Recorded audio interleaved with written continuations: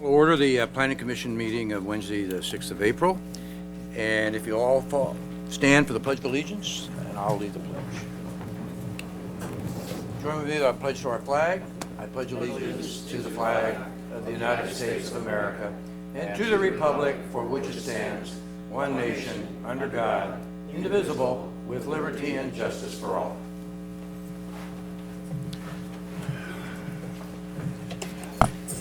Mr. Petches, if you would call the roll. Commissioner Adelston? Here. Commissioner Ruland? Here. Commissioner Brown? Here. Commissioner Crandall? Here. Commissioner Wu? Here. Commissioner Smith? Here. And Commissioner Blackwell is absent this evening. Okay, there are no special orders of business tonight. And with that, we'd like to go over the minutes from our Planning Commission meeting on March 16th. Is there any changes, or is there a motion to approve? I'll make a motion we approve the minutes of the adjourned regular meeting of the City of San Clemente's Planning Commission hearing of March 16, 2016. I have a motion. Do I have a second? Second. All in favor? Aye. Passes 5-0. 5-1. I'm sorry, with one abstention. 5-0-1. Oral and written communication. Members of the audience who wants to address the commission on matters of public interest which pertain to the city but are not on our agenda tonight, if you wish to speak, please step forward to the microphone, state your name, city of residence, and make your presentation. If you have, please limit your presentations to 3 minutes. And do we have anybody that wishes to speak under oral written communications tonight? This is not things that are not on our agenda tonight. Well, it says my microphone's on by the light here. We'll check and back with the TV ladies. And do you have a card to present? Please put in, or you can do it afterwards.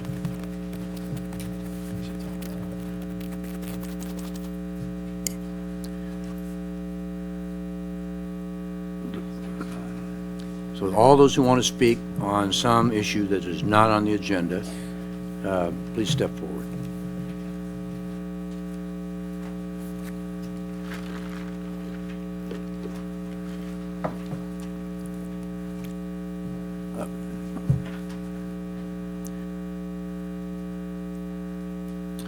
Eileen, I think we have 2 cards behind you for the other parts. And another gentleman will put one behind you there. No. Okay, go ahead. My choice of topic? Any topic that's not on our agenda tonight. Okay. Any How about world peace redistricting? or whatever. How about redistricting? Speak. Let's do it. I did not come here this evening to talk about redistricting. Came here to talk about short-term lodging, which I will. But I was accosted and prospected tonight by Jim Bieber. Here, he asked me to sign up for redistricting, and he was also prospecting me with this little map. And so I kind of take offense to that. But let's be clear. Doesn't everyone deserve a council member in their neighborhood? He has a problem with redistricting. He wants us to redistrict San Clemente so that we can have more representation, so that in my neighborhood, which I live farther away from these people, that perhaps in my neighborhood I can elect someone to be a city council member. What he is trying to do is create a fiefdom that he can control. All he needs is 3 little fiefdoms and he has control. Mr. Bieber is Mr. Short-Term Lodging Unit.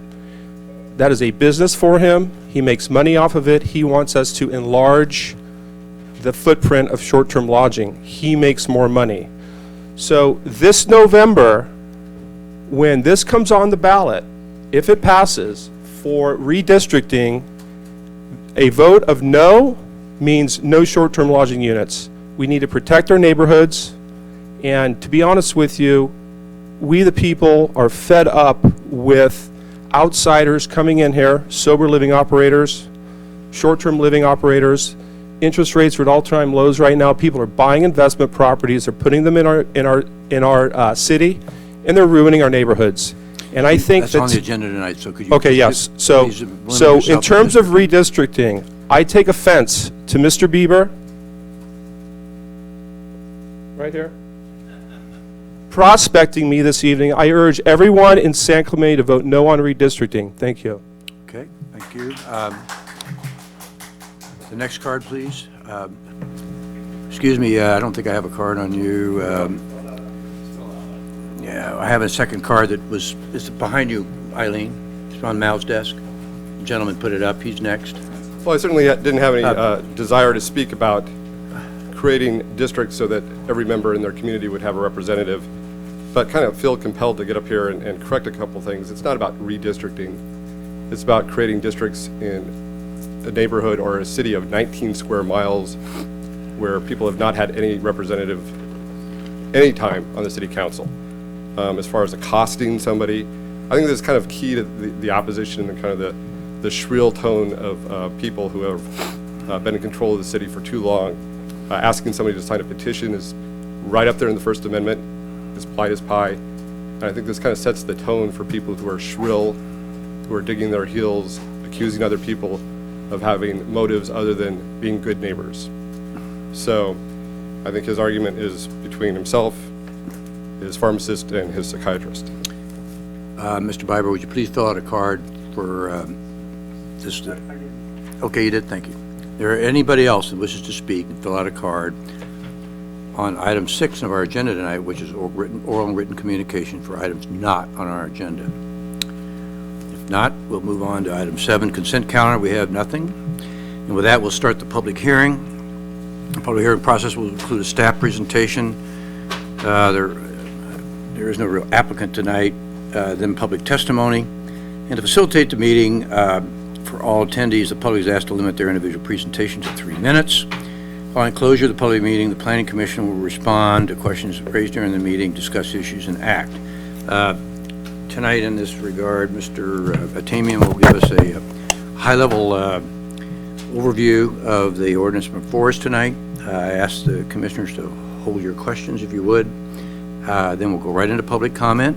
After public comment, we'll close public comment, and then the city planner and Adam Atamian will try to get us through the briefing, of which, if necessary, we have contention issues on or whatever. We can take a series of straw votes if possible, which we'll have to track. And then the final effort will go through a page turn of the ordinance itself, and then hopefully vote on the ordinance tonight. With that, Mr. Atamian.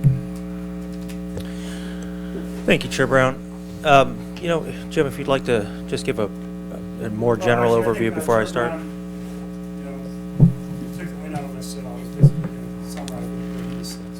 Okay. Thank you, Chair Brown. Good evening, Planning Commissioners. Adam Atamian. Tonight, we are presenting Zoning Amendment 15426 and Specific Plan Amendment 16072 for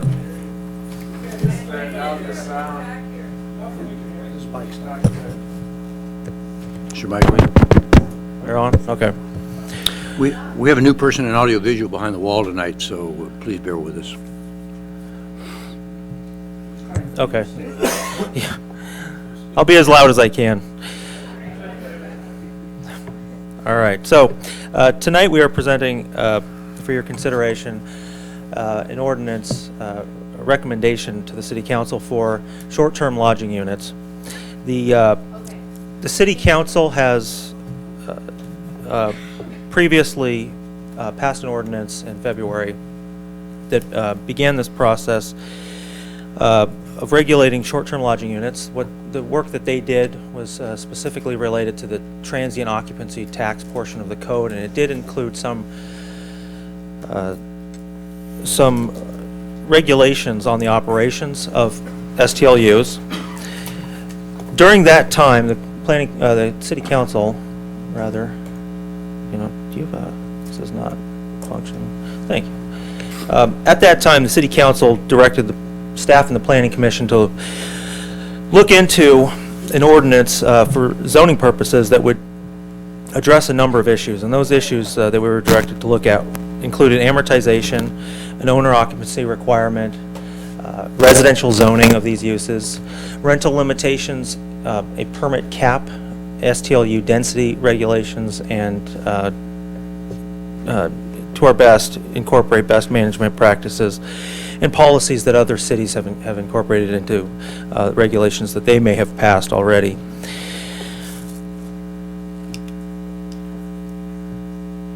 So very briefly, staff's proposal tonight includes regulations and zoning requirements for short-term lodging units. It includes regulations and zoning for what we're calling a home share, which we will get into more detail about later. We also are proposing regulations and zoning for boarding houses and specialty hospitals. These are two terms that were not entirely discussed previously. Boarding house was, but we're going to get into more of that discussion a little bit later, but that is something else that we are incorporating into this. We're also going to clarify other residential use definitions, and finally we're going to propose an amortization period and regulations on how to treat uses that become non-conforming because of these proposals. So that concludes staff's presentation at this time, and we would recommend that we take public comment. Okay. Madam Secretary, do you have the cards?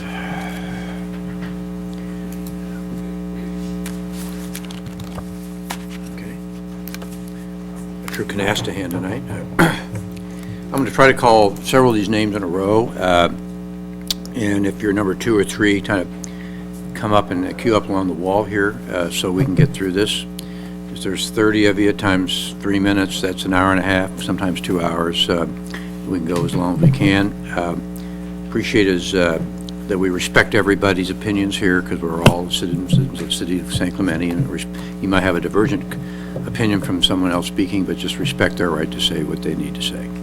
And with that, we'll start with Anthony Lafrano, followed by Jack Raymer, and then behind that, Diana Rudolph.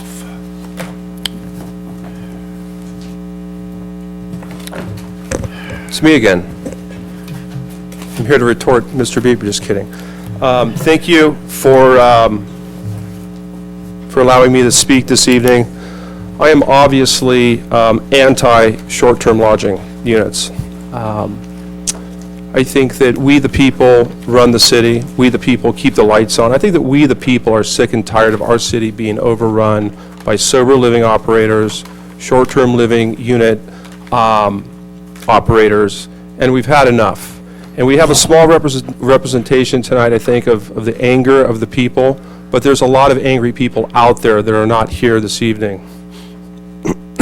In terms of what we are voting on here tonight, I have issues specifically with home share permit. Home share permit, it's kind of like has half the alcohol content. It's no nicotine. What this is short-term lodging light. It's very vague. It would be very hard to enforce, and I think this is a bad component of what you're voting on here this evening. How would you enforce this? It's like swimming, no swimming on the beach after midnight. How would you enforce this? How are you going to enforce home share permit? I was there. I'm at my house. How are you going to enforce it? This is bad. This is a genie that once out of the bottle is going to be very hard to get back in. Let's not even talk about boarding houses. Okay, because right now the short-term, the sober living guys are cleaning our clocks. They are out litigating us. They are outsmarting us. And now it's all about mental health. So it's not about sober living, it's about mental health. And you know what? We've had enough. And we're sick and tired of watching our city being overrun by all of these guys coming in here and making money at the backs of our neighbors, our neighborhoods, and the safety of our children and our seniors. Enough is enough. If I had it my way, no short-term lodging units. Manhattan Beach outlawed it. I think we should do the same too. As a matter of fact, I would encourage all of us to put it on the ballot, take it to the people this November. This is a city, this is not a beach town, this is not Amelia Island, Georgia, where people leave in the winter and they come back to their beach house in the summer. Maybe we used to be like this, maybe Newport Beach used to be like that, maybe Manhattan Beach used to be like that. Seaside, Oregon, Cannon Beach still is. We are a community, we have kids, we have families, we have safety concerns, and our resources, i.e. our firemen and our police, are being stretched by having to deal with a bunch of whacked out drug addicts that are on the Pico corridor going up to Heritage Christian Church, where all of the sober living operatives are right now. I urge you to take caution on this and vote no on the home share permit. Thank you very much. Thank you. Jack Raymer, followed by Diana Rudolph. Please step over, if you would, alongside the wall, and after that will be Harry Schneider. Jack Romer, resident of San Clemente. I'm in the process of starting to operate a short-term lodging unit, and I did come to the meeting the other night. It was a workshop to learn the things you had to do and the rules and everything. And what kind of struck me when I was there, the room was full. There were people that had run these things for years and decades.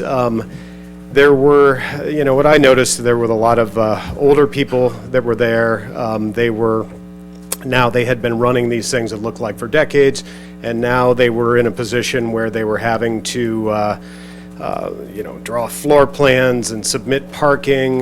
They have to notify their neighbors within 300 feet, send out mailers, something that they have to do every year. It just struck me, it was a little bit kind of sad that they were having to do all this stuff. It would just seem kind of confusing to them. These people had been running these things for decades. They have been paying taxes for decades, at a time when nobody cared, and it was okay to do. All of a sudden, there does seem to be a groundswell. It seems like a weird coincidence that all of a sudden, every city, everywhere, and every time I pick up the newspaper, everybody's against short-term lodging units. They've been around for years, and all of a sudden, simultaneously, everybody figured out that they can complain about it now. So, a little weird on the timing. The city, obviously, from what I see and read on these things, they are against these things, and I think they will eventually be phased out over the years. Just with the rules are going to knock down, a bunch of people. I think starting out, the rules that are being put in place are going to take a lot of people out of business. Some people just aren't going to want to deal with it and take the things off. So I think those will wind down, and also that they're not issuing any more of these. That's going to start eliminating people also. For the people that have been in business and running this when it was permitted, it would be nice if they were considered to be grandfathered in the existing permits and be allowed to operate. There is quite a bit of an expense associated with getting these set up. If they are taken away, what do you do with all of your furniture? What do you do with your property now? It's got to go back to a normal rental, or you sell it, or, what do you do? Rent it on a 30-day basis? I don't know. It's something that all those people are going to have to figure out what to do with them. It's expensive, it costs a lot of money, and you're putting a burden on people that have been paying taxes. They've been part of the community too. They've been paying taxes like everybody else. They've been paying more in the fees that they're paying for the tax for the short-term units. So that's it. Thank you. Thank you. Diana Rudolph, followed by Harry Schneider, and after Harry Schneider will be Robert Fabella. Good evening, Planning Commission. I wanted to take a few minutes, 3 to be exact, to point out some provisions in the latest version of the STLU proposal. Section 17.28.292C requires a minimum rental stay of 5 days.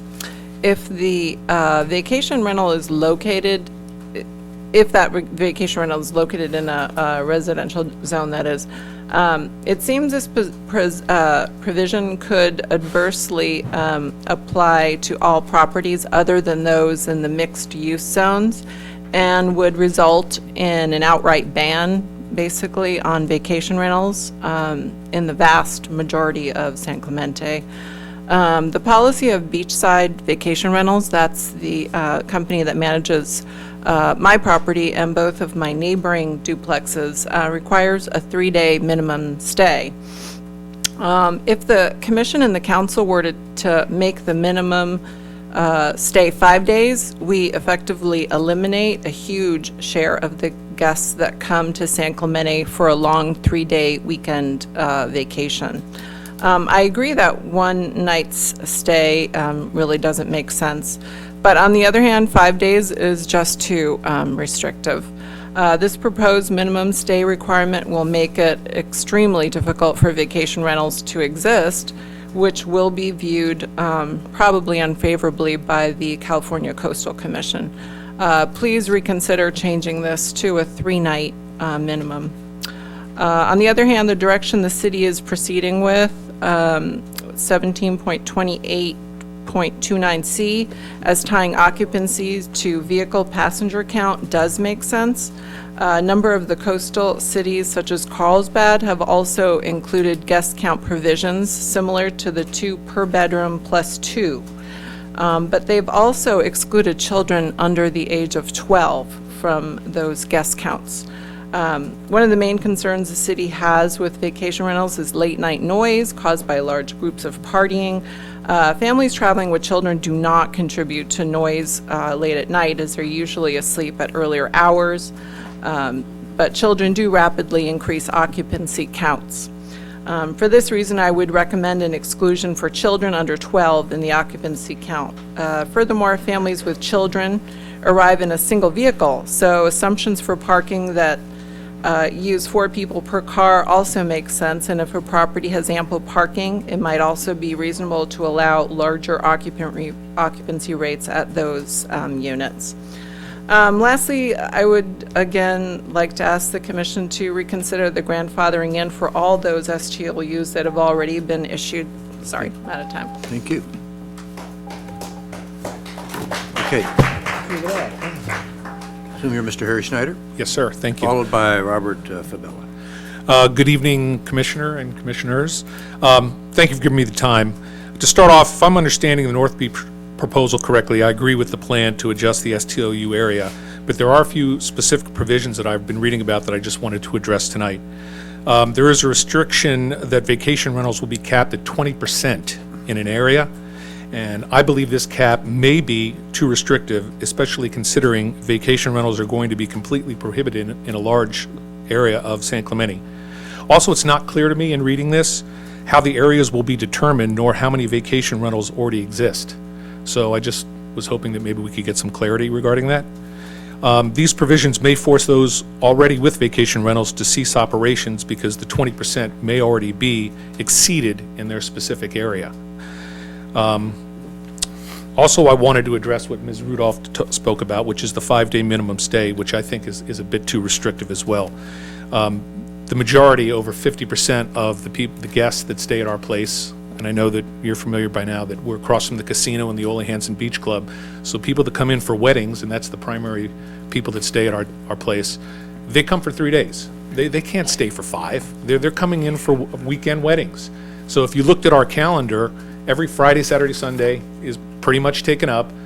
Tuesday, Wednesday, not so much. So if we start saying it's a 5-day minimum, they're just not going to be staying at our, I don't know what they're going to do. Maybe they'll stay in Dana Point, because I know they're not going to stay at some of the hotel lodgings that we have here, Patriot specifically. I know I bring that one up all the time. I hope the owner's not here. My last point is regarding parking and head count.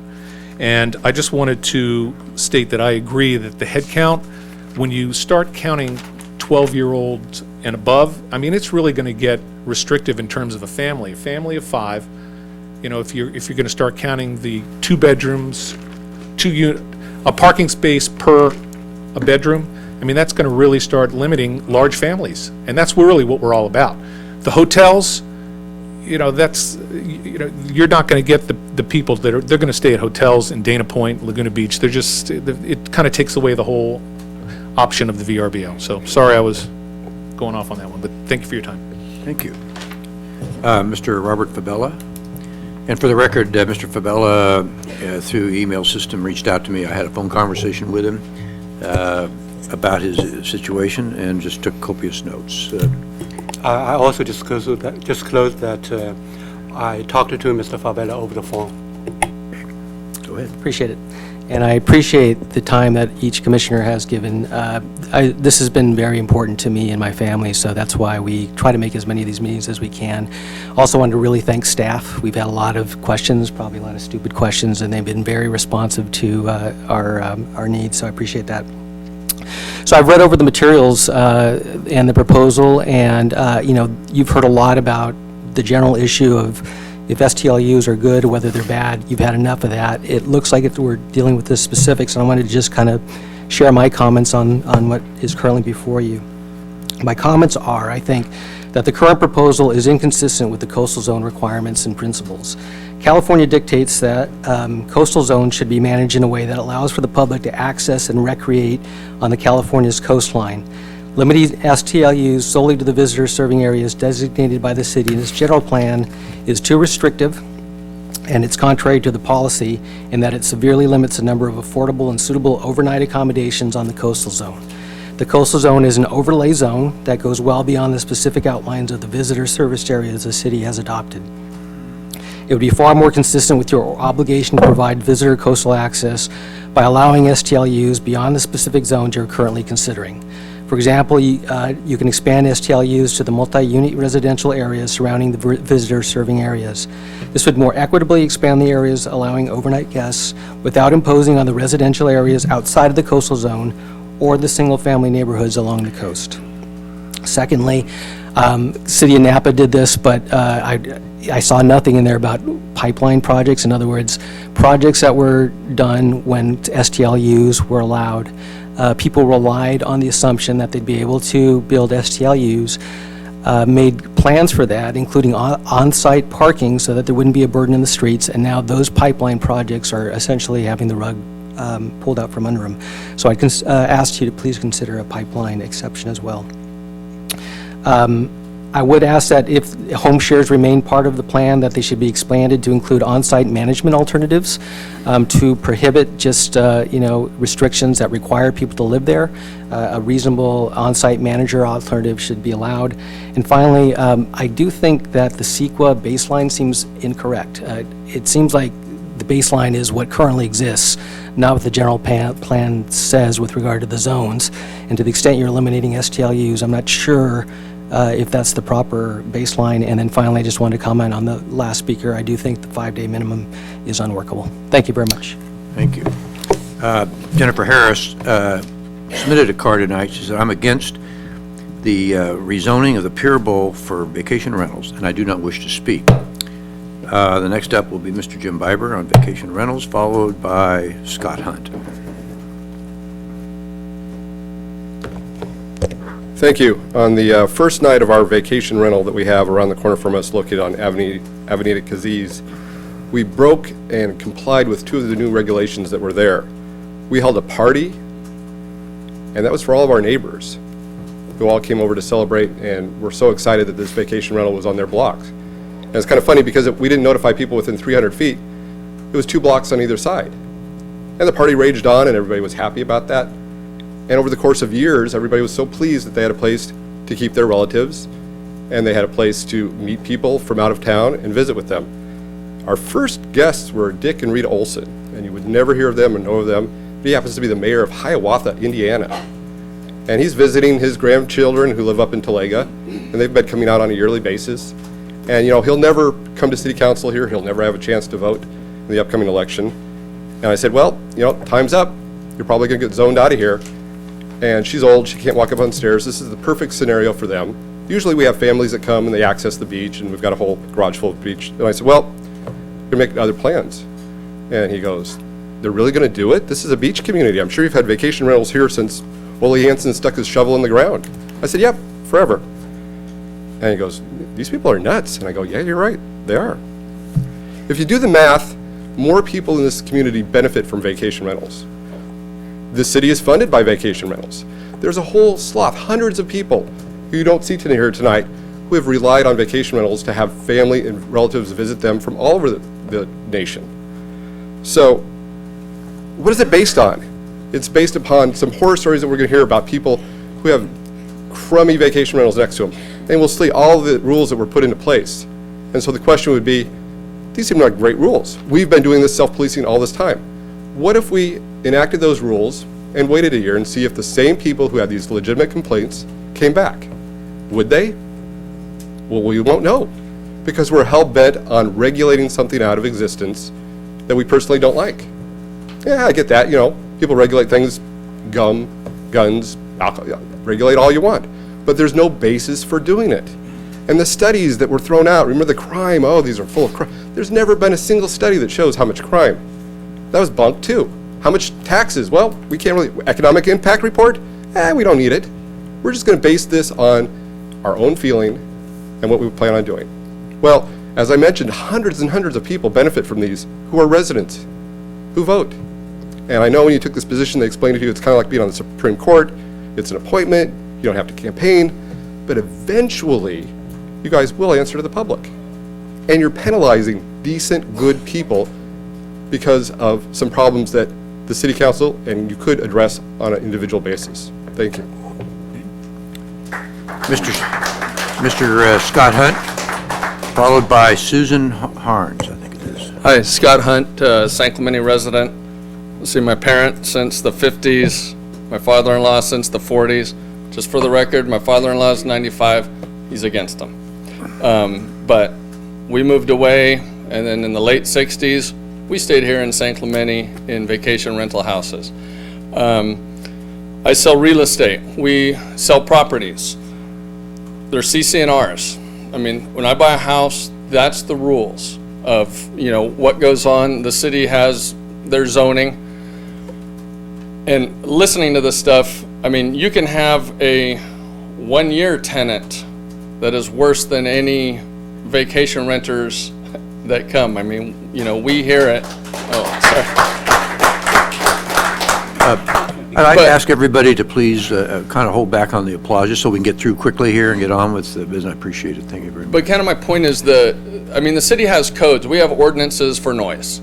So we pay taxes for a police department. If there's noise, we have great code enforcement that can come out and take care of all the different issues that go along. All these houses that were built, and some people have grandfathered old places that were built in the 40s that they're vacation renting, and now the city's wanting to say, well, you got to have this much parking and for this many bedrooms. HUD has a person count per bedroom per house. I mean, the federal government has taken this on, so there's a certain amount of people that are allowed for occupancy. There are people that have bought houses, the vacation rent, and now the city's going to tell them, no, you can't do it. And I don't know any vacation rentals. I live out in Forester Ranch. I don't know if you're telling me that I can't vacation rent my house out there. I don't know if I'm out of the zone. I haven't read everything. But to me, it seems like what you guys are doing by looking what I've seen is spot zoning, which what I understand is illegal by state law, to say this person can do that, that person can do that, that person can do another thing. Spot zoning is illegal. And, I just think people that have bought their houses under a certain amount of laws should be able to exercise their rights with what they purchased. And a lot of people spend a lot of money. I mean, it'd be like the state coming in and telling you guys, the city, hey, cities can't use their own buildings for city purposes. I mean, does that make any sense? Wayne, I see you looking at that. I mean, it's you coming in telling me, I bought this house, I have it, I want to do this because it's legal now, and then later you guys tell me, no, you can't do it. You change the rules on us. So anyways, code enforcement, police department, if we have our strict rules of noise ordinances and everything else, that can be enforced, but I don't know what the difference is between 30 days, a year, 3 days, 1 day. I mean, people love to come to San Clemente, so thank you. Thank you. Susan Harns, is it? Okay. Followed by Chris Gale, G-E-I-L. We've been vacationing here for 25 years. We first came when my aunt and uncle rented a vacation home, and we came down to visit them, and that's when we fell in love with San Clemente. Our family has wanted to own a home here forever. I don't know if we'll be able to move down here. We have family obligations that keep it from now. So our purpose was not just to be investors and snatch up some property, but to have a home that we could afford and that we could come to and make family memories at. And we've had a wonderful time. Our daughter even chose to be married down here because she loves it so much. Our desire is to keep it forever, hand it down to the family, and we really want to be good neighbors. We're pretty picky. We're quiet people. We don't like annoyances in our own neighborhood. We've had neighbors who rocked the walls with their parties and mercifully finally moved, and the people with their motorcycles roaring up and down the street, they finally moved. We have a tenant, a long-term tenant, we're going to have to evict because she parties and she bothers the neighbors. So like the next time she's gone, only we have to find a legal way to do it. We have a great management company that responds right away, and we chose them because they're very precise. And we don't want to bother. My gosh, we've got a sweet little lady next door to us. The last thing I want to do is disrupt her life after she's lived there all these years. And I went around this week in preparation for this and talked to some of my neighbors, and I found a couple issues. They don't happen all the time, but they happen sometimes. There are things that could happen in any neighborhood. You could have an annoying, noisy child. You could have someone sitting out on the porch too long talking. That happens in my home neighborhood. But I've got some ideas about how to fix the things. They were real grateful. I want to have open communication with them and no way take away their peace. There is a challenge in a beach town where houses are close together or condos are close. It's hard when you get people together. And we want, our management has a policy that if you're a disruption, you are evicted immediately and you don't get your money back. And we're happy with that. We've had someone that can never come back because they broke the rules. That's fine, we'll lose the money. That's fine. But what we want is to have a peaceful home that we can keep for a long, long time. So we're asking that if you decide to zone some out, that we be grandfathered in as a non-conforming unit, subject to the codes that I'm sure you all know. And we're also asking, I'm thinking about this 5-day thing again, that will cut out weekend people. And if someone's not well behaved, it doesn't matter if they're 2 days or 30 days or like our long-term tenant that we're going to have to evict there forever. If they don't respect others, they don't. It doesn't make a person well behaved to have to stay 5 days versus 3. So I'd like you to consider that. But basically what we would really like is no amortization. We put, like some people have said, we put our life savings into this, hundreds of thousands of dollars, 2 years of some intense struggle and a lot of love. I mean, we love the home. It's emotional. It's not an investment. It's a home we love it's been our dream. So Thank you very much. Chris Giel, did I pronounce that right? It's Guile. Guile. Hi. Lisa Gaskin would be next, followed by Greg Webster after. Good evening, everyone. My name is Chris Guile, and I'm a resident of San Clemente for over 30 years. And my husband and I own an STLU in town. There's just a couple of issues on the issues related to the STLUs that I'd like to just point out. The first issue that other people have said something about is the minimum night requirement. That five nights just doesn't make sense to us because most of our rentals are 3 nights because it is for weddings and stuff. And we already have a 3-night minimum policy, and that seems to be really work out well for us. Another point that we are concerned about is that the number of guests, just like everybody else, and we rent almost exclusively to families, and these families typically have 2 to 3 children when they stay at our place. And a lot of them are like toddlers and very small. And I would request that the commission exclude children under 12 in the head count, as this could end up making it so that some families can't come. Sometimes there'll be 2 families that come. It's just 2 couples that come with 2 children each, and, you know, that's fine, but you don't want to eliminate when they're trying to have this little family get-together.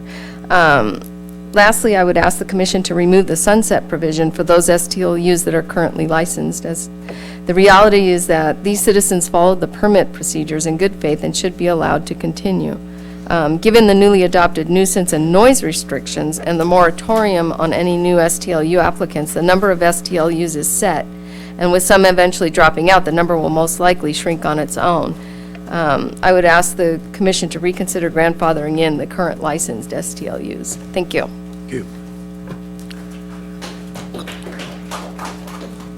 It should be Lisa Gaskin, and followed by Greg Webster. Good evening. My name is Lisa Gaskin. I'm a member of Take Action San Clemente. Thank you for addressing and being proactive in regard to this crucial issue.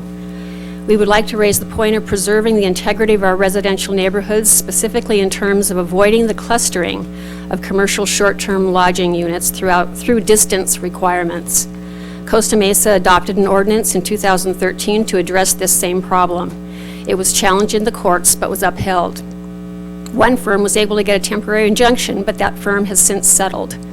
Costa Mesa's ordinance has a 650-foot distance requirement, which the courts upheld. This provides for reasonable accommodation, but still maintains the residential character of the neighborhoods. We request that the City of San Clemente use this as a reasonable distance requirement for short-term lodging units in residential areas, and as one that better matches San Clemente's topographical makeup than the 300-foot distance requirement currently under consideration. We urge the Planning Commission to include a 650-foot distance requirement from property line to property line in its recommendations to the city on short-term lodging unit regulation. Thank you. Thank you.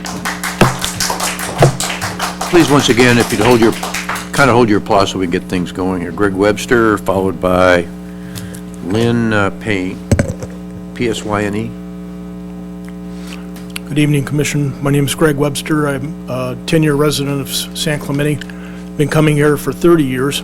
Love the town. I live in my STLU. I rent it out about 6 months out of the year. I'm an airline pilot, so I travel extensively. And it was an integral part of my retirement plan. Quite frankly, if I can't rent my property, I'm going to have to sell it.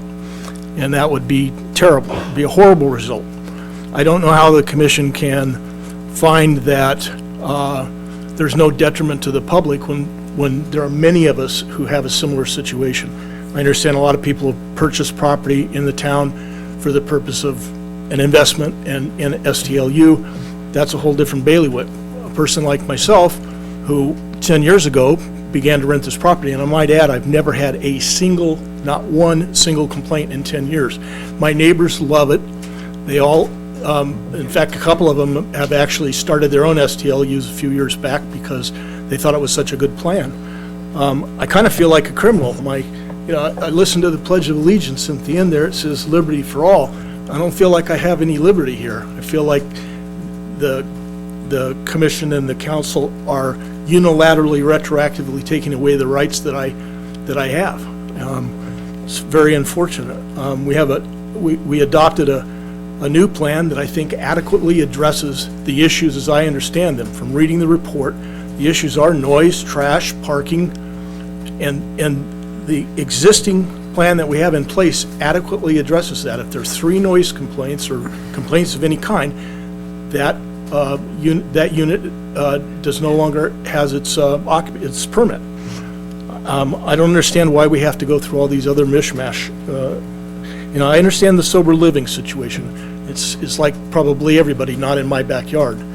But when 90% of the STLUs generate 1% of the complaints, and the main complaint generator for STLUs is a hotel. So by the logic that we're using here, it would seem to me that the simpler plan would just shut down all hotels, because then you wouldn't have any noise complaints.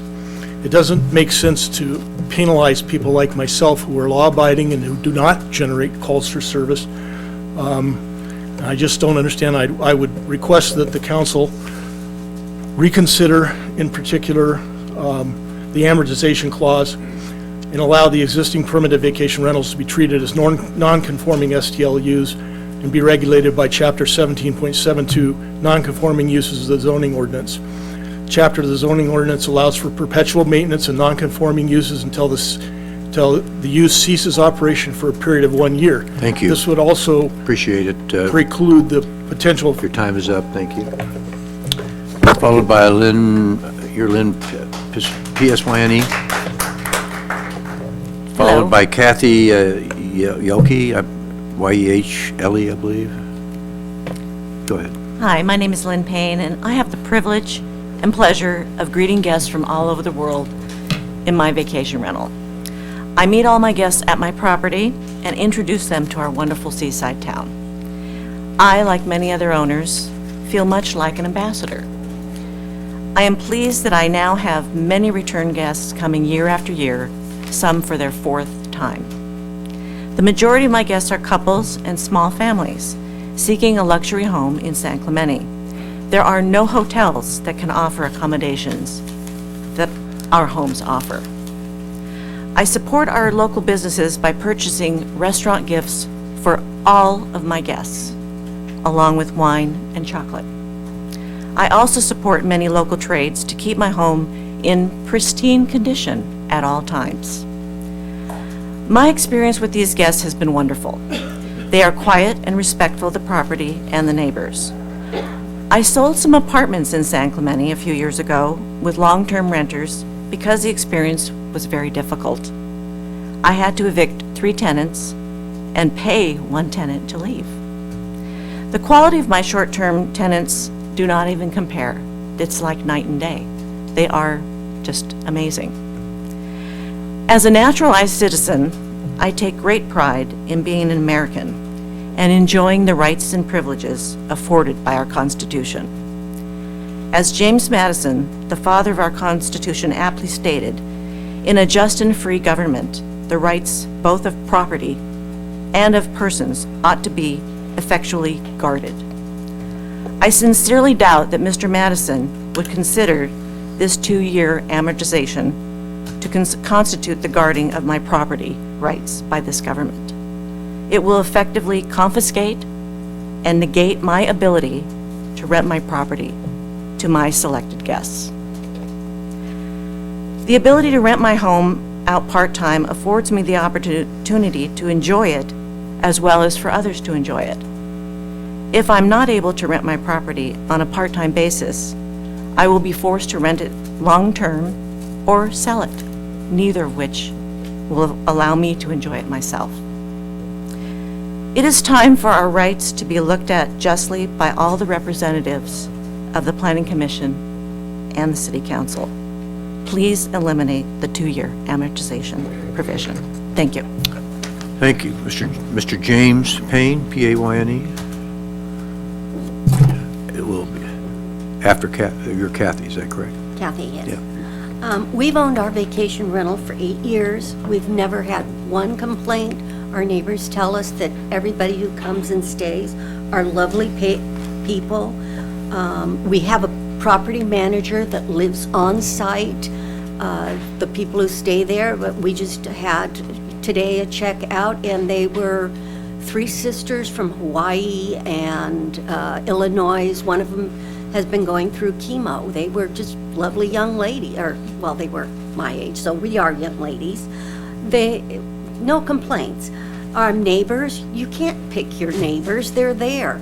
I have next door a man who his hobby is sawing, grinding, and soldering all day, every day. He contributes all the noise to the neighborhood. But he's a nice man. I don't call and complain about it. This is his hobby and what he does. I have another gentleman who lives down the street. We're down by the Pier Bowl, and that off of T Street, and he has 2 dogs. Every time people walk by, and this is to the beach, those dogs bark. And all day people are walking to the beach. These dogs are barking. I'm not contributing any problems in my neighborhood at all. So it comes from other sources. They say that we contribute all these problems to the neighbors, and that, and are they verifiable? We have all been on vacation. When you go on vacation, do you start screaming and yelling and acting like a maniac? I doubt it. Do your children start screaming and yelling? No, because you're on vacation and you don't want your kids screaming and yelling because that disrupts you. So all my neighbors say no. They're great people that come and stay. Let's see. And what's going to happen to all the VRBOs if you do away with them?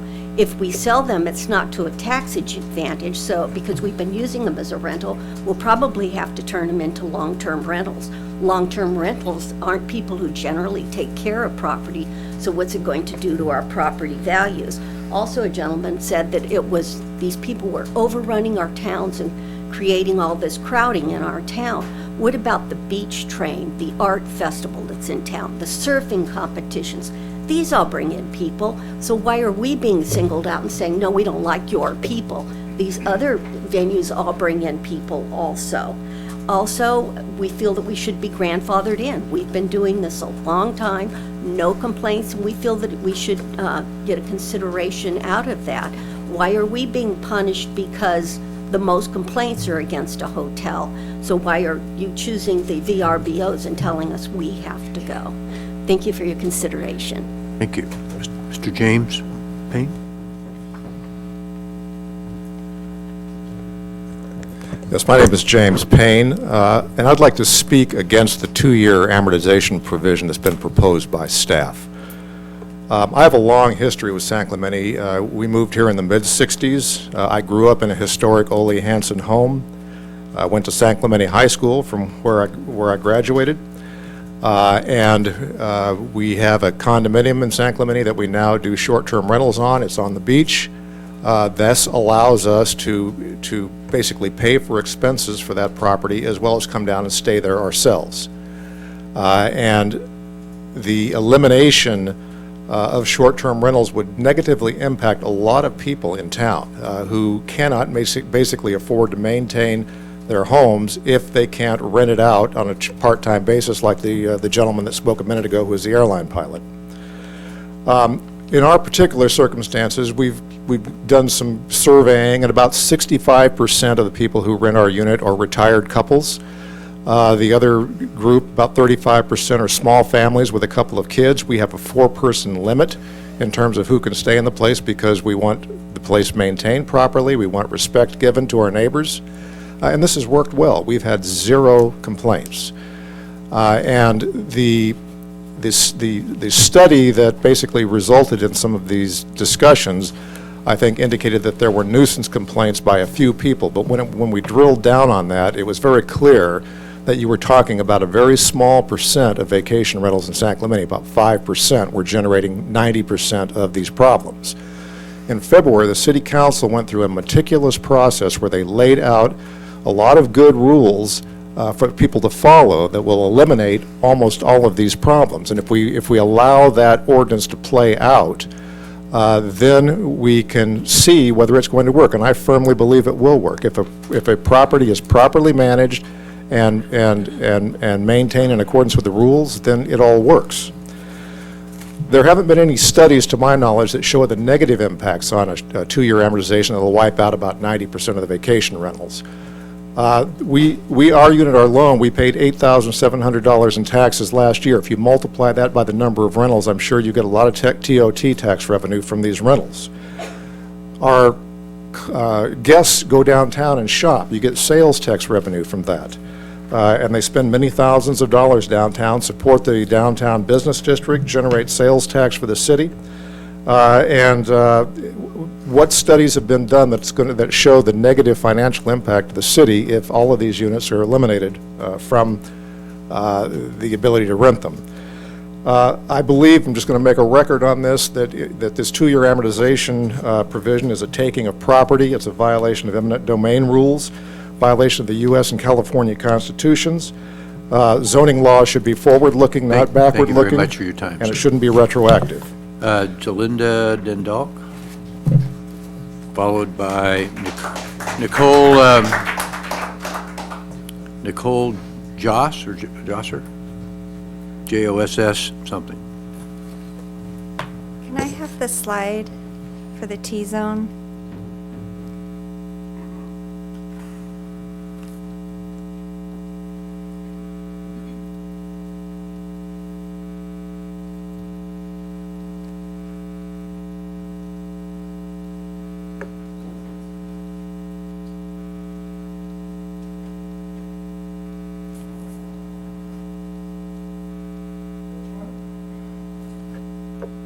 Does that show Granada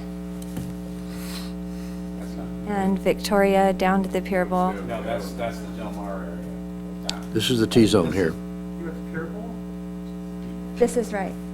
This is the right one. Okay.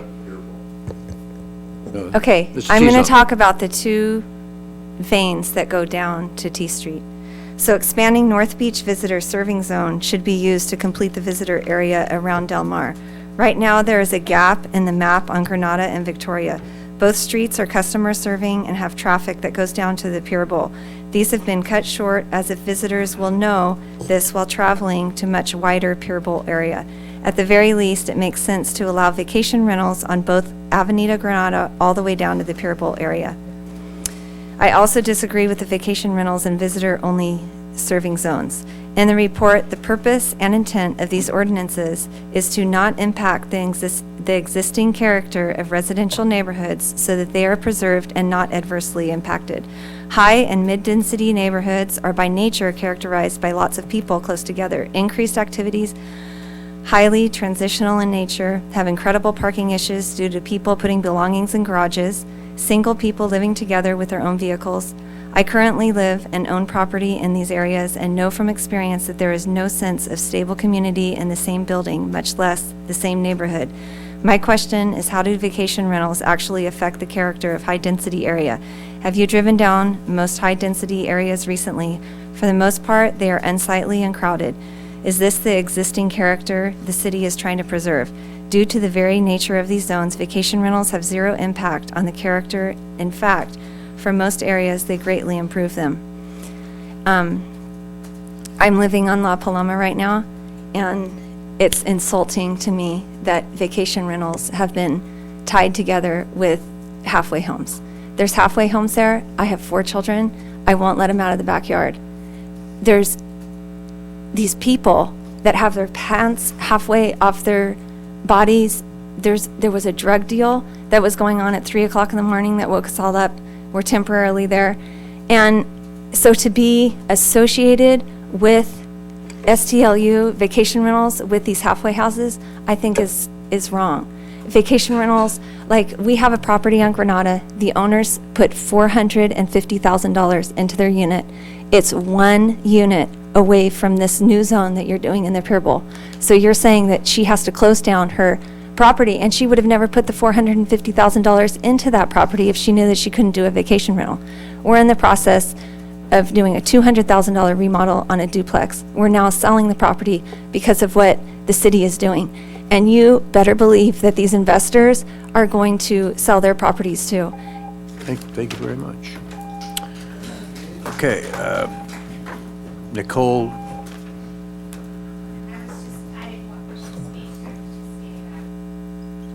You're opposed? Okay, thank you. Jennifer Gillette, followed by Tricia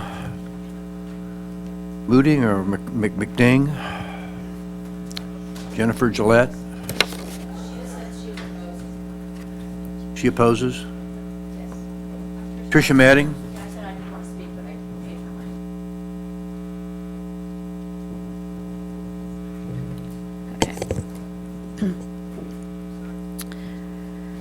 First, there's been a lot of talk about the TOT that's been paid to the city. In fact, the TOT was paid by the transients to these owners who collected it as a custodian and had a legal duty to turn it over. And they're upset because now they're being forced to turn over money that they've been pocketing. Second, there's been talk about the money that they quote-unquote lost on improving their illegal units. The fact is they have improved their units and they've added value to their units by doing it. Next, the STLUs and the homeshares in RL district were not lawfully established. So under the definition provided, they can never be a non-conforming use and therefore are not entitled to any amortization period.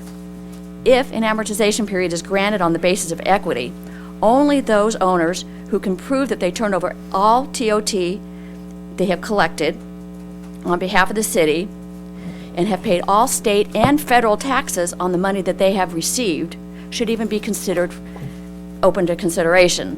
As to the length of the amortization period, only the time reasonably necessary to fulfill contracts for which they can prove they have accepted security deposits and cashed those checks should even be considered. 6 months is more than sufficient, as found by our neighboring coastal cities. In May 2015, Manhattan Beach banned all STLUs with no amortization period. In June, Santa Monica banned STLUs with 6 months to those who had received business licenses and had turned over could prove they had turned over all TOTs that they had collected as custodians for the city. In addition, Santa Monica started a proactive code enforcement to collect unpaid TOTs. In June, Santa Barbara also banned all STLUs in residential areas and granted a 6-month period to those who had been issued a business license and had paid the complete total, could prove that they had paid all TOTs that they had received. In addition, they asked the city they directed the city staff to investigate allowing home shares in their residential areas. In December, after 6 months of investigation, the mayor stated he quote-unquote threw in the towel, finding that home shares, as stated earlier, are unenforceable and the amount of money spent trying to enforce them is prohibitive. In the limited areas, home shares are found to be consistent with use. We suggest you make their owners a natural person, as legally a corporation and a LLC is always present. And therefore, there's no issue about whether or not the owner is there, because he'll always be there. Finally, if these single residential homes are such a great idea, they can build them, just not in RL. The structure is fine. If they want all the people there, perfect. Thank you. Please, thank you very much. Chad Nelson, followed by Dara Lungprasut, Lungprasut.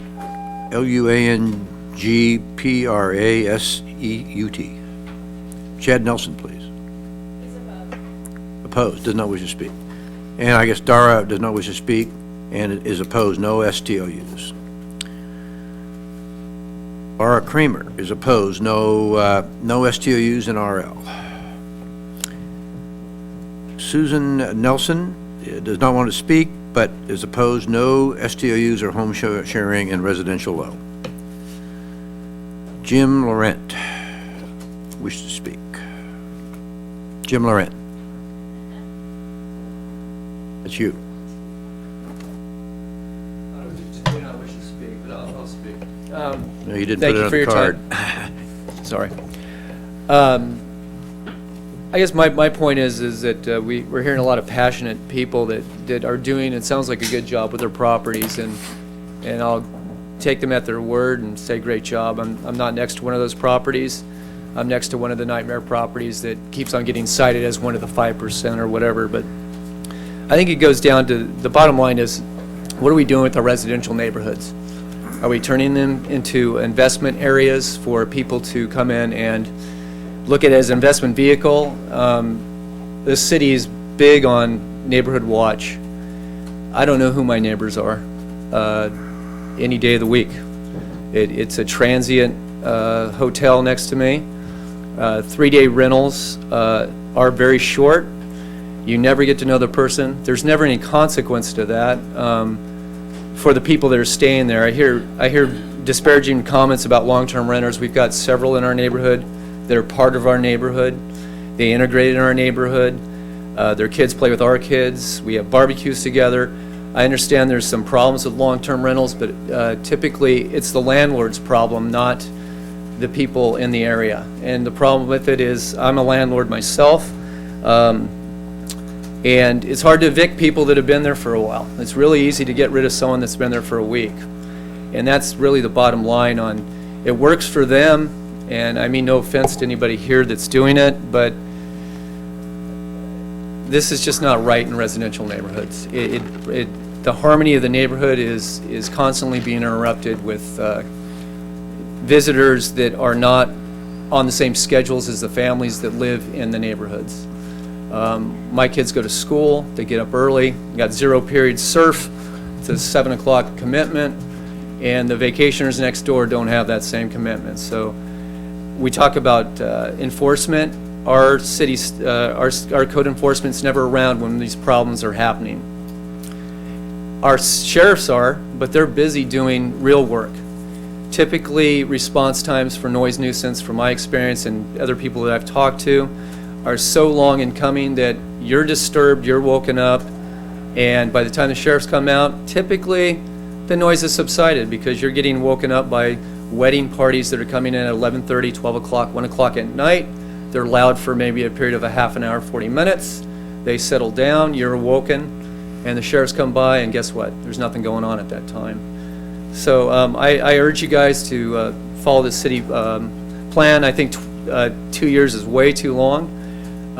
These properties, if they have been improved, they can sell for a profit, and we can be done with this issue and protect our residential neighborhoods for that. Residents that live long-term in the community and have the feeling of neighborhood. Thank you. Thank you.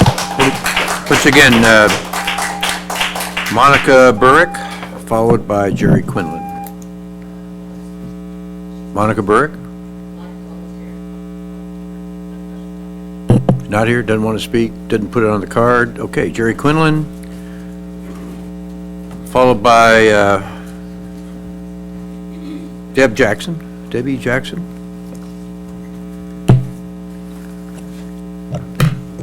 Jerry Quinlan, I don't know if I have anything different to say. That might be a challenge, I think. But I have been doing this longer than anybody in the city since 1998, successfully in the Pure Bowl, and I live with the vacationers, and I've had probably 3 times more complaints, as some have said, with my long-term tenants than I have vacationers. So I meet with every vacationer, and it's ideal in the Pure Bowl because it's so easy for the families to go down to the beach. It's walkable. And by the way, the families who have young kids, it's a lot quieter at night. I meet with everybody unless there's a large contingent of single people. That's just, unless they're Mormon, and that's totally illegal probably, but I'm doing great with the Mormons. We get along great down there. So probably relate to that. Hope that doesn't get me in too much trouble. I think the 3 or 5 night minimum makes sense. I think Pure Bowl owner occupied makes a lot of sense. I think my opinion is better to have short-term vacation rentals for the village character in some areas than large resorts for this village. I've been here 32 years. I've been a commander of the VFW. I've been a member of the ambassador for the Chamber of Commerce. I've been a member of the DBA, as currently am, and been a chaplain with the veterans of foreign wars, and I'm part of the community, so I hope that this is something that gets worked out so the most people are happy and we maintain our village character. Thank you. Thank you for your service. Debbie Jackson? Debbie Jackson? Oh, doesn't wish to speak, I'm sorry. Learn to read here. VRBOs, vacationers driving, speeding up, down the road, doing overspeed limits, VRBOs are climbing, and parties going on well past midnight, loud music, rude people, fire pits sending flares up all hours of the night, dogs barking. This all needs to give away, go for the safety of our neighborhoods. That's for her, thank you. Laurie Ann, who does not wish to speak, but no SDLs in residential low. Here's a card with no name on it, just said parking and 5-day minimum, but we. That's me. I forgot to put my name on it. Please come forward. Do you remember your name now? What is your name for the record? I'm Pat Hennessy. Pat Hennessy? Resident. I've been here 10 years, and I bought a duplex, and the reason you buy a duplex is to rent it out. You can't live in both units, right? Well, first I would like to say I applaud that you made the change that there's no maximum of 90 days. That was something that was horrible from the get-go, and I applaud that. I do disagree, like so many other people here tonight, with the 5-day minimum. Same reason a lot of my people, people are just come for the weekend. People from LA just want to come down to surf, and they're 2 or 3 days, and it would just cut out probably half my rentals if I did that. The parking issue. At first, I thought that the second part seemed pretty reasonable. One space for 4 guests, but then I heard some other people talking about, some of the little tiny kids. Like I had for the month of February, a family come from Idaho, and it was mom and dad and 3 little kids, and they were 1 car. Do I really need 2 parking spaces for them? So I think maybe a 7 and under or 10 and under shouldn't be in the head count if you do adopt the 1 space for 4 guests, because little kids can fit in cars. Now, there's one of my concerns is just in reading through this, and I have a college education. I mean, at least 35% of the stuff, I don't even know what the hell it's talking about. It could be stuff that could be affecting me negatively, or I could agree with, and I wouldn't know. And it really seems kind of like a bureaucratic nightmare that if somebody that just wants to rent his duplex has to get a lawyer just to understand what the rules are. And so, I don't know. That was very frustrating, and as I was reading through, I'm going, I don't even know what they're talking about here. So, I just want to say that I bought my short-term rental. I mean, I brought my duplex to rent one out, and I only started doing it as a short-term a year ago. And in 1 year, what a change. A year ago, just fill out the form, pay your taxes. That's the way it should be. And in 1 year, it's just become this complete nightmare of jumping through hoops. And like someone earlier said, the old people have to go through this that have never had to done it and have pleasant experience for years. I've had no problem with parking, no problem with any noise, no problem with any neighbors complaining.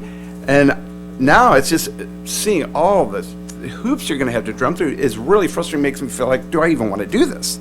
I mean, it's in the bigger scope, it's kind of like what's happening in all America. Big Brother wants to tell everybody what to do, and it didn't used to be that way, and that's very sad.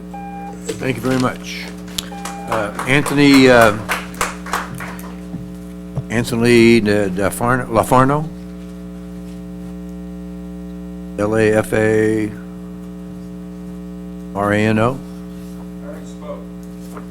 Okay. Brett Crail, followed by Joseph Radarski. It's Brett Crail, just for the record, sir. Okay, thank you. Thank you for your time tonight. Vacation renter or property owners are being represented as people that are only buying their homes for investment properties and trying to turn a buck. I can tell you that for me, it's part of the American dream. I was raised in San Clemente. I attended San Clemente High School. I had to move away when I had to get a job and support my family. I have worked my entire life to be able to come back to San Clemente, and I was able to do that 2 years ago. The only way that I can do that is to rent it part-time, because I can't afford the payments that go along with a vacation or an oceanfront property or a beach community property.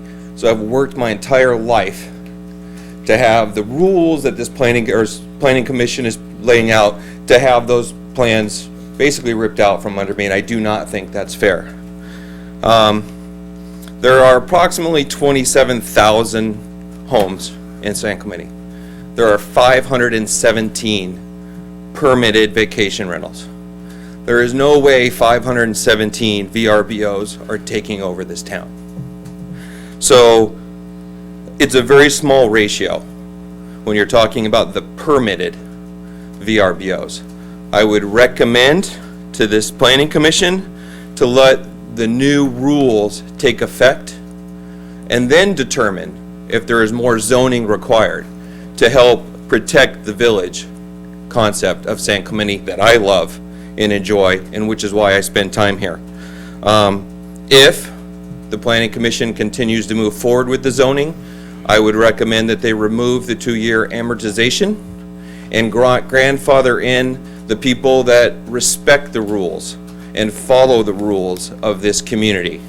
I've been renting my vacation rental for a year now. I have 0 code enforcement calls. I have 0 police calls. I have 0 HOA homeowner complaints. I'm following the rules. The other people in this room who are following the rules should not be punished. Thank you. Joseph M. Redarsh, Redarfh or FISH. Handwriting's kind of a challenge for me.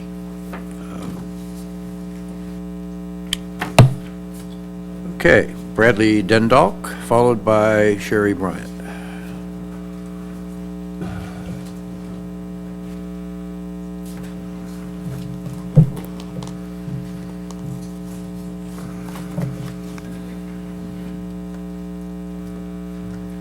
Commissioners, thank you again for this opportunity. Bradley Dindal from Beachside Vacation Rentals, based right here in San Clemente, 13-year resident. Read through the staff report, and though I disagree with more points, I want to highlight two that are absolutely critical. The 5-day minimum. With new occupancy limitations and zone restrictions, new enforcement officer, and the new rules put in place by the council, why would you need a 5-night minimum? In the Pier Bowl alone, which is full of 1- and 2-bedroom properties, based on our calculations, you would eliminate at least 50% of the income of just about every unit there. This is just as devastating and has the same effect as the 90-day maximum. Now, we could just call it the 182-day maximum. No vacation rental owner in that area or any area would survive a 50% or greater cut in revenue. Beachside manages properties in 5 cities. When we're based here. When I had my staff run the numbers for a 12-month period, reservations of 4 nights or less were a full 43% of the total. Why? Because people don't just travel 5 days or more. This 5-night concept was meant to cut down on noise and occupancy issues, but other rules are already going to be doing that.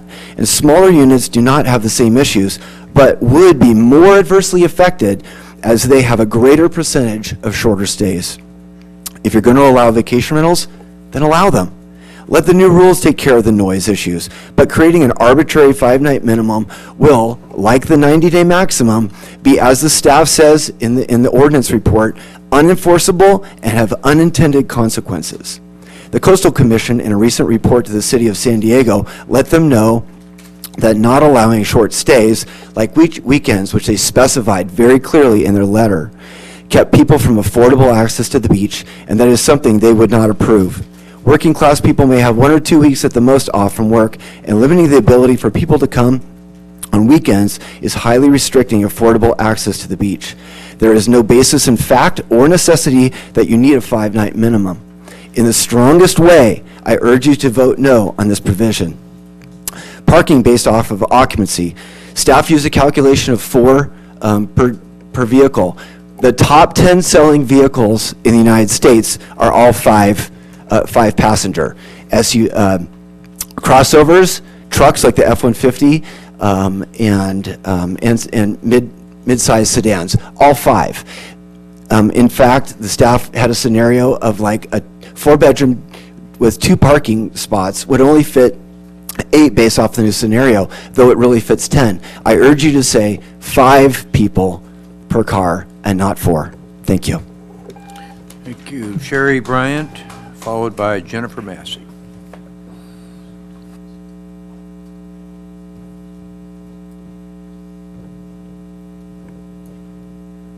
Good evening. My name is Sharon Bryant, and I've been a resident of San Clemente for over 40 years. Also been a business owner. I've been on both sides of the fence. I do property management for long-term rentals. I do vacation rentals. I also personally have stayed in vacation rentals, short-term lodging units. So I've seen all aspects of the spectrum. Just recently, we had a recent reservation that canceled within 2 hours due to the increase. They are repeat customers in the blight and homelessness and crime and drugs. That is an epidemic and an urgent situation in this city. If only we had the state of emergency attitude towards this as we do towards the vacation rentals, that would be a blessing for this beautiful city. I live, I eat, I work, and I play in this gorgeous city, and I've been here for many, many years.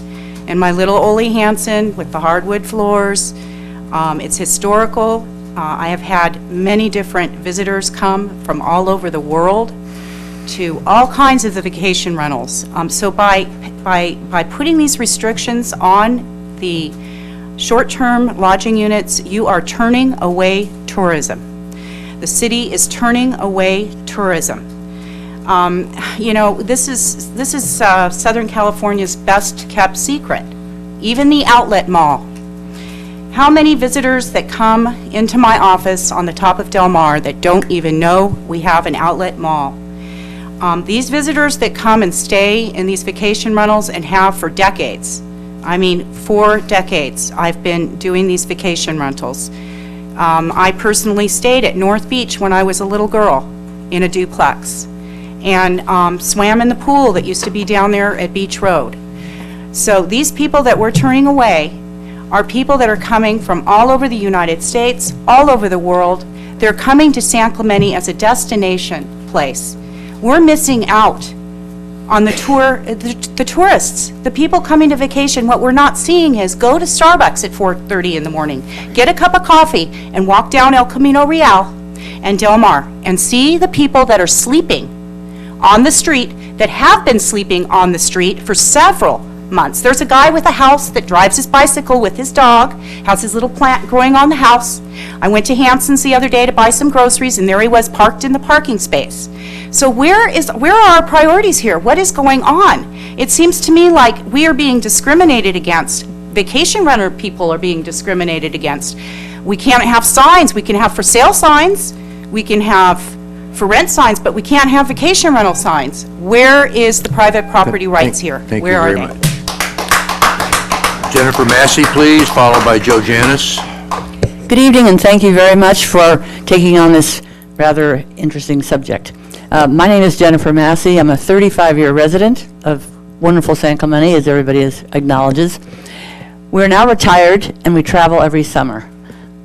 We who have short-term rentals for years, we've had ours now since 2002 when we retired.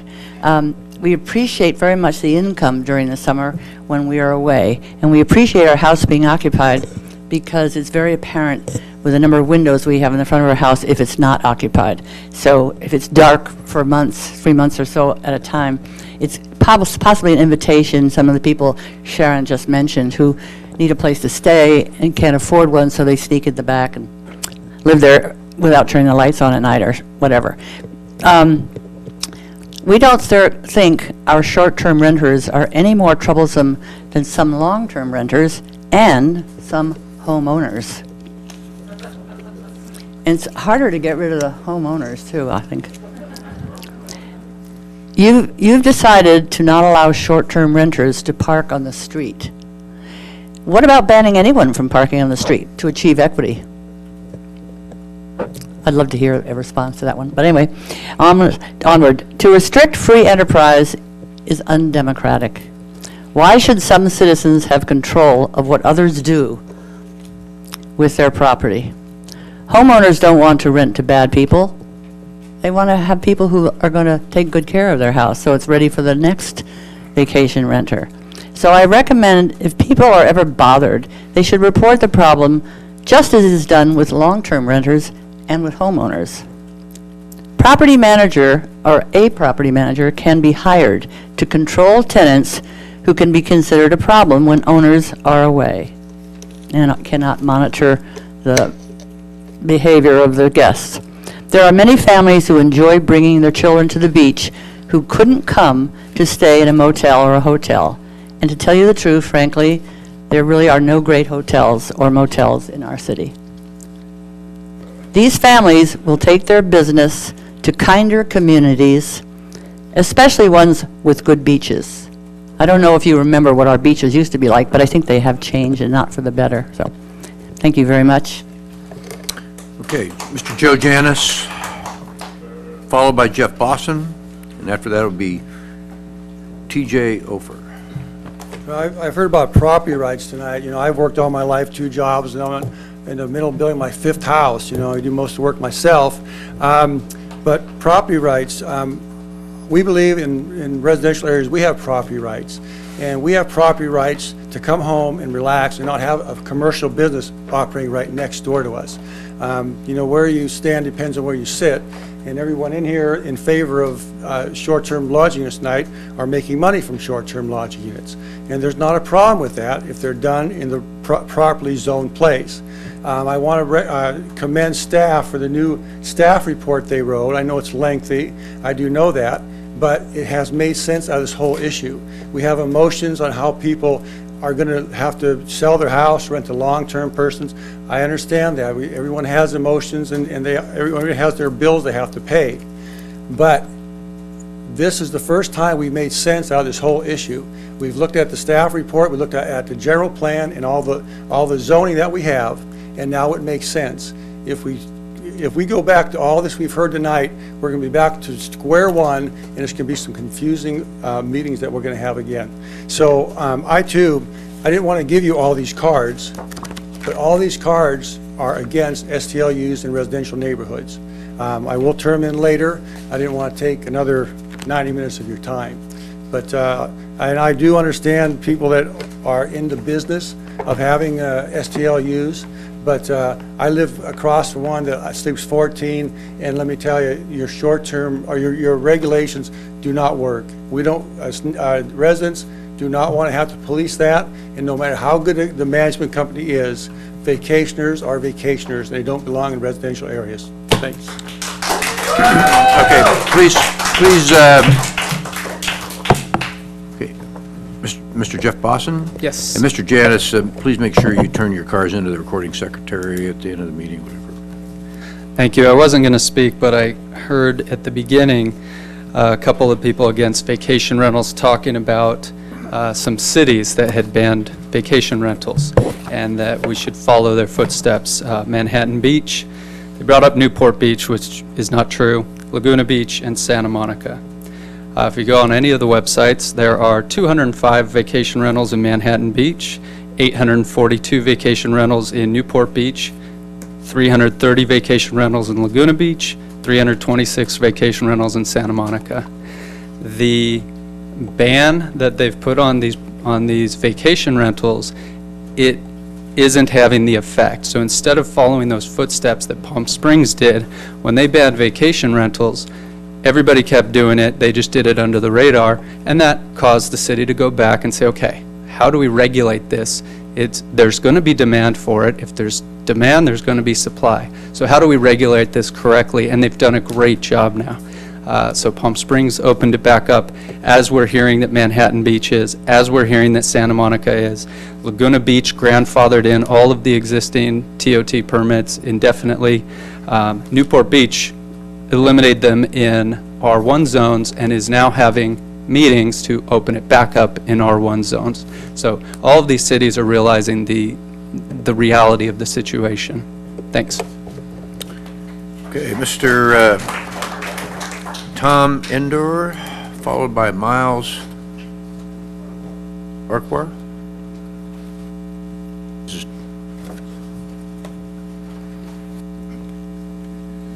Hello, my name's Tom Ender. I'm against full-time vacation rentals. I understand where it's a lucrative thing, and I can see that. I see that there was 4 years ago, there was maybe 30 or 40 permits, and now there's over 400, I think, but I heard somebody say 500. I'm afraid that it's going to get out of hand. That's what I'm feeling, and I'm for some people, maybe 90 days of renting, and you live in your house the rest of the year. I've been on my street for over 30 years. If it's a problem, I think the neighbors would all handle it with me as an owner if I did that. If somebody's renting their house to go on vacation for the summer or for a month or two, I feel like that should be okay. It does affect the neighborhood if there are people coming, changing over. It makes it less of a neighborhood. We've had great renters. I've been on my street for, like I said, for 30 years. I've never seen anybody get evicted. So I think that's kudos to the kind of neighborhoods that we have. And I just like to keep them, the way they've been. Thank you. Thank you. Miles Farquhar, I believe it is, followed. Did TJ Ofer finally get a chance to speak, or did I drop his card? Okay, you're next. Okay. Good evening, Planning Commission. The main reason that I came tonight is I missed the first two meetings. I was traveling in New Zealand, and my wife insisted that I go because I attended the last one, and I brought something up that you're going to be putting all of our addresses online. for vacation rentals, and that coincides with the problem of first of all, the short-term lodging unit term. It's lumping the sober living homes, et cetera, into us all into the same category, and they're part of the reason that I don't feel comfortable having our address put up online.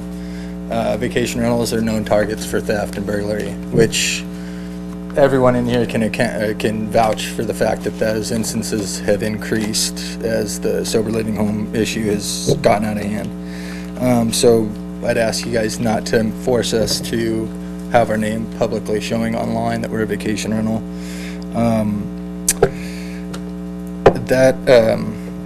We would also like to ask if you could let us distinguish between the fact when we have to send out a notice to our neighbors within 300 feet, distinguish that it's a vacation rental, people are voluntarily paying a large sum of money to come and stay at this house, or whether it's an apartment or whatever, versus someone that's forced to go stay there, whether it's they're sent by their family to go sober up or whatever it may be. The short-term lodging unit, it's the only term I could think of that correlates a vacation rental with some other form of lodging where people are forced to have to go there because they have some kind of problem. As far as the amortization for non-conforming zoning, there's no clarification on how long that can continue to go on if we operate under the standards that, the new standards that we have. How long can we continue to operate if we're merely excluded because of our zoning, if we're not meeting density, or if we don't fit within the low density?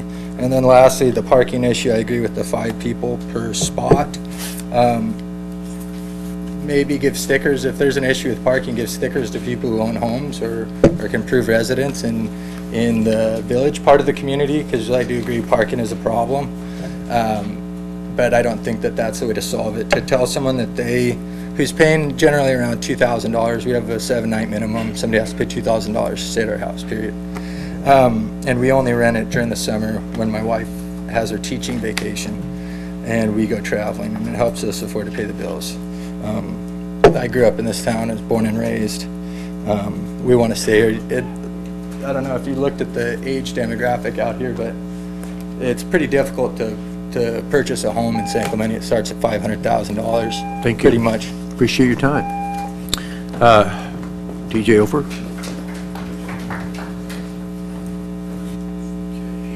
After that will be Monica Birch. Burke. Thank you for your patience and tonight, folks, for your public service.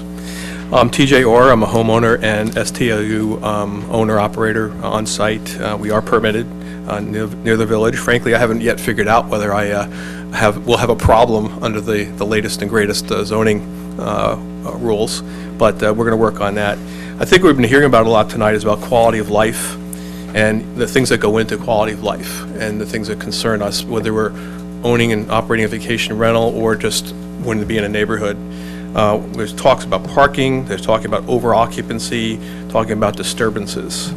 And, you know, my wife and I talk a lot about this because in the end, this vacation rental is really important to our plans for retirement. We do feel that there's sort of a double standard being applied as opposed to our long-term rentals in our neighborhood who have way over-occupied space, way more cars than parking ability. And frankly, as your neighborhood watch captain, I can tell you do have quite a bit of police activity. So I really would ask you to level the playing field, try to address us all as equals, whether it's a long-term rental or short-term rental. Consider more creative solutions to parking. I guess I've lived in a lot of other cities where the city does control substantial parking lots like we do have in San Clemente, but San Clemente doesn't allow any overnight parking in those parking lots. What about a permitting process for overnight parking on those to help alleviate both the long-term rental parking issues and the short-term rental parking issues? I don't think it would be that big a deal to administer that kind of a program. So I appreciate your support as we work through this. It is very important to us. It's part of our retirement plan, and I hope you can work it out. Thank you. Thank you. Thank you. Monica Burke? Yes, good evening. I would like to just first applaud everybody who's worked so hard on this issue. And while I haven't been here all night tonight, I'd like to really applaud the tone of the meeting tonight. It's a really difficult issue where one person's property rights intersect with another person's right to the quiet enjoyment of their property. And there are going to be negative consequences to some group or another, regardless of what happens. But I would just urge everybody, when considering how to move forward, the importance of preserving what we have now and not letting things slip further towards, taking away the nature of our community. For every amount of tax revenue we might lose because of a short-term rental not being able to happen, we probably have an increase in vibrancy of the community and other revenue to other business owners, such as the service-oriented businesses that rely entirely on regular non-vacationing population. In addition, having robust public schools filled with children who live in the neighborhood is so critical to a community. Having people invested in what happens with their city and what changes get made, that's also important. And I just urge you to move forward in a reasonable manner and preserve that on a going forward basis and not letting it slip further into this notion that we want to allow people to make the profit on their property, which comes at the expense of these other valuable community goods. So I am in support of regulating the short-term lodging units, and I applaud your efforts in that direction. Thank you. Thank you. Okay, with that, that's the last card I have. Is there anybody else that wishes to speak on this issue? If so, you need to fill out a card and come forward. And I think we're, okay. I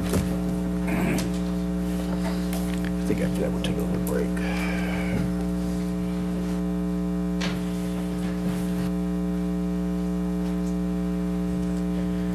Yeah, my name is Tom Whitten. I'm a San Clemente resident. I just wanted to make a comment that we've been here since 6 o'clock or thereabouts, and the preponderance of cards have been from people who have a profit motive and who are running a business.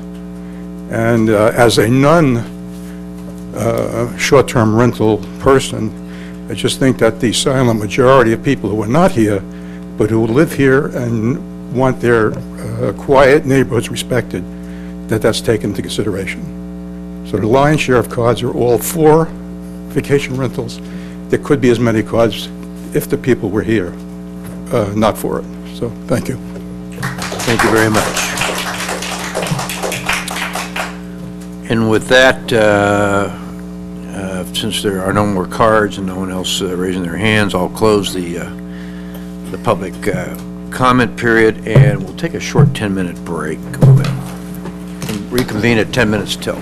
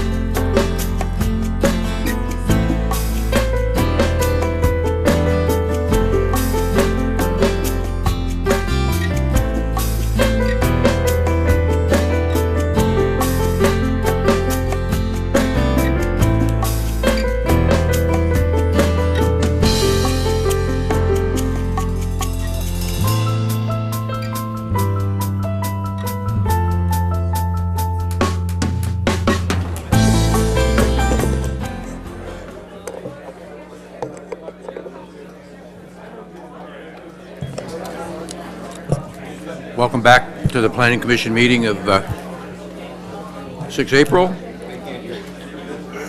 Everybody please have your seats, or please clear the council chambers, or be quiet. Thank you. Madam Secretary, were the other cards turned in, that, whatever, to you? No. That's all I want. Stepping back and get Jim and Mel. Okay. And suddenly our city planner and assistant city attorney disappeared, so we'll wait a few minutes.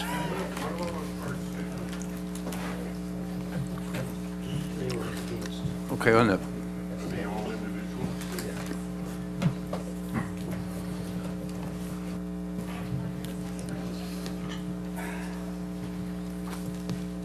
I guess at this time, Mr. City Planner, you wanted to lead us through some of the major issues. Is there any other? I think Mr. Eggleston had a few short questions to ask of staff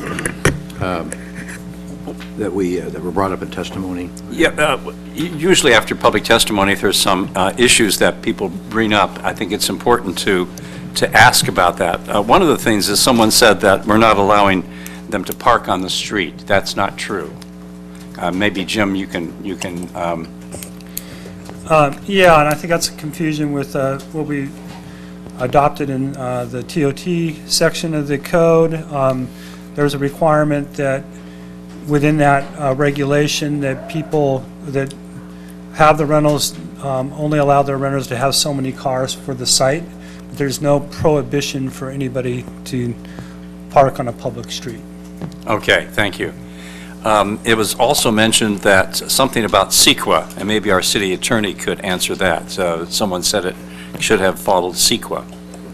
Mr. Chair, Commissioners, the CEQA determination and process we believe is proper for this ordinance. Okay. Thank you. Someone mentioned that this is spot zoning. Is this spot zoning? Mr. Chair, Commissioners, in short, no, this is a fairly broad zoning ordinance, and it's not spot zoning. That would be applicable to, for example, one lot as opposed to a number here. Correct. Okay, and several people brought up that they have a property right to do this. It's my understanding that zoning land use determines what property rights are, and that from time to time, cities are able to change the land use and the zoning, and that is not considered to be property rights. Is that correct? That is correct. Okay. Coastal Commission, several people brought up the Coastal Commission, and if we do not have a local coastal plan at this point, how does the Coastal Commission react to our regulations with vacation rentals? Well, as you know, we're in the process of us getting a certification for our LUP, which is the coastal plan's land use portion of the LCP. Within that process, the Coastal Commission may provide certain suggested modifications if they disagree with the direction that the city goes with the vacation rentals. But if we do not have a local coastal plan at this point, how does that affect us, our ability to make decisions with regard to vacation rentals? Well, it doesn't. The city can develop policy based on the needs of the community, and in general, the reason why there is a local coastal plan rather than a statewide plan is to allow jurisdictions to create the Coastal Act policy that fits their community. So it's not a one-size-fits-all approach. Each community can develop regulations consistent with that. Regarding your comment that we don't have an LCP yet, that's true. So currently we're not under the regulation for the implementation portion of the LCP. We do have a certified LUP, however, and that LUP is in the process of being amended because we updated our general plan. So we have a requirement to be consistent with the Coastal Act in the development of our coastal land use plan, and again, that's being reviewed right now. Coastal Commission is aware that we're taking up this particular issue, and they will most likely provide some kind of comment based on what the city ultimately decides to pass in regard to short-term lodging units. Okay. And the last question here, someone stated that we're putting their name on a list online with their address. We're not putting their name, we're putting just the address itself. Is that correct? The code is, right now, there is a list online that Right. has the address of the short-term lodging units. And is that copacetic legally? Yes, it is. All right. Let's see here. Oh, I'm sorry, there was one more. Someone mentioned the term legal nonconforming. Is that such a term? If they're nonconforming, are they legal? Mr. Chair, Commissioners, every nonconforming use is, yes, they are legal nonconforming uses. There are three types of uses in a city. There are legal uses, there are illegal uses, and there are legal nonconforming or nonconforming uses. You can say legal nonconforming or nonconforming, it's the exact same thing. All right, thank you. And Commissioner Rule? And if I could, there was one other thing that I had heard that staff may want to clarify. A few people brought up the fact that they felt that we should allow the ordinance that council passed to, run its course and then come back and revisit this. Maybe you could talk to about the direction we got from council and how the work we're doing is linked into what the council passed. Absolutely. So in February, the City Council previously, the council directed staff to look into an ordinance that would regulate short-term lodging units. Staff brought an ordinance to the City Council that included a lot of things that the council did not want to take action on that night. They pulled a lot of stuff out, and they directed staff to take those items to the Planning Commission with the addition of zoning regulations specifically. And so at this point, they have adopted what they're comfortable adopting and would like staff and the Planning Commission to do more research about the appropriateness of additional things that were put before them previously. So at this point, the Planning Commission will make a recommendation. We'll take that back to the City Council, and they can incorporate what they wish. Yeah, for the record, that we are working to a council direction that this ordinance will marry up with the other part of the ordinance code that was passed in February. So it's all supposed to marry together and is directed by council. With that, Mr. Petches, you want to lead us through some detailed parts of the briefing here? Okay, so I'm going to kind of introduce these things, and when there's more technical details, we'll have Adam chime in and go over some of those. So we're going to cover basically the same order as the staff report and go issue by issue. So the first thing that we discussed in the previous staff meetings and the Planning Commission more or less had a consensus on was that we would establish the STLU area as areas in the general plan that have been identified as visitor serving, and those include the North Beach focus area, the downtown and Del Mar focus area, the Pier Bowl focus area, and the South El Camino Real focus area. And then here, just to identify those locations, the areas basically outlined in red. The top, on the left-hand side is the downtown area, and on the right-hand side is the Pier Bowl. Then here we have the North Beach focus area, and then the South El Camino Real corridor. So what we would like to do is just to kind of reconfirm the consensus that this is the area that we want to allow the STLUs within. Okay, so we're asking for a straw vote on this particular approach. Can we have a little discussion before the straw vote? Absolutely. Okay, thank you. The issue was before, should we include the other side of Granada, for example? And I don't know if we've had a chance to talk about that or not. So just to be clear, are we talking about this section right in here? Right, yes. Would it go the whole length, or would it, and right here we have this kind of knocked out too? Would we stop right here? Go for land use This side of the road is zoned mixed use, and it's, this side of the road is now residential medium. And this section here is residential medium. And the blue areas indicate it can be either or, so you can still do a standalone single family in these areas.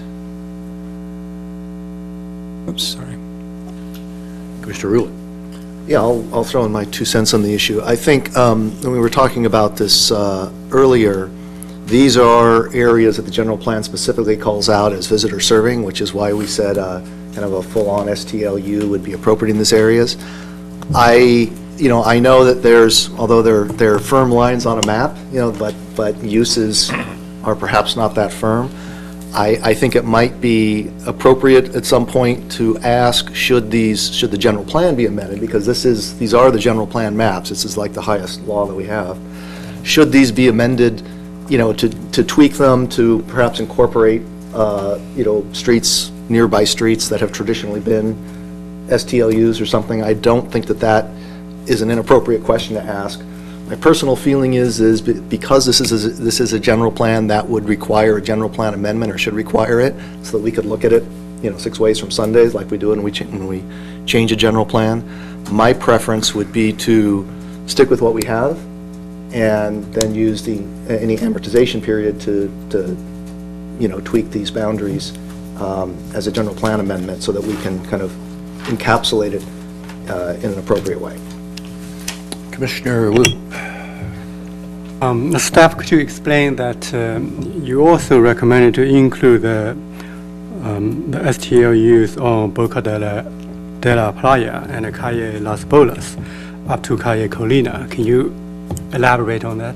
We'd like to defer that discussion because one of our commissioners would need to recuse in order to incorporate that area, so we'll leave that discussion until the end of the meeting. Commissioner Rulon is within the 500-foot circle. So that's why we have 2 amendments tonight, Commissioner Wu, because he's in the exclusionary zone, per se.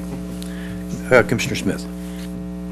Yeah, what I'd like to comment on that is that I think this all really revolves around what is in the new general plan and what people have worked very hard for a number of years to implement, what the nature of the city ought to be. And it's my conclusion after reading the general plan and hearing the discussion with the commissioners and the city that I think this is a very accurate representation of those coastal serving community areas. And I think that the four Separate areas are in fact the appropriate location for this discussion. I think in follow-up to Commissioner Rulon's suggestion that maybe these aren't absolute at this point is well taken. At the end of the day, they may need to be slightly tweaked, I don't know, but I would say for a discussion point, I think it's very accurate and it represents what the general plan really says, word for word, so. Mr. Crandall, do you have anything to say? They're asking for a straw vote on this issue. We've been very divergent in this commission in a way on this issue for quite some time. We're missing one commissioner due to some spring break for his children.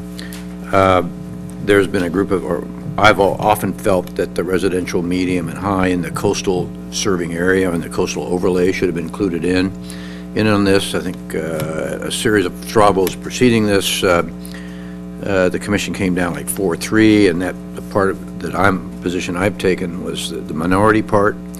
If we were to do a real straw vote on this tonight, it would probably be a 3-3, I guess, and that's conjecture on my part, but that's my feeling. My sense of that green line there in the map is the coastal zone boundary, or the turquoise line. So having spent 5 years on our Coastal Advisory Committee and a chair of it for 1 year as a Planning Commission member to it, and having some 48 meetings on our coastal use plan, land use plan, and general coastal element, with Capstone Shores incorporated in attendance, I feel that the coastal effect here has not been met in my own personal opinion. But on a straw vote basis tonight, I'd probably support the current staff report to move it on to council and let them make the final determination. So with that, I'm sorry, Commissioner Wu, your light's back on. Yes, the one clarification I really would like the staff to provide. The straw vote is about to whether we should allow STL use in these 4 zones. It does not say whether we allow STL use in any other zone. It's just does not exclude other things. You're right. So we're just talking about, this is the allowed zone where STL use can occur. So- Allowed zone, meaning other zones are not allowed. Right. We're not talking about the home share issue and all that yet. Are we talking about, are we saying we allow STL use only in those zones? The question is, this is the areas that you designated previously as the area to allow STL use. And they want us to know, is that the guidance that we gave before? So that's all that's Still on the stand? table now. Okay. Okay. And with that, who is on a straw vote? Here it is, let's read it. Should the Planning Commission recommend allowing STLUs in North Beach, downtown Del Mar, Pier Bowl, South El Camino, Ralph Forcas areas? All those in favor? Aye. Okay. Aye. Opposed? Passes 6-0. Can I suggest a modification of that slightly, that on that vote, we're also referencing the diagrams. It doesn't say that here, so I think we need to connect that. That's understood, yeah. Okay. Next item. We're going to have Adam go through the different STL regulations, and then we'll have individual votes on different topics.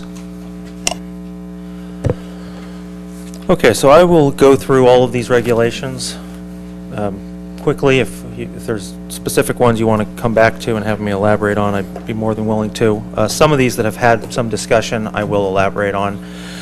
These first 4 are ones that we've discussed previously, and I believe that there's a decent amount of Commission support for them. The first is just a reiteration that each STLU can only have 1 rental agreement in the dwelling unit, not multiple, just 1 rental agreement at a time. Each STLU must have a rental minimum of 5 days per rental agreement. The STLU owner is required to have property insurance that covers the commercial lodging use.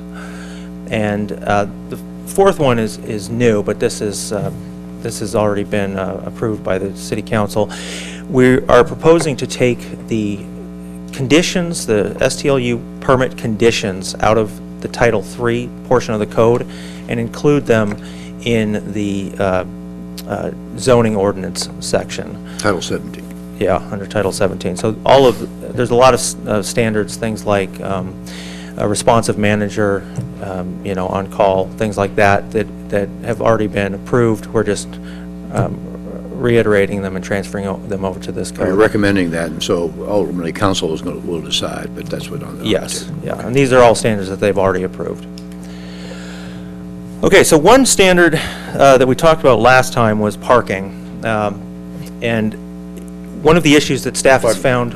Commissioner Crandall, what? Are we going to have comment on the minimum days at the end of this? Should we have that discussion before? Well, there is a straw vote on that at the end. Okay, let him go. If you want me to stop and if you want to discuss each one, I'm No. fine with that as well. Well, let's wait for the straw vote to the end. Let's go through this, please. Thank you. Okay. So last time we talked about parking. We had parking requirements that were based on the number of bedrooms in an STLU. And when staff went and actually tried to apply those standards to real situations, we found that the parking requirements were prohibitively restrictive, essentially creating a de facto ban on STLUs in the city. So we looked at other ways to achieve the same end, which is really to create an equitable balance between the number of occupants and the number of parking spaces on a site.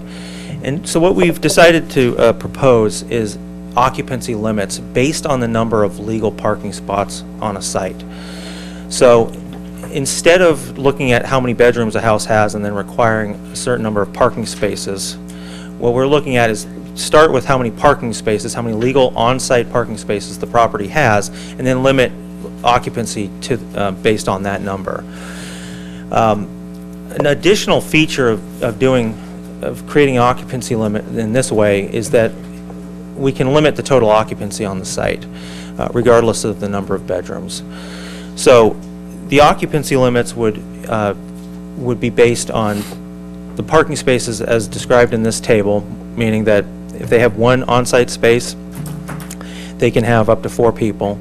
If they have 2, they can have 8 people, and if they have 3 or more parking spaces, they can have 12. This would limit the total occupancy on the site to 12.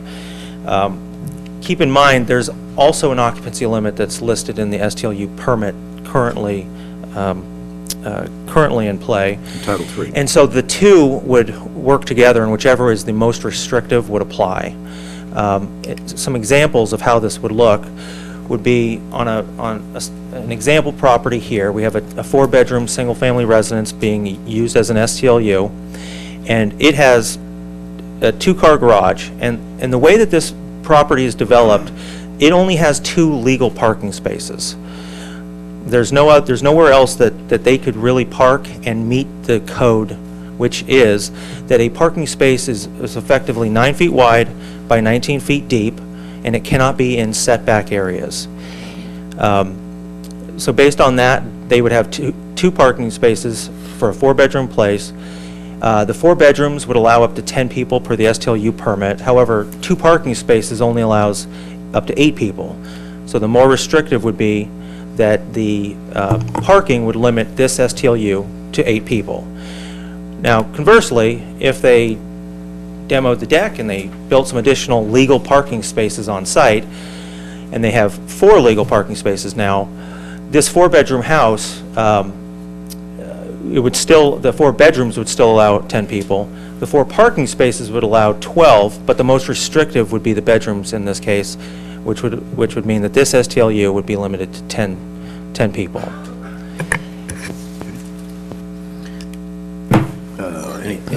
Commissioner Smith, you have a question? Go back. Yeah, I've got a major problem with this exhibit. And I don't like it because it shows a 4-bedroom single-family residence as being an STLU, and I cannot support that. So you either have to change that or I'm not going to be able to vote for this. Okay, now keep in mind, this has nothing to do with zoning.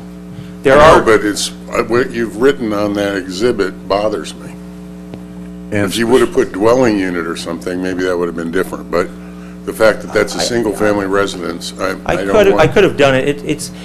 This gets really complicated if we start adding additional units, and now I have a huge calculation to try to prove a relatively simple point. This is a situation that may occur in the Pier Bowl, for example, or in the North Beach area. I think, Commissioner Smith, you're correct in your assessment that a single-family residence is not what is being allowed in the code. So it's just using an example of how the parking works. So, please disregard the single-family residence portion. That isn't how the code is written. Or something. Yeah, it's a dwelling unit. Thank you. It would only apply to a multifamily situation. Okay, Commissioner Eggleston? Yes, thank you. Are they permitted to park in the driveway as a legal space? They can park in the driveway. In this scenario, if the garage was not accessible or it was filled with stuff, they could potentially park in front of the garage, and that would be illegal. But they would not be able to park. They would not be able to count 2 spaces in the garage and 2 spaces in front of the garage. You get either or. Have we defined what a usable garage is? Because most people, or maybe many people, use their garage as storage. So have we defined what a usable garage is? Yes, in the ordinance, in this section of the code, we've identified that if parking in the garage is being counted towards the parking on site, that it needs to be accessible and unobstructed for the periods of the time where it's being rented short-term. Good. I like that. Now, if they park in the, if in fact they park in the driveway, they're not permitted to park in the public right-of-way over a sidewalk, is that correct? They would not be. We, as it's written now, that's not specified directly. It is part of the code. So what staff has recommended is, and we'll bring this up at the end, we have a little bit of a language change to one of the sections that addresses that issue Even though that's in our current code anyway, I mean. It is, anywhere, but- park any residential area in the city, you Yes. can't block the public right-of-way. But just to be safe, we've included some language for that. Now, you say at the end, I don't understand at the end. At Yeah. what point do we At the end of the take a straw presentation. vote At the on end of the something? presentation, I guess they want to bring something up here. Yeah, when we get closer to the resolution. We can always switch to it if you'd like to see it. Okay, yeah, I think it'd be important for us to refresh our memories when we do something like that. Yes. Mr. Rulon, you have your light. Yeah, it's a question for code enforcement. Maybe you could take us through a real-world scenario of, if this, say in this case, how would you enforce this how would you know if, say, if there were 11 people staying in a single-family residence and there's 4 cars there? How would you determine that? There would be no way to determine that unless we got a complaint from a neighbor, and then we came out to investigate, and we were able to count the number of people within the residence. That's the way that would be handled. But as these operate, there's no way for us to know all the time how many people are actually or in those residences. So there could be 15 people who have 5 cars there, or something like that. And we wouldn't know it unless a neighbor called in. Correct. Okay, great, thank you. Okay, one thing I kind of think this is a kind of unique approach to it in some ways, the either-or, and look at the parking space to derive the number of people there, or whatever we're restrictive is. We're not per se telling people where to park. We're sizing what you can rent your house to based on available parking spots in a way. So if you look at this in a way, it's kind of to try to, a fairness application I perceive is what we allow the normal people and the normal residents in the way they park. And so we can't be more restrictive than the normal single residence that has a normal family in there. And so I think this conceptually addresses that with the either-or approach and says, okay, we think you can park 2 cars on your site. The other ordinance requires on-site parking. This sizes the number of people you can have. And from there, I mean, it kind of sorts out where you end up parking, period, but it kind of falls out that at least it harmonizes with what's in the code now for people that live down the street and they're full-time residents, the way I view it. So it's kind of a common sense approach to me, kind of a unique approach to it, is the way I see it. So that's my read on it. Commissioner Smith, your question? Yeah, I read this a little differently. I mean, it's going to be very difficult to know whether or not anybody can park in a garage. It's a lot easier to see if there's designated parking spaces. But I suppose that there could be a way to have an enforcement about an inspection on the garage. But that aside, let's assume that there's no garage there and the square that says 2 parking spaces, let's say that's not there. But if you took the 2 cars, the triangles, and then you moved them towards the front of the house so that now they were parked in the square that fronts on both of the other squares, and they're just out there in the driveway and those other things don't exist. No. There, right there. Wouldn't that be 2 parking spaces? Yes. Okay. Yeah. Okay, Commissioner Crandall. Yeah, and this, rather than when the people are here, this is designated when you do your inspection to get your STLU permit, or renew it, or whatever. Correct. There would be a permit process, and the city staff would verify the correct legal amount of parking spaces on site. A very good question, and it kind of falls out. Commissioner Rulon? I feel a little differently than you on this because it's kind of a non-starter for me, because I understand the dilemma that staff is trying to address. It's a real issue, but this, from our code enforcement manager, this isn't enforceable. There's no way to know if people are adhering to this, and parking is one of the main issues that we have with STLUs. It's one of the main main impacts of the residential areas that we're in. What we've been talking about up to now, it was kind of tying it to the number of bedrooms, it's a very physical thing. You can point at a bedroom, you can point at a parking lot, you have a picture, you've got a description, you can go and check it out. So it's objective there. This, I have issues with the numbers of people because I think we're actually giving them a break on parking compared to what we've been talking about, regardless of how we determine that. But in addition, it seems like, just with the enforcement, how do we protect the neighborhoods from that? Yeah. I can address that. Keep in mind that it's kind of a two-pronged approach. You have occupancy, and even without this tied together, there was already an occupancy requirement in the Chapter 13, which is based on bedrooms. You still have that same enforcement issue. So that's no different. It's just that we're lowering the number of occupants. Code enforcement reacts on a complaint basis, and when there are problems, we have real strict rules. This is combined with the other rules of 3 citations. So there's an incentive for the property owners or the STLU owner to do the right thing. And then finally, we also verify the parking. So if they say they have 2 parking spaces on site, and there's a section of the code is you can't have more cars from the renters than is allowed on site, it's easy for the code enforcement officer to go outside and to see that, hey, there's 4 cars on site. They're only allowed to have 2. Citation. So there's a lot of different checks and balances here that they work in unison together. It's not any one thing that works by itself. Commissioner Eccleston, your light's on. Yes, thank you.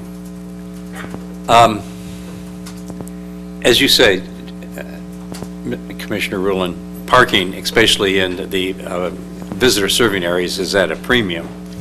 And parking is going to be one of the major issues here, to say the least. I think since there's a lot more awareness here with regard to STLUs, that neighbors are going to become much more aware of the regulations. And I don't certainly want neighbors to pit neighbors against neighbors, but certainly there's a lot more awareness here that, in fact, that there are regulations. I'm still undecided about this right now. I do agree with you that, in fact, when you see a parking space, that's pretty visible, and that's pretty definitive, as opposed to this alternative thing right here. And so I'm still undecided about that at this point. But because I don't know how much we're going to be doing as far as inspections.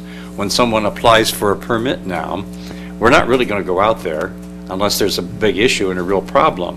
And so but we do know through the public records how many bedrooms there are. And so I think that's an important, and I'm going to bring up another important point here I think that the chairman brought up, is that these have been deemed as commercial operations in residential neighborhoods. And they should have different regulations for parking rather than a residence or a dwelling. And so, because they are commercial operations, and commercial operations should have different regulations when it comes to these things. So I'm still thinking about this. Okay. I think something to also remember, which helps planning staff and enforcement, when Cecilia gave her presentation to existing STLUs and how the application process would be done, they are required to provide a site plan that shows their parking and everything, so it will be in their file, it'll be in the record. And if they deviate from that, that would be a violation of their permit and would put them in somewhat of a jeopardy. Mr. Wu. I support this refined occupancy limit. It makes sense because, as the staff just said, a lot of time you have lots of bedroom, but you don't have enough parking. By restricting the number of occupants according to parking number as well as the bedroom, whichever comes less, that makes sense. We always have an implementation issue. The perfect solution would be monitor everybody 24/7. So by requiring them to provide enough parking, that's probably what we can do. But if a guest decide to park on the public right-of-way, there's no way we can do anything about it. It's public right-of-way. They can always park on the street. We cannot tell whether they stay in this place or not. So I think this is the best we can get. Yeah. Commissioner Smith? I think this is a very valuable example and a document that needs to be part of this whole program, because whether or not we have issues in enforcement, we do have issues of permitting. And if this dwelling unit is going to go for a permit, then in that process for the permit, it has to be established about how many parking spaces can be provided on that lot. And so I wouldn't pass this for something else. I think we need this as a base governing on that issue. Certainly you could put more cars in the driveway if you wanted, but if we're maximizing dwelling units to 10 people and 4 spaces is all we're ever going to need, you would have to prove it with your permit. And if you could prove it with your permit, then you're up to, common law about whether or not people are parking on the street and whether or not there's going to be neighbors. That is really a slippery slope. So I think we need something to hang our hat on here. Mr. Rulon? Yeah, I think one thing to remember is the way this parking is kind of it's a subtle thing. It's, because we don't know, there's neighborhoods around town where for the last 5 or 10 years, parking has always been tight, but it's slowly gotten worse and worse. And what I've noticed is I've seen that happen, and then it suddenly occurred to me, well, there's been no building here. There's been no increase in density. Why has parking gotten worse over the last 5 years? And it correlates very highly with the rise in STLUs. So it's, it's hard to see. It's hard for neighbors to report because, how do they see a car? Maybe they've never seen it before, but how do they know that correlates to some STLU? I think we're being a little optimistic in saying that people are going to know where all the STLUs are on their street and they're going to report it. I would say, though, at least when I'm looking at these standards that are here, this looks like a residential standard to me. Like if you hear a 4-bedroom house and you can have a 2-car garage, well, that's what we would expect out of a residence, but this isn't a residence. It's a more intense parking use. We already know that. At the very least, I would say that if we had, if we were going to put numbers on it, numbers of guests on it, we have to have a higher number of parking spaces per guest. Certainly, sometimes we'll have, an SUV full of 6 family members, but we'll also have times when there are 3 couples, who are meeting there, or things like that. So, as with every business in town, we take that into account, that there's these higher limits. This is also a business in a residential area, so we don't have the opportunity for things like, well, there's a doctor's office across the street, they're parking there in the daytime, at the nighttime, the restaurant across the street is using the parking, and there's kind of a shared thing. Here, it's going to impact the residential areas, 724. So I'm still not convinced that we're going to be able to ever truly enforce this, but at a minimum, I think that we need to reflect, the number of spaces on site need to reflect the actual impact to the neighborhood and not have it be as it is now, which is just the same impact that a residence would have, because it's not a residence, it's more like a hotel or B&B. Maybe a question to ask is how do we determine parking for hotels and B&Bs? Because those start to compare apples to apples. Well, the standards for a hotel would generally boils down to 1 parking space per room, and 1 for a manager's unit, and then 1 for a hotel. It would be 1 for every 10 employees as well. Motel, just take out the employees, but it's basically 1 per room. But it's based on the number of rooms Yeah. that they have there, the physical space. And we did, actually, we kind of had a standard that was more similar to that. That's where we started, the starting point. But when we started to look at even brand-new buildings that came in that meet all the modern parking standards and requirements, it was basically making it impossible to have STLUs in the places that they're allowed. So in that case, it was a de facto ban, and that's why we came up with But these are another compromise. But we're in thinking like that, we are kind of bending back, right? We're saying, we'll allow an impact to the neighborhood because it's inconvenient for people to, and more than inconvenient, Well- obviously, but for people to accommodate and build a new parking space. That's why we tried to do a balanced approach. That's why we limited the number of cars for the rental, so there was some kind of safeguard. With a homeowner, the counter argument would be, there's no limit on how many cars I can own as a homeowner.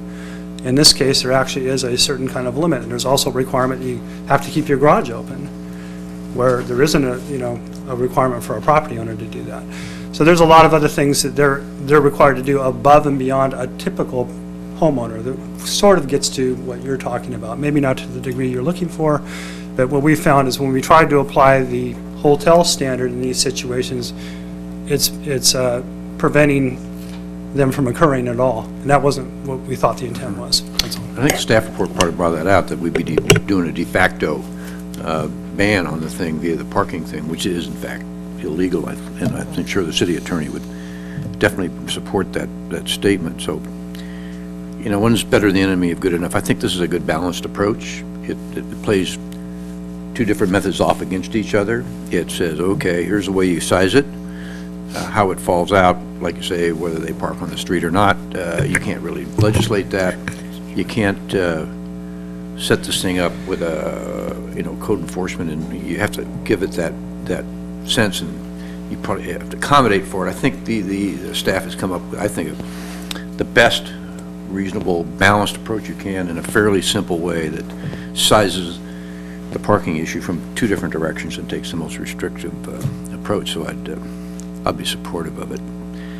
Okay. Any other questions? Okay. I think he was first, and then you're next. Okay. Mr. Sipp. Since it's been explained that way, and since it's going to be explained that it's whatever way is more restrictive, if that's correct, I'm going to be in favor of this. But my question, Mr. Chairman, is, are we going to be voting straw votes, for example, on the parking separately from the previous slide? And okay, yeah, all right. I just want to be sure, because if we try to group them all together, it's going to be a little. We're going to make it as simple as we can for you. Okay? Thank you. I need simplicity. Thank you, Mr. Smith. Can we go back to the other slide? That one. Okay, so 4 bedrooms, and we have 4 parking spaces in this case. And then we had the comparison to what's a hotel, 1 parking space per hotel room. So it seems to me that this is copacetic with that, and it's easy to understand. Yes. So I like it. Okay, Mr. Just real quick, and will we be, if we decide that 12-year-olds and under are not a person? Will you just do that with a cover, or are you going to change all the graphics? Accountable person here? No, we just said it's based on bedrooms, not people. No, but since minors at 12, one of the discussions and suggestions was to keep them out of the count for parking. There was, So just be aware, it may affect your graphics, that's really. well, no, that would be a policy decision if the commission wishes to entertain that. Some people suggested it spoke that, as far as your occupancy limit, that you might want to lower or not count people under a certain age limit, so. Okay, subject for debate. Can we continue on and press on for the next issue you want to cover, please? Yes. You took that. Okay.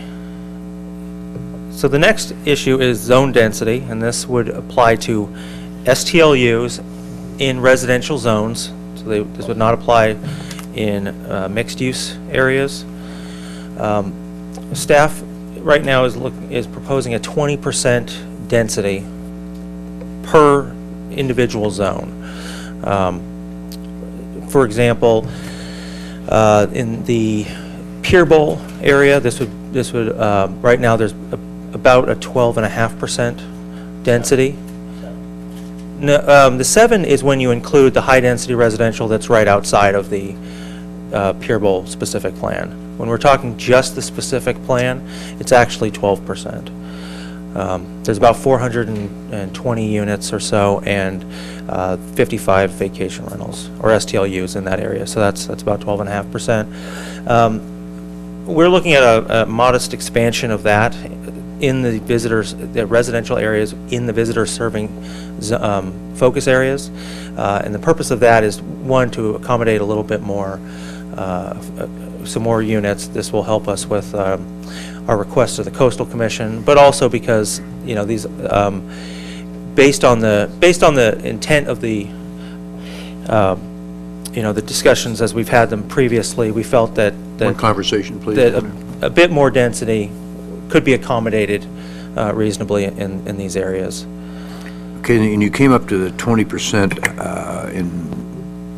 how did you arrive at 20% versus 25 or 19.572 or whatever?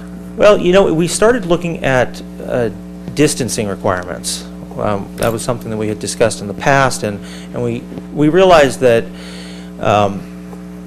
you know, distancing specifications in the Pier Bowl area, really, they quickly diminished the amount of units that we could have there. At best, we were thinking a 50 foot minimum distance would be adequate, but that's only that's like every other lot would accommodate it. So we looked at in that exercise, what we did was we looked at how many units each one of these different distances would allow, and we got to, when we looked at 50 feet as a minimum distance, it led to about a 20% density. And looking at it on a map, it just seemed reasonable that would, you know, if it was all spread out, would basically lead to one every other, you know, every couple lots, but not a, you know, an absolute cluster. However, there is no minimum distancing, so it could cluster, but that was really how we got to that. We have options of just keeping it at 12.5%. We can figure out another density that the commission would be comfortable with, but when we looked at it, that seemed reasonable to us. The numbers also led us to support some expansion down there, is what you're saying. A little bit of expansion. It would get the Pier Bowl up to about 80 units from 55. Commissioner Smith. I don't like this at all. I don't think it makes any sense. You go back to our 4 zoning areas, there is MU areas in there, and there's some R zones in there. And we're saying that that's where we want these things to occur. But then we come in and say, okay, in those areas where we may have a little bit of R, whatever, let's say it's high-end R, that now it's only 20% of those particular lots can qualify for this. So I think that's discriminatory, and I would ask our attorney to take a look at that. If I had a lot in those areas where STLs were approved and it was already at a density that now I'm denied that opportunity, I have a problem with that. And I'm not sure exactly how that fixes anything particularly, because I think you're looking at the wrong thing. And I'm going to talk about that later, but I know what you're trying to do, but I think you're doing it the wrong way. Mel, you have a comment on that at all? Can you? Sure, Mr. Chair, Commissioners. What the commission is doing tonight is limiting the areas in which STLUs may be located in the city.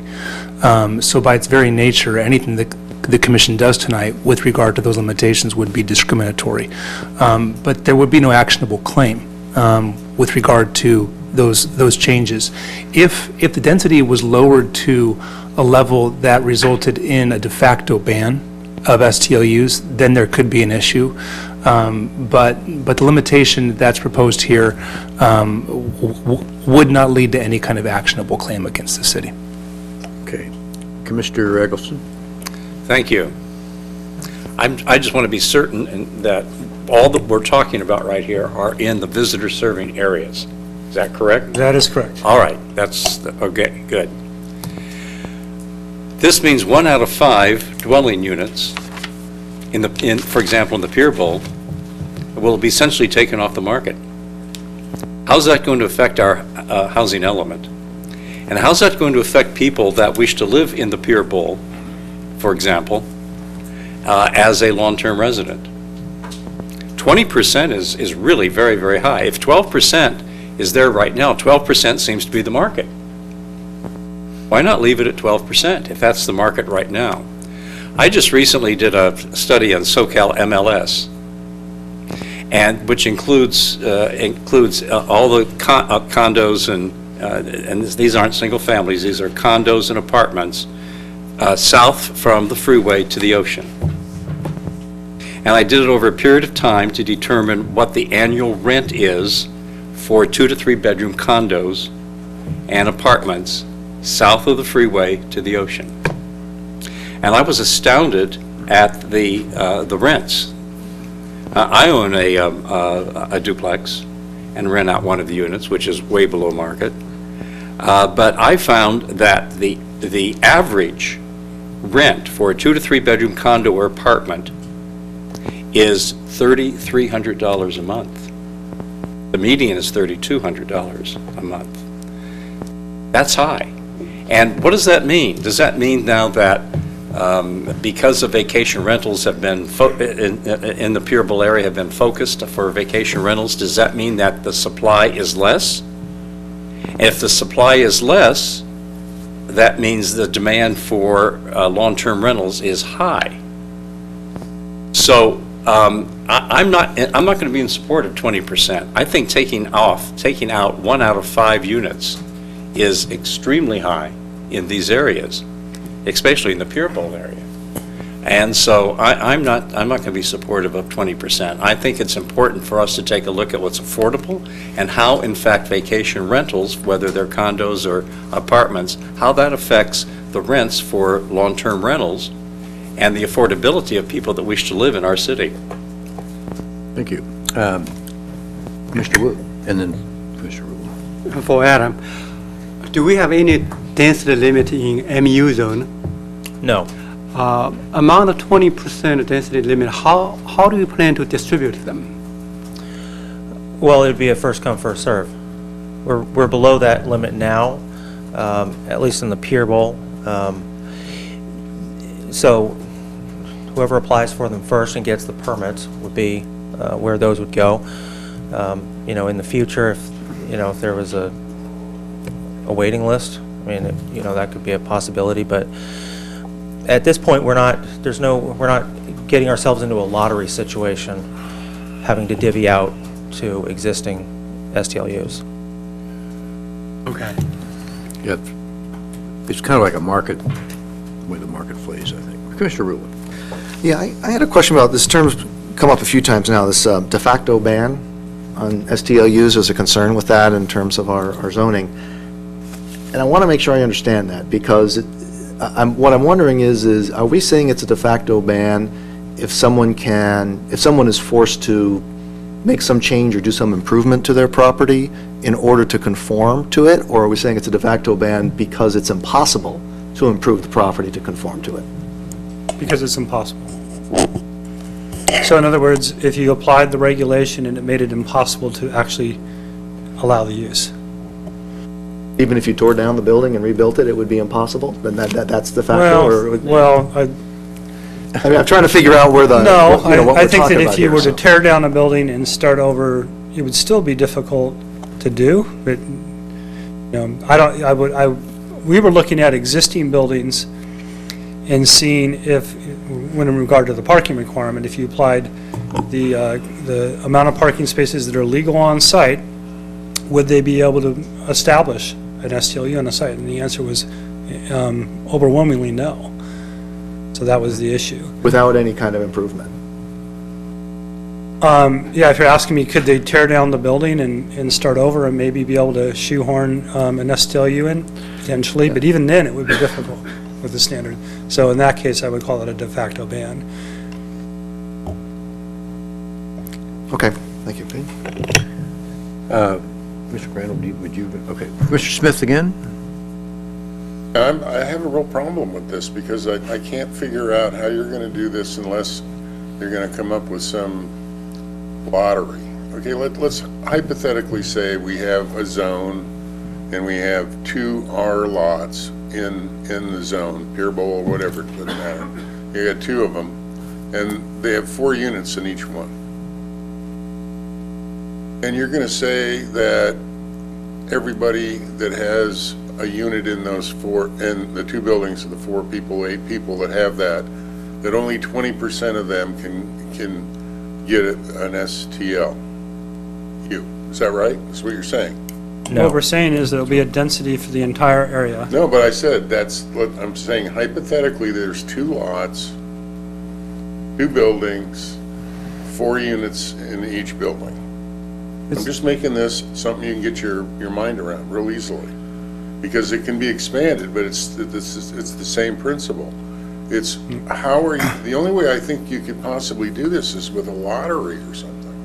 Well, what would Because be, everybody in there would say, I want to make my unit, I want to make it an STLU. Why wouldn't you want it? what we're proposing would be that we would monitor the number of units in the particular area. We know the total number of units in a zone. Let's just make it easy. Let's say there's 100 in one particular area, and we're allowed to do up to 20. The first 20 that come in get them. Another one doesn't get issued until one goes away.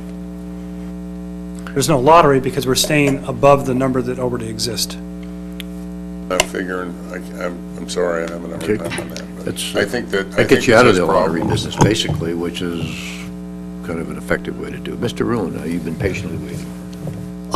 Yeah, I think one thing to consider with this 20% number is the increase in vacation rentals. And it's a geometric increase that's been going on. When I've been looking up the numbers, and it's. I mean, just say, I understand. Excuse you, but let's Mr. Ruin have his turn, please. Thank you. So there, if we don't put some sort of boundaries on it, this geometric increase in the number of rentals, the number of nights that are being rented,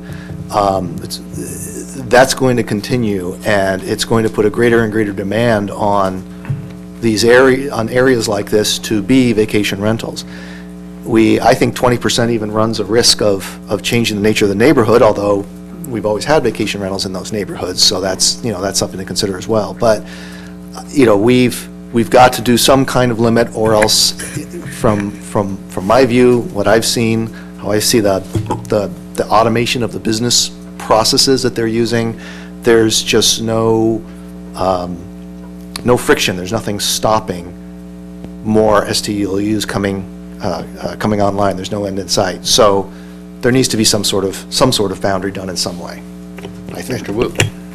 In that hypothetical scenario, if you have 100 homes, you're allowed 20. Currently, it's 12. So you can issue 8 more permits. Market force will force everybody to try to grab these opportunities. I'm sure that a majority of that 88 homeowners will line in front of your department in the morning. This zoning code ordinance takes effect. So how do you issue that? So for the 8 permits, you're going to have some way to allocate them. Maybe a lottery for that 8. I don't know. Potentially, if you were to get, say tomorrow, the ordinance passes, and, they all came in, 30 of them came in for those 8, we would do a lottery for the 8. And then you wouldn't be able to have another one until one of those went away, sunsetted. Is it possible that we can do it on a rotating basis? Every couple of years you free up? Well, we would have to work it out, and that would, be a policy decision. One option would be you would have, 8 of them would get it, and then the other would be put on a waiting list. That's another way to do it. Those are highly desirable things, and maybe the city can auction them off. Rotations are difficult, but cities do have a background in lottery for real estate, for building permits. Would you like to comment on that, Mr. City Attorney? Just one comment. The standard approach with these types of issues, and it's supported by case law, is really a first come, first serve approach. There are other land uses very different from STLUs, where only a specific number of these types of uses are permitted in a city based on distancing requirements. And in those instances, the cases have determined that it's truly a first come, first served basis. So, certainly a lottery could be approached, but typically first in line is first one in, and last in line is first in the waiting list. Mr. Crandall? I would just kind of support what Mal and Jim said that a waiting list is typical. I mean, slips in Dana Point Harbor. People are on that waiting list for 15, 20 years before they get a slip, and it's just first come, first served. You get in line. I don't know if you have to renew each year, and when these things are sold, they lose their STLU license. First in line then gets it. Particularly for a liveaboard. So I think that's the best way. Lottery gets so complicated and circuitous. Okay, Commissioner Smith, back to bat again. Okay, I get it. Okay, it's not that I'm not getting what this is all about. What I'm talking about is how we implement that program. And let's just say for now that you're going to figure out a way that's going to be fair to do that. I would suggest, though, that grandfathering somebody who's in there already over somebody else in a unit would be very unfair. I think you've got to start with a clean slate for something like this, and that's my suggestion. But I think the greater issue is what Commissioner Eggleston brought up, which is the percent here, and I agree with him that 20% is too high. Okay, Commissioner Eggleston, you've been waiting patiently. Thank you. You know, the high percentage like this means that there could be, especially in the Pure Bowl area, there could be 4 or 5 or 7 properties in a row as vacation rentals, duplexes in a row as vacation rentals. And right now, parking is at an incredible premium in the Pure Bowl area. And it's going to be, parking is going to even increase, the demand for parking is going to increase even more if you do something like this without some type of boundaries between, or distances between these rentals. It's going to be a mess in the Pure Bowl area. And if we have 12% right now, that seems to be the market, and that's what we should have if that's the market right now. Taking 1 out of 5 units off the market for vacation rentals in a specific small area like that will have dramatic effects. Dramatic effects. Well, if I could chime in on that, once you say market is market, if you said let's limit it what it is now, that's a de facto ban in a way, which is, you're saying, okay, this is what it is. No, that's not a de facto ban now. No people else can come in the door. door. That's not a de facto ban. You let the market, you give upside to it and let the market sort it out. Well, and this parking, the parking thing that we've talked about is going to start regulating this too. Well, I don't think that's a de facto ban at all. I think what it's going to cause is even more problems in the Pure Bowl area than what we have right now. Parking is at an absolute premium down there. Absolute premium. And I don't care how we try to regulate parking, we're never going to be ultimately fully successful at regulating parking. But I think if it's 12% right now, keep it at 12%, because that seems to be the market there right now. Plus the fact that, I think there's probably, I'm not going to say that, but in any event, I think that I've said what I said. I cannot support 20%. Mr. Crandall? Yeah, I would say it's really only an 8% increase versus what we have, and whoever gets it, and even the existings, will have to meet the new parking requirements, which they probably don't currently. So it may actually be an improvement. Okay. Mr. Rulin? Start wrapping this up. We may be addressing this in future, so let me check. Are we going to speak specifically about change of ownership? Do we have a bullet point on a slide, future slide regarding that? Yep. Yes. Okay, I'll hold my question. Just to try and move things along, we kind of have a mixed bag here. Some people think 20% is okay, others think it should be lower. So why don't we just kind of have a quick discussion, maybe move it along, a straw vote on whether 20% is okay. If it's not, then let's take a second vote on, whatever the current ratio is now, and keeping that. Okay, Madam Secretary, you ready to record? Okay. Mr. Wu, you had your light on. You want to? Just to respond to City Planner's comment. I want to observe your first rights amendments here and let you speak. So. The status quo, the 12% is not the market, it's a status quo. If you let the market force to work, it will increase. We're proposing to leave it at 20%. That seems to me is fine, because we can accommodate a little bit STL use that's driven out of other area. Still not enough, but at least it helps a little bit. Well, I tend to agree with Commissioner Eggleston. I think the 12% now does reflect the market force, so the cap that went in is very recent. And like I said, I'm concerned as to where this might go. We can always tweak it, we can always raise it up. So my position is going to be, let's keep it where it is now, and then we'll raise it if it's an appropriate thing to do. Otherwise, we'll We're protect going to it. have a straw vote on this per the city planner's request. From my particular perspective, I think 20% is reasonable, and we'll let the market forces float up or down. To make a decision to go to an STO takes an investment. You have to make a lot of other planning, other issues to make it all happen, and it'll float up and down there, and if we start having other issues with it, then we can come back and revisit it later. But with that, let's all in favor of the 20% STO limit in residential zones, say aye. No. Visitor serving areas. It's visitor serving areas, right? The residential portions. Huh? It would apply to all visitor serving areas. Right. That's. Most of it's in the Pier Bowl, that's why we looked at that. I know, but it's not. There's a little bit in North Beach. It's not specifically the Pier Bowl itself. No, it's visitor serving areas. Yeah, thank you for So this reinforcing includes my the MU clarification. zones? What's that? So this includes the MU zones? 20%? No, it doesn't. It includes So it isn't the really all residential visitor zones. serving areas? To be clear, it includes the residential zones in the visitor serving areas. There's a residential component to MU. So, that's what we're voting on here. It's not totally the Pier Bowl at all. That was just a representative example of one of the subsets. So, and the MU zones are another separate issue. There's no restrictions, I think, proposed for that.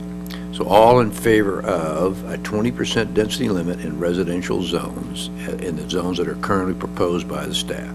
All in favor, say aye. Aye. Opposed? Opposed. 3-3.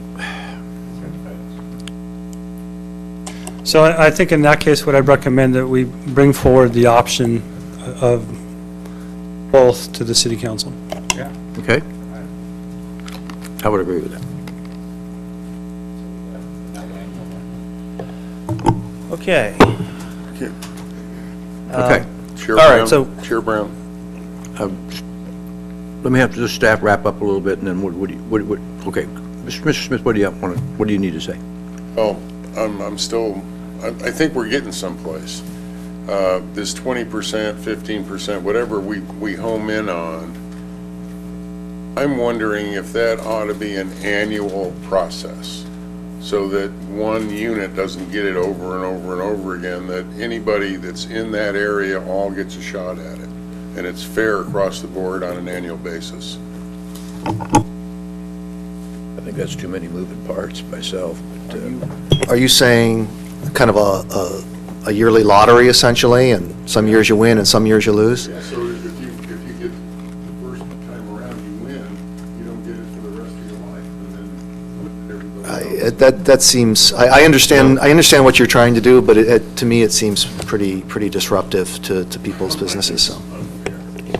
I know you're struggling there, Commissioner Smith, but I have to agree with Commissioner Rowland. It's 3-3, and then your proposal is you take the options forward to council to decide, right? Okay. I think we're all comfortable.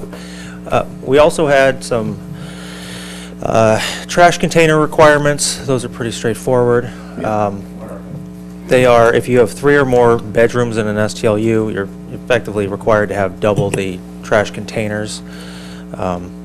It's been out there uncontroversial, I think, for quite a while. And a quick comment on that, something I asked for before, and I didn't see it in here unless I missed it.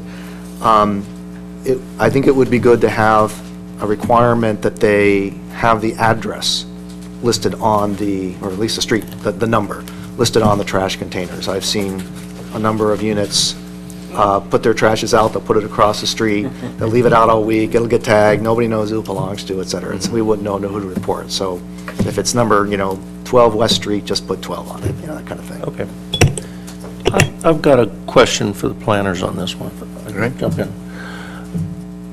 On trash day, we're going to have twice as many cans on the street, which is going to take some parking away. Would we be better off just having the STLU people say, we're going to have to, when we clean the unit between occupancies, make sure that those bins aren't full, haul it away themselves? Because you could potentially get a ton of trash cans on the street on trash day. gets picked up.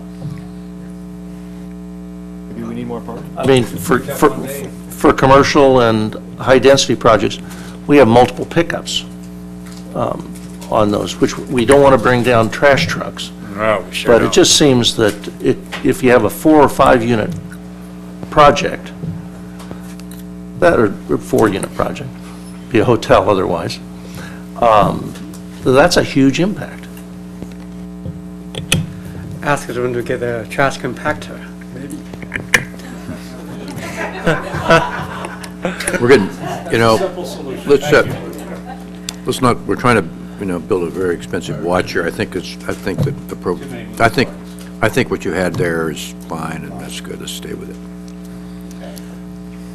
Okay, so finally, staff is proposing that we remove the annual rental limitation of 90 days.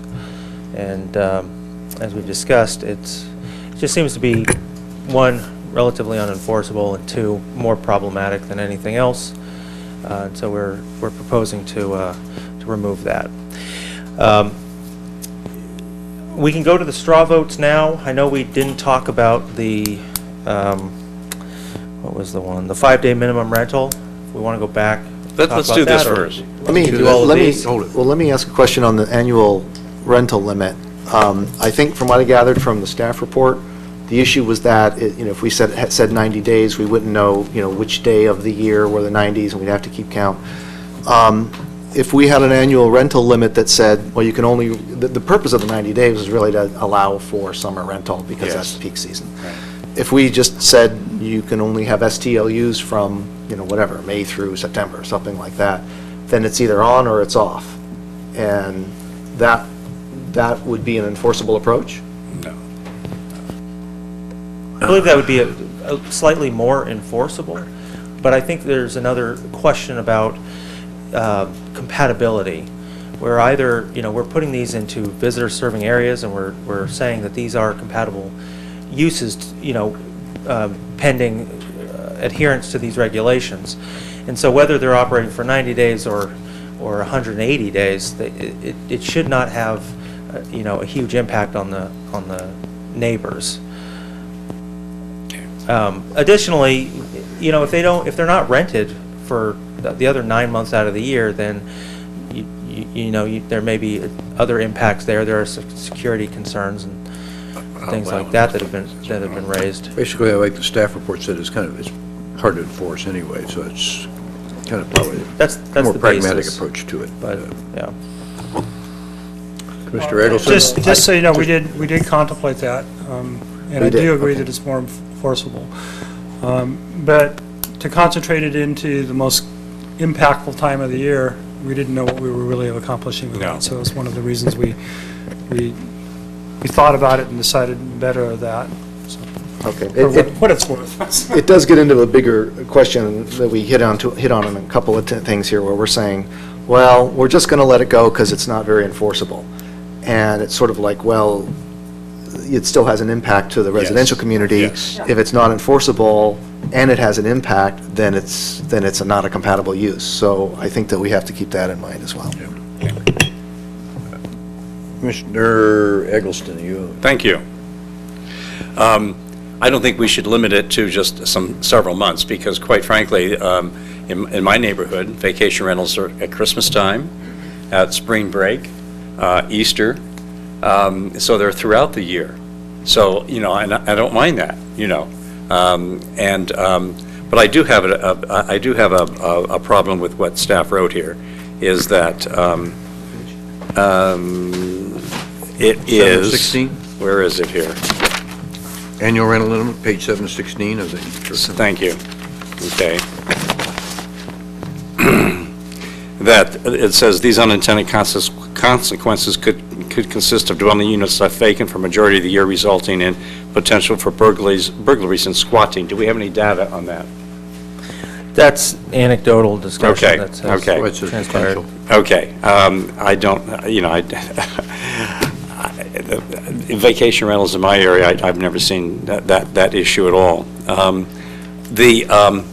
In the Los Angeles Times on March the 17th of this year, there was a big article about vacation rentals, And let me just quote you something here. In Los Angeles, this is a spokeswoman for Airbnb, Elisa Schumer said, in Los Angeles, 80% of the entire vacation rental listings in LA are rented for less than 90 days a year. So, to me, 90 days is fine. Now, someone's going to say, well, what do I do the rest of the time? We have here the San Onofre, for example, that's going to have 2,000 to 3,000 employees for the phasing out of San Onofre. And these people don't like to rent hotel rooms. They like to rent vacation rentals. And there's a lot of them, and I've known them even in the area that I live in, but San Onofre people rent vacation rentals for 6 months or 9 months. So It's a long-term rental, though. It's beyond 30, 20 days. I know, I'm saying that, but they actually rent for longer terms. So I think, to me, I'm going to be supportive of the 90 days. Okay, let me work the left side here, and who's on? Okay, Commissioner Smith, I guess you've been on waiting the longest? I have to ditto that, Wayne. I cannot support this as no annual rental limit. I think there's something that maybe we're not all grasping, but I am. But this is a business. This is a commercial enterprise. You've got a unit there that you're going to rent at high rate rents all year round. You're going to make a killing on it, whereas your neighbor in the same unit can't even do it because the 20% is full. So if we're going to do this kind of thing, I think we got to be fair about it, and I think the last thing we want to do is to just take, oh, you can do it all year round. I think we need to put some limits on this to make sense, and I would agree that 90 days seems reasonable to me. I can't support a complete year thing. It's a business, and it's going to take away other rental opportunities for people who need to live here a little longer. Okay, Mr. Wu. Well, first, I agree with Commissioner Ruling's argument that the difficulty to implement is not a reason to create a regulation. The implementation does not drive the decision-making. With that said, I do support that in MU zone, within this visitor designated areas, there can be no annual rental limit. But I want to keep the 90-day limit for the R zones in the visitor servicing areas. Later, we're going to talk about home share. I will have a very different viewpoint on home share. I want it to be much more restrictive, but I keep it for later. Thank you. Mr. Crandall? Yeah, the only reason I'm allowing the timeshares in any residential zone is because I think the zones are going to be in are not going to be impacted greatly by the timeshare, or not the timeshare, I'm sorry, the short-term rental. And once I make that decision, 90 days, 100 days, 360 days makes no difference. So I'm fine with having no 90-day restriction on the annual rentals. Otherwise, I'm admitting to the fact that there is a big impact, then that would say I shouldn't be approving it at all. So I think 365 days a year is fine. My view on this thing is I support the staff input on this no annual rental limit. I think it's going to float if people, time of year comes and goes. Sometimes in the winter, like Commissioner Eagleson said, there's Christmas and New Year's, there's snowbirds, there's spring break, and then of course the summer period. There's things that float in and out. And other times of the year, people just don't come to San Clemente, depending on the time and phase of your life. With kids, you can't come, in January, but if you're retired, you can. So I think it's kind of a floating thing of market share, and like Bart says, if we have a problem with it, we shouldn't be even addressing it at all. We should be going for the total ban. We're trying to go for a compromise here to make things work. And so in this type of situation, some people are going to be a little bit happy and a little bit sad, and everybody's not going to be all happy. So I'm on the more pragmatic view that the no annual rental limit is fine. It'll float and work itself out.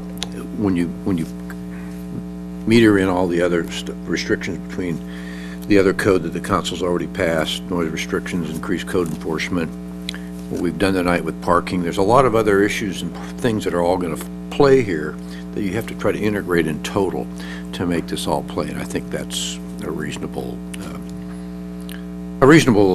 approach to this thing, is not having a rental limit. Okay, now, let's see, your light's out, finally. Commissioner Smith? Yeah, I need to clarify what I said based on Commissioner Wu's comment, that I see that we have MUs and Rs in these zones, and I agree with him that the no annual rental limit on the MU zones is fine. Where I'm talking about the R zones, and I do believe that we... Let me clarify for staff, Commissioner Smith, that, yeah, we were talking about the R zones for this 90-day limit. It sounds like we have two different viewpoints here, so why don't we take a straw vote for the 90-day, and then, or the Let's 360. just clarify what you just said. You're saying that the 90-day limit is for MUs and not Rs? No. For ours, not RMUs. For ours. Previously, the commission deliberated on this and gave us the direction that you felt that the MU was a commercial area, and you were okay with it without the limit. But you did apply the 90-day limit to the residential zones. So you're asking us... So we're asking, do you want to agree with staff and have no annual rental limit for the residential zones in the visitor serving areas? Or would you prefer to retain the 90-day limit for those areas? Specifically in the visitor serving areas? Right. Okay, because we can have hotels in the visitor serving areas that are open 12 months a year, right? Well, some of the visitor serving areas include residential. Yes, that's true too, but that's... So we're talking about the residential zones within the visitor serving areas, once again. And not the MUs. Right. That's fine. Clarification, I can support, well, I can't support the no limit. Turn your microphone on anyway. Well, we had a Okay. straw vote on that. Okay. I think we did. Okay, what, continue on, Mr. Planner, let's see what we can Well, I'd get like through to our have a straw vote. Okay, you want to have a for this. straw vote now on... Let's do a straw vote for The no 90 annual days. limit applies only to the mixed-use zone, is that right? Correct? Once again, I'd like to have a straw vote on the residential areas within the visitor serving zones, either to have no annual rental limit and see what that is, and then another one for the 90-day, if you don't get a majority on the no annual rental. So the straw vote is, the first straw vote is no annual limit in the residential zone. Is that correct? And so In the visitor serving residential zones. Okay, all in favor of no annual limit in the visitor serving residential zone? 3. Okay, all not in favor? 3. For the residential zones. Yeah. We're talking about. All right. I thought I knew what we were talking about. Look at the map. There are only two areas. Show the areas. Show the areas. 3 for it. So we're talking about the residential zones in the Pier Bowl? And then the same residential zones. We're just talking about these two areas.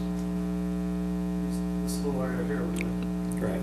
And these areas are defined in the general plan as visitor serving. Correct. Period. Yeah. So it's 3 votes for right now. Yeah. And 3 against, right? Okay. So recommend to go to council for a vote? Okay, did you get that right? Huh? Yeah, I'm saying, I feel very differently about this when it comes to the pure residential zones, but in the visitor serving zones, Includes the Pier Bowl and North Beach.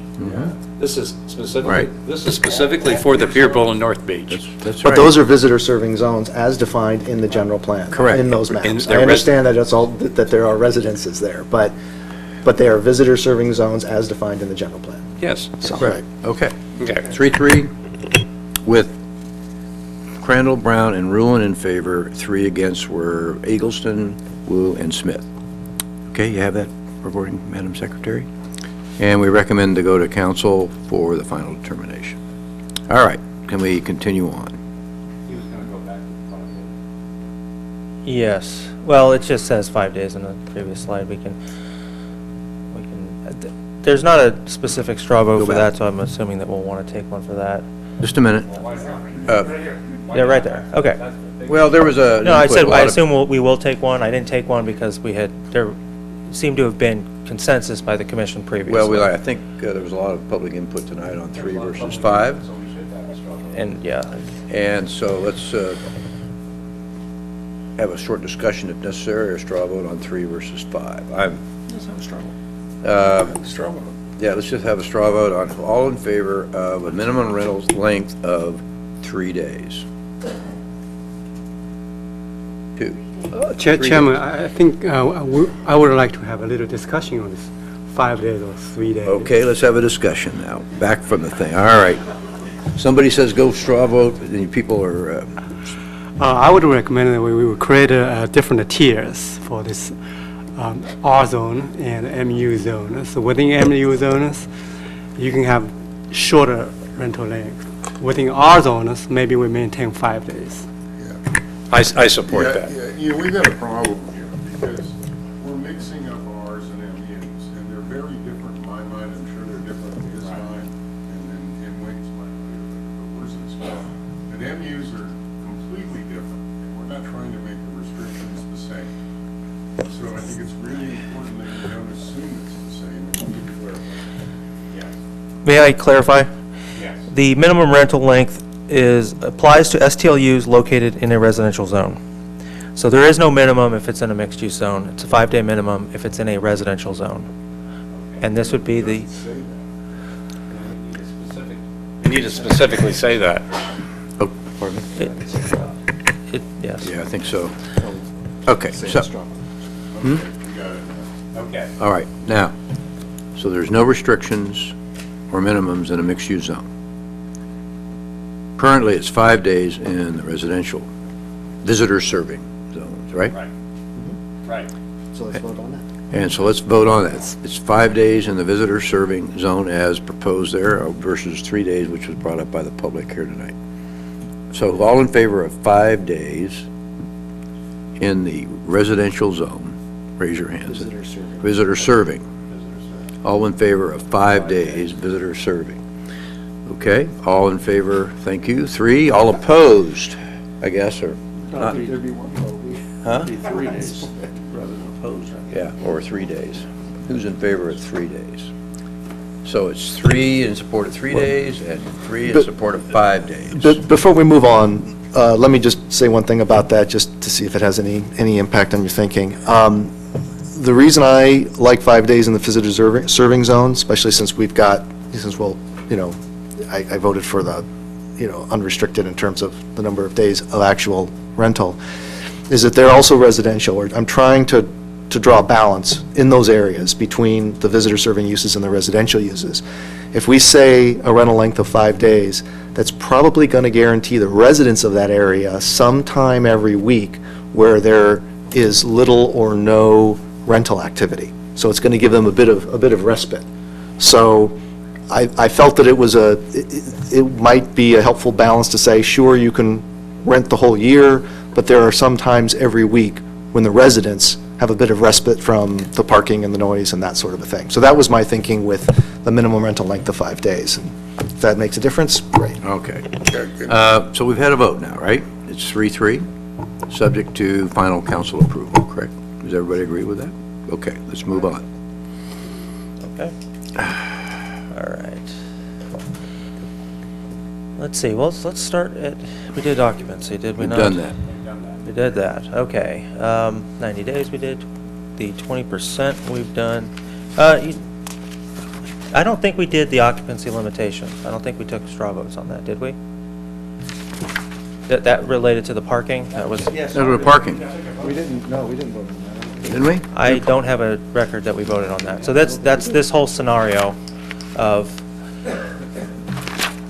requiring, limiting the number of renters and guests based on the number of parking spaces. We've already voted on that. I don't think we did. I don't believe that we have.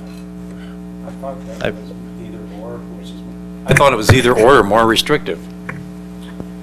So we had a report that we I supported. don't think we actually took a vote on it. We kind of finished the discussion on it. Okay, so I thought we had reached consensus that the staff proposal, the more restricted of the two, using both. Yeah, we don't have a vote on that one. You do not have a vote, thank you. Oh, she's the one I trust. Okay, We voted on that last month. that's last month. Okay, so you want a straw vote on the parking regulations, occupancy limit? Limits. Yes. Occupancy limits and parking, I think, is the actual title in the staff report, as proposed by staff, which is taking the more restrictive of the two charts within the two different parts of the ordinance, And a maximum of 12. and a maximum of 12. Yes. So all in favor of the regulations for occupancy limits as presented? We've discussed this. What, you don't even have your light on, so. I'm not clear on this. Okay. Okay, let's- so what we do you have want? 2-bedroom unit. How many people can you put in a 2-bedroom unit? In a 2-bedroom unit, under the regulations now, you can have 2 per bedroom plus 2, so that's 6. So But- it's 2 in a bedroom plus another 2. But if you have 1 parking space, then in the No, I 2... understand Okay. that, but I'm just saying if you didn't have the restriction in parking, I'm trying to figure out, if you have a 4-bedroom unit, you can get 8 plus 2, it's 10. Yes. Is that right? Yes. Right, that's for the ordinance that the council's already passed, the transferring occupancy tax, and the another part of our title. We're voting on, do you support the occupancy limits as proposed by staff? I thought we reached consensus on that. It's, We didn't vote on it. okay, well, then that's what we're about ready to do. So we're going to vote. All in favor of the occupancy and parking limit presentation by the staff in the report, as discussed earlier tonight. All in favor, say aye. Aye. Opposed? Nope. Okay, passes 5-1. Something passes. Thank you. Thank you. Okay, continue on, Mr. Planner. Let's see what else is next. Okay, so the next item is related to the permits for STLUs. We're still talking about just STLUs in the visitor serving areas. This would be for both mixed use and residential zones as well in those visitor serving areas. This would be an administrative permit that the city planner would make a determination on. We have a requirement that be recorded with the county. The permit does not run with the land. It's tied to the ownership, but ultimately it is administrative. Are there any questions on this permit? Okay, Mr. Rowland. Yeah, what happens when someone transfers their property into a trust or it gets inherited? Is that considered a change of ownership? Yes, that is a change of ownership. Okay, so if all somebody did was, I'm going to kind of repeat myself because I want to make sure it's clarified, and Mal, if you feel free to chime in. So it's pretty common for people to take their homes and to create a trust for estate purposes, move their homes into the trust. So we're saying that is a change of ownership, you lose your STLU permit. If somebody puts their home into a trust, Right. that's a good question. I don't know if the city attorney would like to weigh in on that. A living trust, you mean, something like that? Mr. Chair, Commissioners, as currently drafted, any change of ownership would result in this happening. So even transferring it to a trust would be deemed a change of ownership, which would be affected by it as currently drafted. Now, that could certainly be amended, but as currently drafted, this is a a fairly strictly drafted regulation within the ordinance. We may want to think about, I think if someone inherits, that should be a true change of ownership, but it gets a little tricky with trust, because we could maybe have something that says if I transfer it into a trust, if I'm also the beneficiary of the trust, then that's keeping the ownership. But if say one of my children is also a beneficiary of the trust, then when I die, they would keep it and that sort of thing. I don't have kids, I'm just making that up. So, just full disclosure. So my point is, it gets a little tricky in terms of how we do this, but it would be nice if we could arrange it to be fair, so that if people are doing that for some kind of estate purposes, they're taken care of. And if that's the will of the commission, I think we'd be happy to take a look at that. Let's have a vote on that. See what we can do. Mr. Chairman, I have a question here for the city attorney. When you have a trust, isn't the trust the beneficiary? I'm not a trust and estates lawyer. Okay, and I'm not, but in a trust, there can be a number of beneficiaries, but my understanding is when I did my trust, the trust was the beneficiary. And so, I would feel upset if I owned a vacation rental and decided to put it into a trust, and all of a sudden, boom, the hammer came down on me. I don't think that's fair. And if that's the direction that the commission wants us to go, as was stated, we can certainly draft around that. Now, I'll draw the commission's attention to the last sentence in subsection K, which actually deals with this on page 13.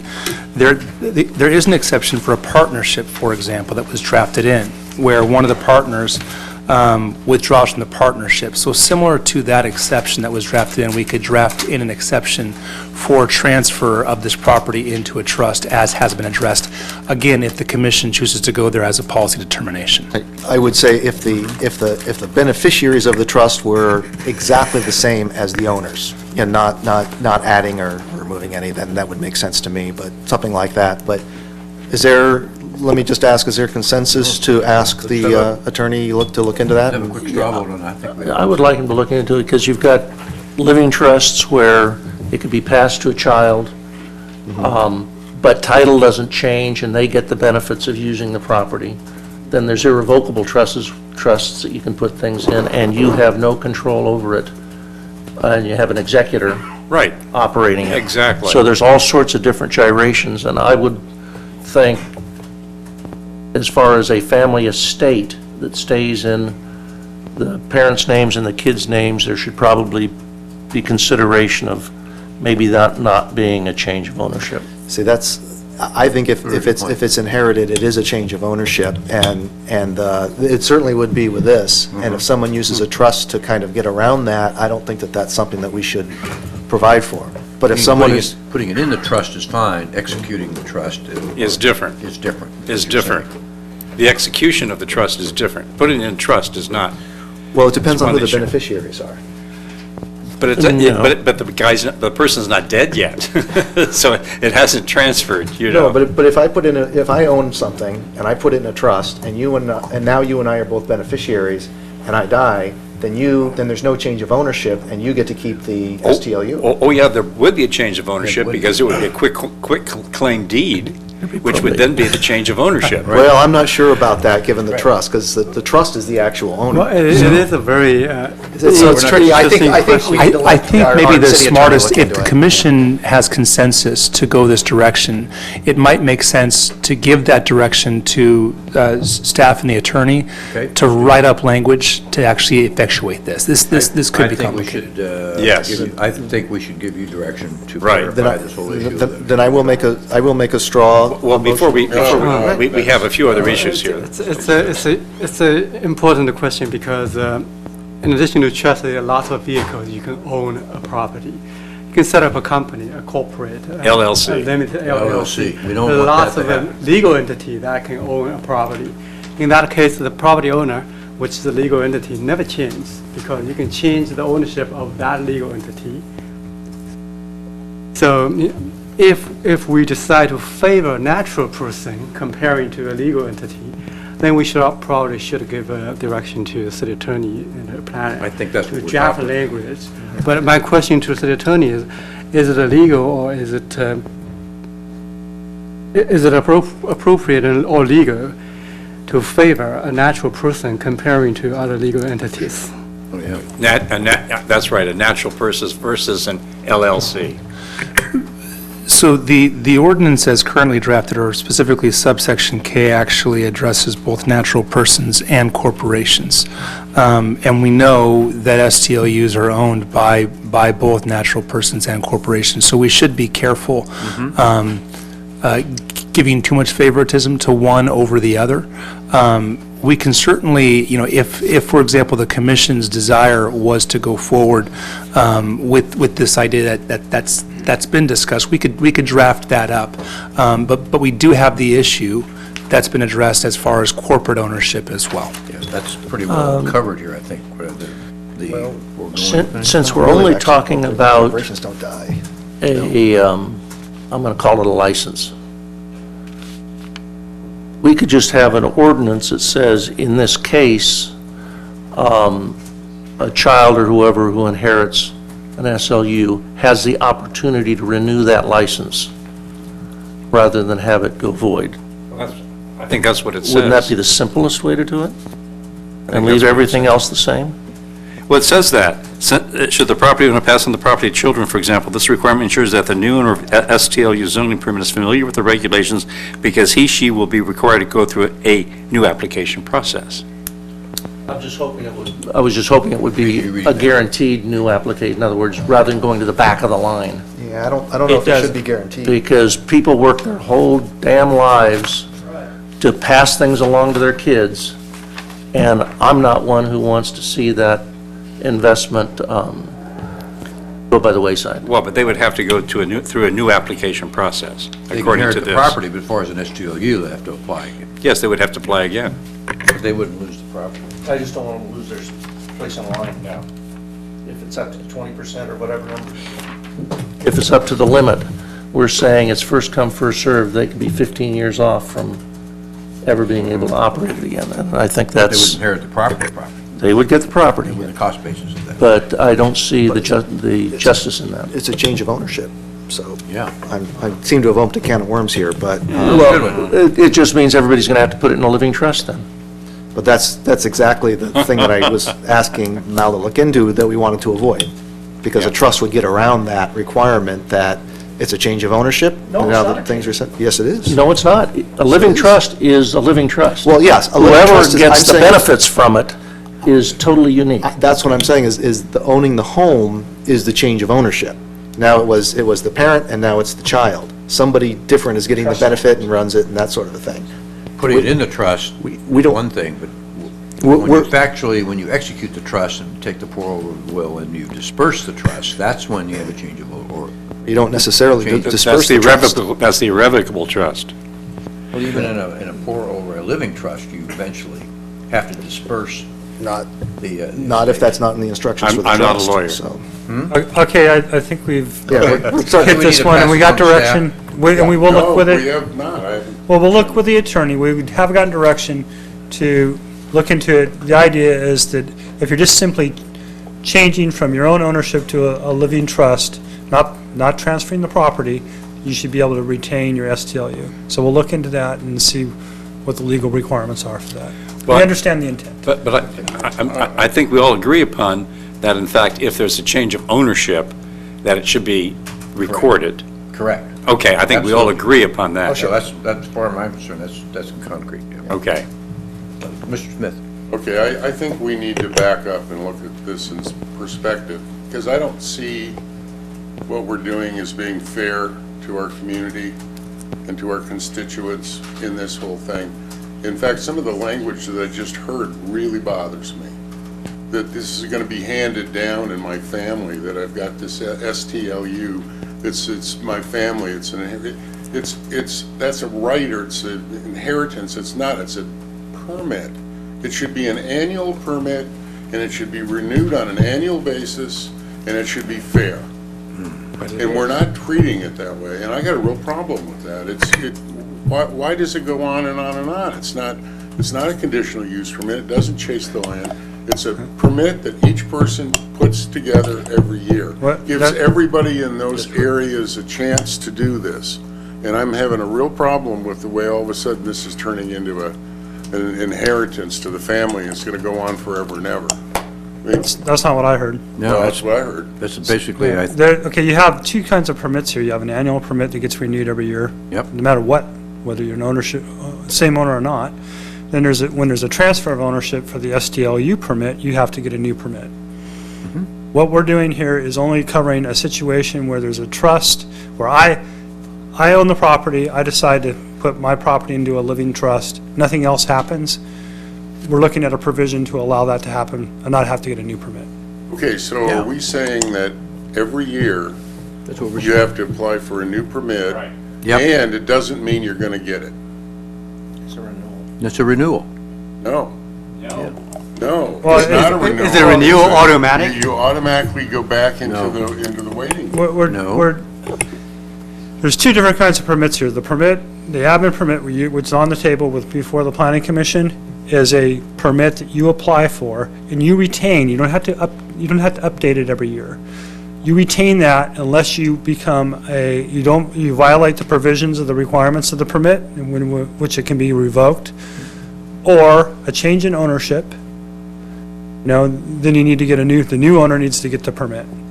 Okay, that's the provisions of the admin permit for the STLU. There's another permit which is under section 13, which you have to update every year, when it has to do with TOT. It's not. Yeah. What I'm hearing is if you get your permit, you can have it for year after year after year after year. Correct. And if you're the one person in the multi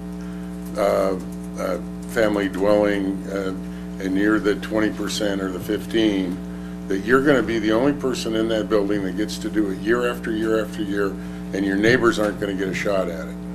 And I think that is so completely unfair that I cannot ever support that. I think what we're doing is we're creating private businesses here. Okay, but that's off topic. We're not talking about we went through that. Right now, we're talking about just the idea, the concept of allowing a trust and a non-change of ownership to occur, and we've gotten direction to do that. Yeah, I'm fine with that. I think, Has to go to the attorney at this point. I don't think we can make a correct decision. But then can we bring it back around to just what the topic was originally, was an administrative permit, and we wanted to get, your concurrence with the administrative permit process was something you... Right. Well, Commissioner Smith does bring up an important issue here. Should those permits, although they're not tied to land, they're tied to ownership, should they have a time limit? Should they be perpetual, or should it be expire in a certain number of years? Given that they put the money in, there's some expectation of investment. Maybe they can expire in 5-10 years, maybe they go perpetually. Typically, zoning permits don't expire unless the use ceases. And in this case, this is a little bit more restrictive because when the ownership changes, it also the permit expires with the change in ownership. So they have to apply for a new one.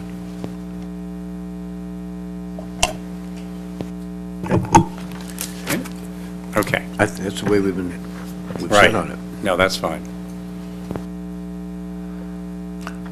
So, go back to the last slide there, briefly. The zoning permit. It's administrative review.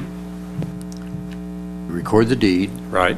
Permit does not run to the land, it's tied to the ownership. Correct.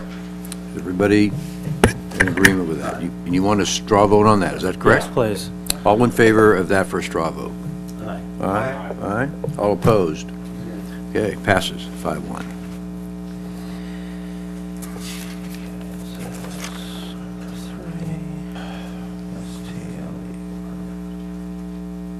Okay. All right. Well, let's start talking about home shares. Okay. Since the last meeting, We're about a fourth of the way through, so everybody's going to be a long night. We're going to get through it. since the last meeting, which still had the ultimate definition of home shares up in the air, staff has again looked at best practices in other cities, and one of the things that we've come up with is that the classic home share definition being where somebody owns a dwelling unit and rents out a portion of it while they reside there, we found that that is problematic. It's hard to enforce. Other cities have had issues with it. So staff is proposing a modification to how we were looking at home shares in the past, and that is to define a home share as a multi-unit building where the owner owns the whole complex and lives in one unit and rents out other units. This gets around the issues of trying to both rent out your entire unit and trying to not live there while it's happening. So in this situation, there's no collision of the two desires, to rent your unit and also to have renters who want the whole unit to themselves. There's on-site management, and people are able to rent, an entire unit. And so for a home share, this is what staff recommends as an enforceable alternative. And so we would propose that definition for a home share. We would recommend that it be allowed in all residential zones, as well as the mixed-use areas, if those are for the residential units in those areas. Do you want to discuss those items first, or just have me go through? I have a question about one of these bullet points. If we have questions on bullet one, then you might as well just stop and. Yeah. Okay. What I hear staff saying is, again, this is like tough for me to get my head around, that's why I'm asking, but what I hear staff saying is, if I live in a duplex, and that staff can regulate the fact that I live in one of those units in the duplex, and that is markedly easier than if I live in a single-family home, and staff can validate that I live in that single-family home. Okay. Hold on, I'm asking my question. So I don't get where one is easier to enforce than the other. We don't anticipate the same problems occurring in a duplex where the owner lives in one unit and rents out the other that we would in a single dwelling unit where the owner lives in that unit while they're renting it, part of it short term. And what kind of problems do you mean? Owners saying that they live there and they don't, because what they really want to do is rent the unit entirely, and so when they do rent it short term, they leave. And then we're in this. But you have to check that person. You have to enforce that person. You got to knock on their door and check their ID, and you'd have to do that whether it was a duplex or a single-family home, wouldn't you? Yeah, but there's really no motivation for an owner who has their own unit and is renting out an entirely separate unit to not be there. I mean, if they're residing there. Well, there's the same motivation that a single-family home would have, in that in the unit that he supposedly lives in, he wants to rent that out as a scofflaw, right?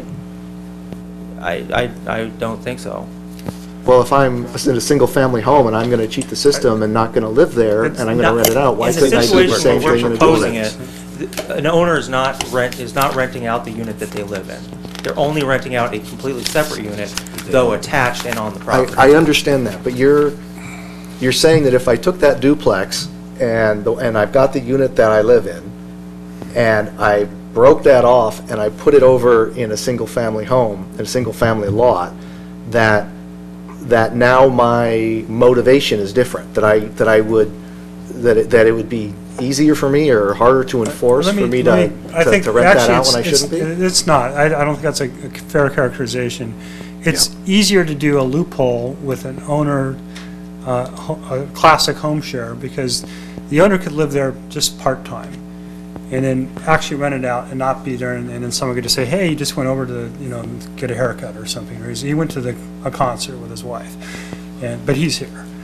And this is kind of a classic with Santa Monica and some of the other cities, and Brent might be able to speak to it a little bit better and why it's an easier loophole.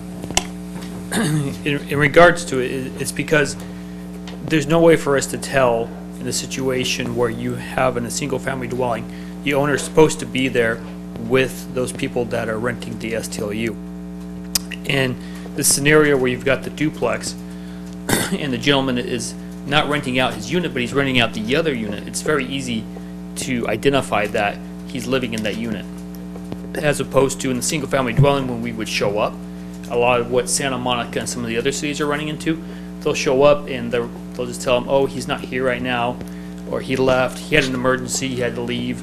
And so it becomes a loophole, and then it just turns into a standard STLU. Or B&B. And how much does this happen? Is it 2%, 20%? We'll look at the number, I believe one of the gentlemen had the numbers of the STLUs that were in Santa Monica. They're still proliferating within Santa Monica, and there you're only allowed to do a home share. And they're finding that as they look into them, none of them are really doing home shares. They're just... All right. Excuse me, are you done? You have more questions, or can we? I had a comment, but I'll wait on it so other people can ask questions. Okay. Commissioner Eggleston, you're just chopping. I'm chopping to the bit here, because when I first read this, I became very confused with regard to the title itself. A true home share, and I'll pass this out to you for other cities and in the industry standard, the true home share is when you have a single-family home and you rent out a 1 or 2 bedrooms. That is a true home share, according to industry standards and according to, this is 2 pages, so just pass them down as you go. And these are the definitions, and I talked to staff about this because I was really confused about this. This just didn't make sense to me. So there's the home share is an activity whereby a resident hosts visitors in their home for periods of 30 consecutive days or less, while at least one of the primary residents lives on-site through the visitor stay. The guest enjoys the non-exclusive shared use of the unit with at least one of the persons who is domiciled at that location. That is a true definition of home share. So when I read this, I became very confused. And I talked to staff and I said, can you at least change the title of this to at least be more specific with regard to what this is? And what did you guys come up with? Managed STLU is a simple way to put it. That doesn't do it for me. We've spent a bit of time trying to think of some other names. We can continue thinking of other names, but are these multi-unit buildings that we're talking about? Yes. So why don't we call them multi-unit STLU? We could do that.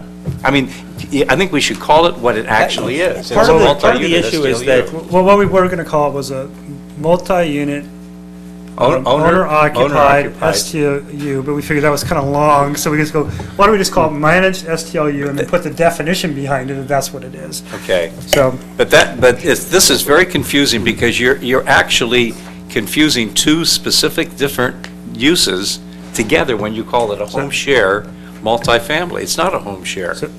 So the point was that the home share, Wayne had a good point, and actually Commissioner Wu brought this up with me too. Home share classically is thought of as a different thing, so we shouldn't be calling this a home share. So we're fine with changing the name of it to fit. Define it any way we want, really. Definition. Really, I mean, you think about this. We can define a home share any way we want, as long as we put it in the code. I mean, I don't see what's confusing about that at all. I mean, in the city of San Clemente, this is a home share. And this is what it is, a building, multi-units, guy lives on site, owner lives there. We can define... we have the power to do that. We can also put a new title on it, if that makes some people... I'm proposing put a new title. We have the power to define it the way we want, but I think we should, it's a good practice to use people's common sense or even a dictionary when we define things. We cannot define things the other way around.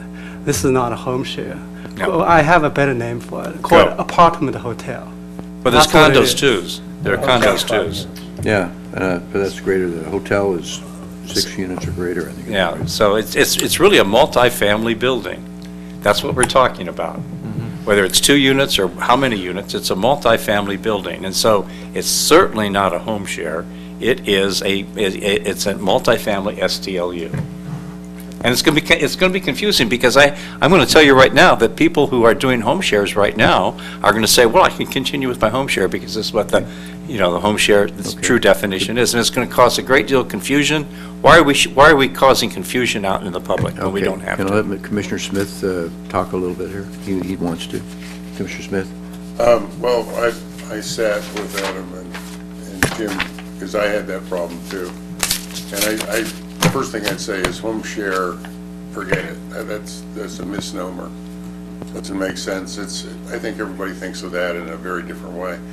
The way this was explained to me is that, for example, if you have a duplex and you own the duplex and you live on one side, that you can rent out the other duplex as a short-term rental unit.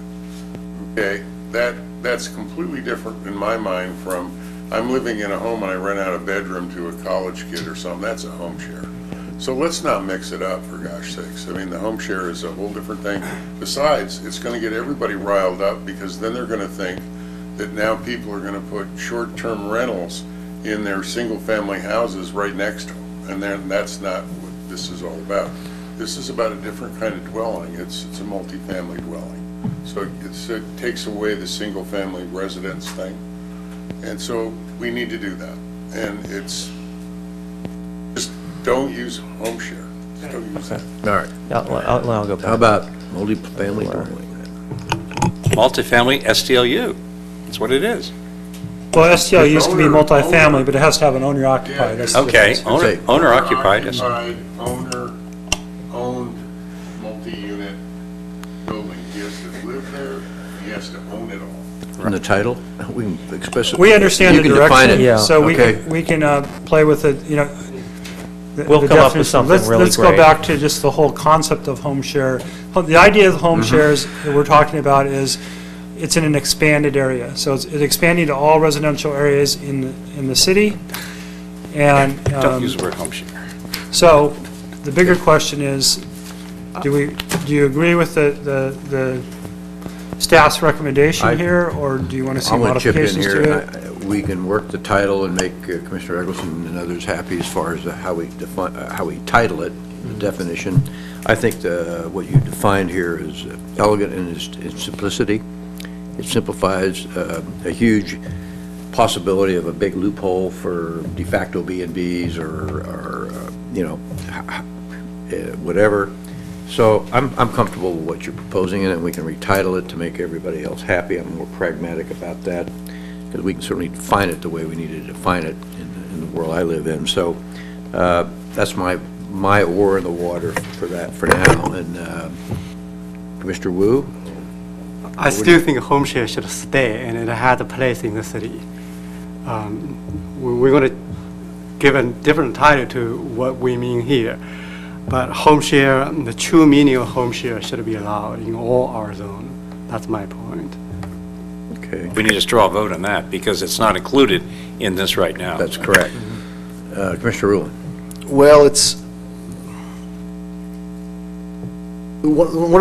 I think one of the problems I have with call it an owner-occupied STLU is it's a de facto banning of all sorts of STLUs in an R1 district and allowing it in medium and high-density areas. And we've had many, many long discussions about that and struggled with that issue. We're, trying for a level of fairness, not pushing this all into one area of town, collecting TOT from one area of town for the benefit of the entire city. If there's going to be a burden, let it be a shared burden. If there's going to be a benefit, let it be a shared benefit. I understand the logic that got us here, but I do have problems with the net effect is that, if you've got a single-family home, you are exempt from having STLUs and, of dealing with that in those neighborhoods. And if you're in a medium or high-density zone and there's duplexes around you or small apartment buildings, you aren't exempt from that. So I'm kind of struggling with that.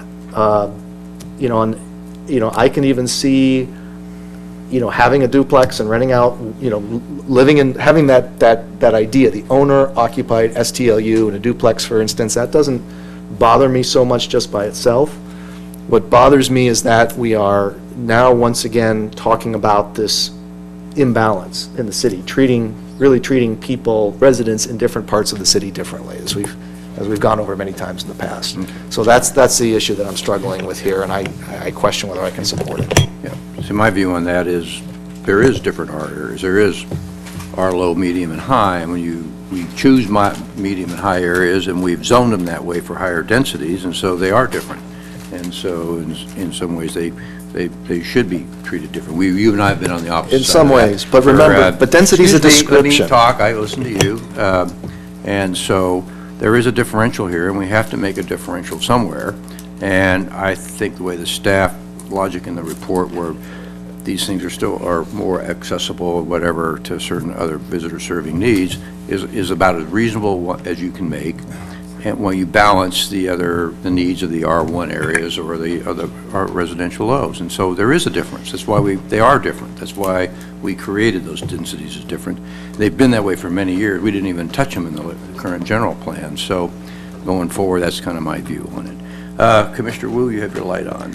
Yes, by the proposed definition, an apartment building with 5 units being used as STLU, year-round or maybe not year-round, we haven't talked about that yet, would be considered a home share, so be allowed. While at the same time, renting a room to a backpack traveler in summer is not, therefore prohibited, although it will be much favored by Coastal Commission because it provides affordable accommodation in coastal area. This will create a policy greatly favoring professional investors and against residents wishing to make some supplementary income through sharing their primary residence. The market force will then exploit this policy. The result will be a transformation of our RM and RH neighborhoods towards a commercialized zone, as many local residents fear. For that matter, But the owner has to be on there and you have a limit, yeah. the limit has to be on one of the units, yeah, right. You can't have a corporation buy it, you gotta have the owner. The corporation can designate the on-site manager, give them a share, call them owner. They can figure out a way to do this. Try to build a real expensive mousetrap here. Commissioner Smith. Okay, this is not a home share, so forget that home share stuff. This is something else. The problem that I have with this is that in the concept, it sounds pretty good. The owner owns the whole building. He doesn't have other people living in there that have equal ownership rights. Like if it was an apartment building where everybody bought their own apartment and all of a sudden the guy next to you is doing a short-term rental. That's not the case. The owner's got control over everybody in that building, and therefore a lot of those concerns that you have internally, I think, are somewhat controlled by the fact that, hey, I told you when you moved into this building that I was going to have some of these units as short-term, or maybe all of them. So it's understandable. What bothers me about this is that we're allowing it in all residential zones. Well, I think we should certainly include all MU zones here. But more than that, I'm not sure that a blanket statement like that in all residential zones is prudent. I'm afraid that this could be, in certain circumstances, a nightmare for certain people who don't see this coming. And in that respect, I have a problem with it, because I don't want neighbors to have a nightmare all of a sudden because now they have a whole fourplex of short-term people going in and out, and they're living next door and they may be in a single-family house. So I don't like it, and I'm not sure even why it's on the agenda. I think it's a different animal, but if we're gonna hang in there and say we got to deal with this now, which I think it's very different. But if we're going to deal with it differently, I think we need to do a closer study about where these ought to occur rather than saying they're allowed, in all residential zones. And that's the only way I could support this. Commissioner Eggleston. Thank you. In the visitor serving areas are multi-unit buildings allowed to have vacation rentals in those buildings? So this does not apply to visitor serving areas, is that correct? Well, it doesn't need to apply because it's allowed by right in those other areas. So, Yeah. so this would be in the RM and RH areas Right. and single-family neighborhoods, right? And that type of thing. Okay. I just want to be sure because I want to protect good operators like Jerry Quinlan out there who has a fourplex and lives in one of the units in the Pure Bowl area. And I know of others that are very good operators that do that in the visitor serving areas. So I think it's important to understand that there are some very good operators out there in that. However, in residential medium and residential high areas and single-family areas, I'm not going to be able to support this.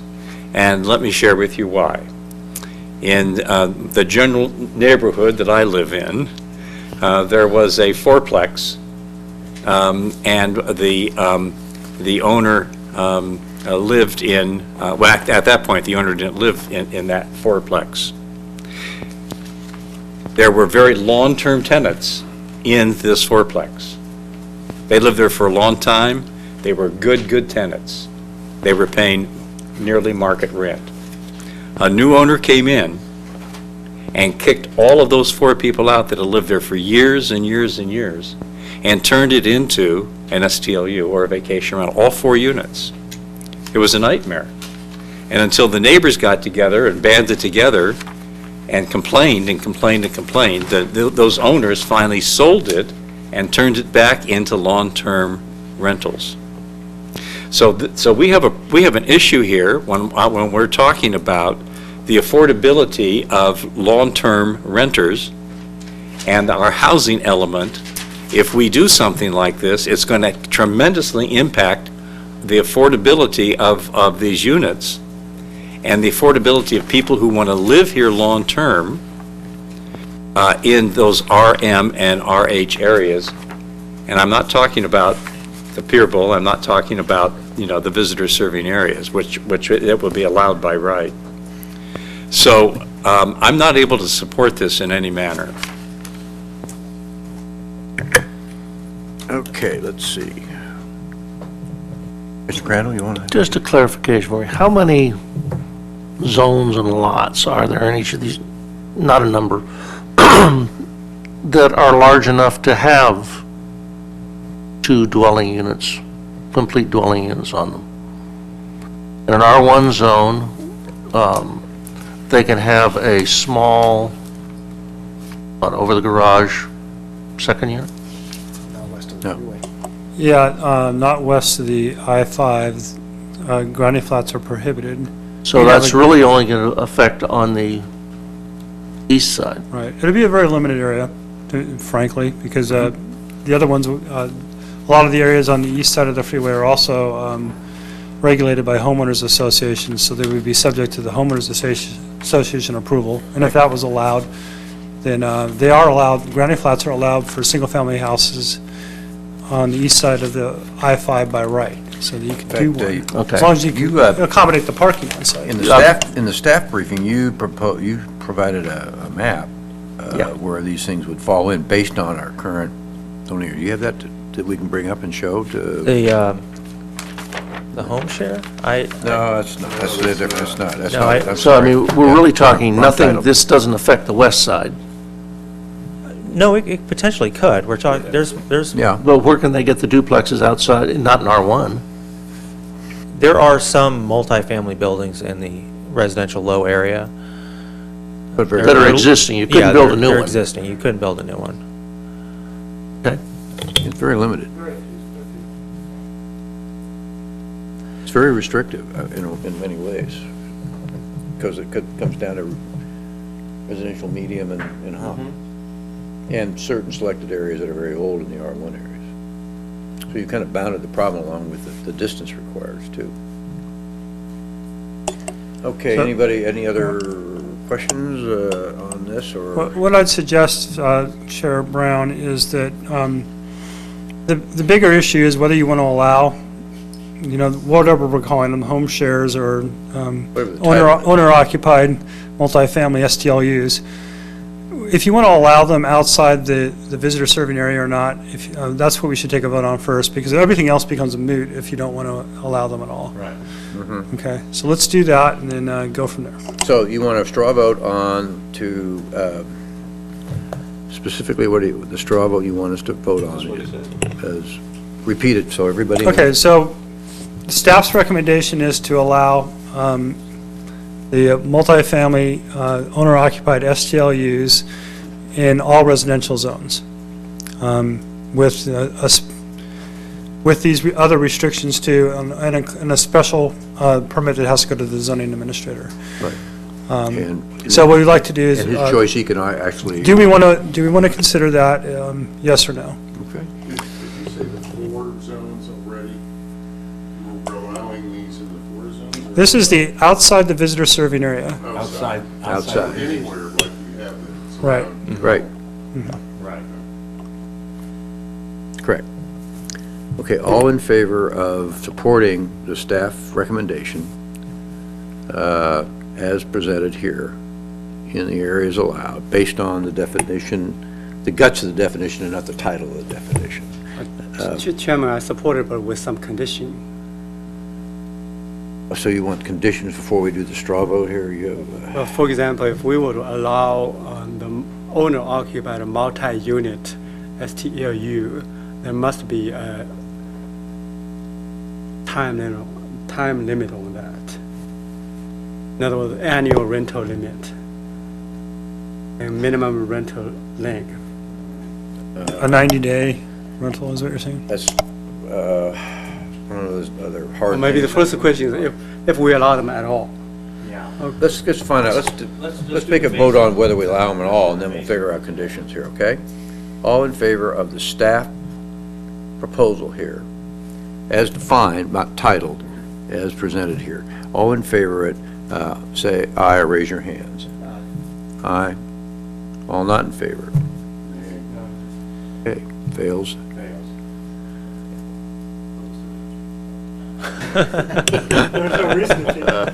So there's no use to talk about conditions. Yeah, you don't have to worry about it anymore. Well, The city council, though, for their consideration. Well, there is, we're Do kind we want of to passing. recommend forward it on to city council for their recommendation or consideration? Failed, so it doesn't go on. But Chairman, I do So like. it would be removed from your recommendation in terms of the ordinance. Chairman, I would like to make a separate motion to allow home share in its true meaning, as defined by Wayne's example, by Santa Monica, for example, or similar to that, to allow them in all residential zones. With a limit, for example, limited to 1 car, 1 parking, 4 people, and 1 rental agreement, 90 days, so to speak. I don't think I can support it. This is the issue that's going, that code enforcement said is going to be unenforceable. That's right. There are many things unenforceable what we're doing, but this is very unenforceable. But we can certainly take a straw vote on it. Yeah, I don't think I can support it. Okay, go ahead, Mr. Smith.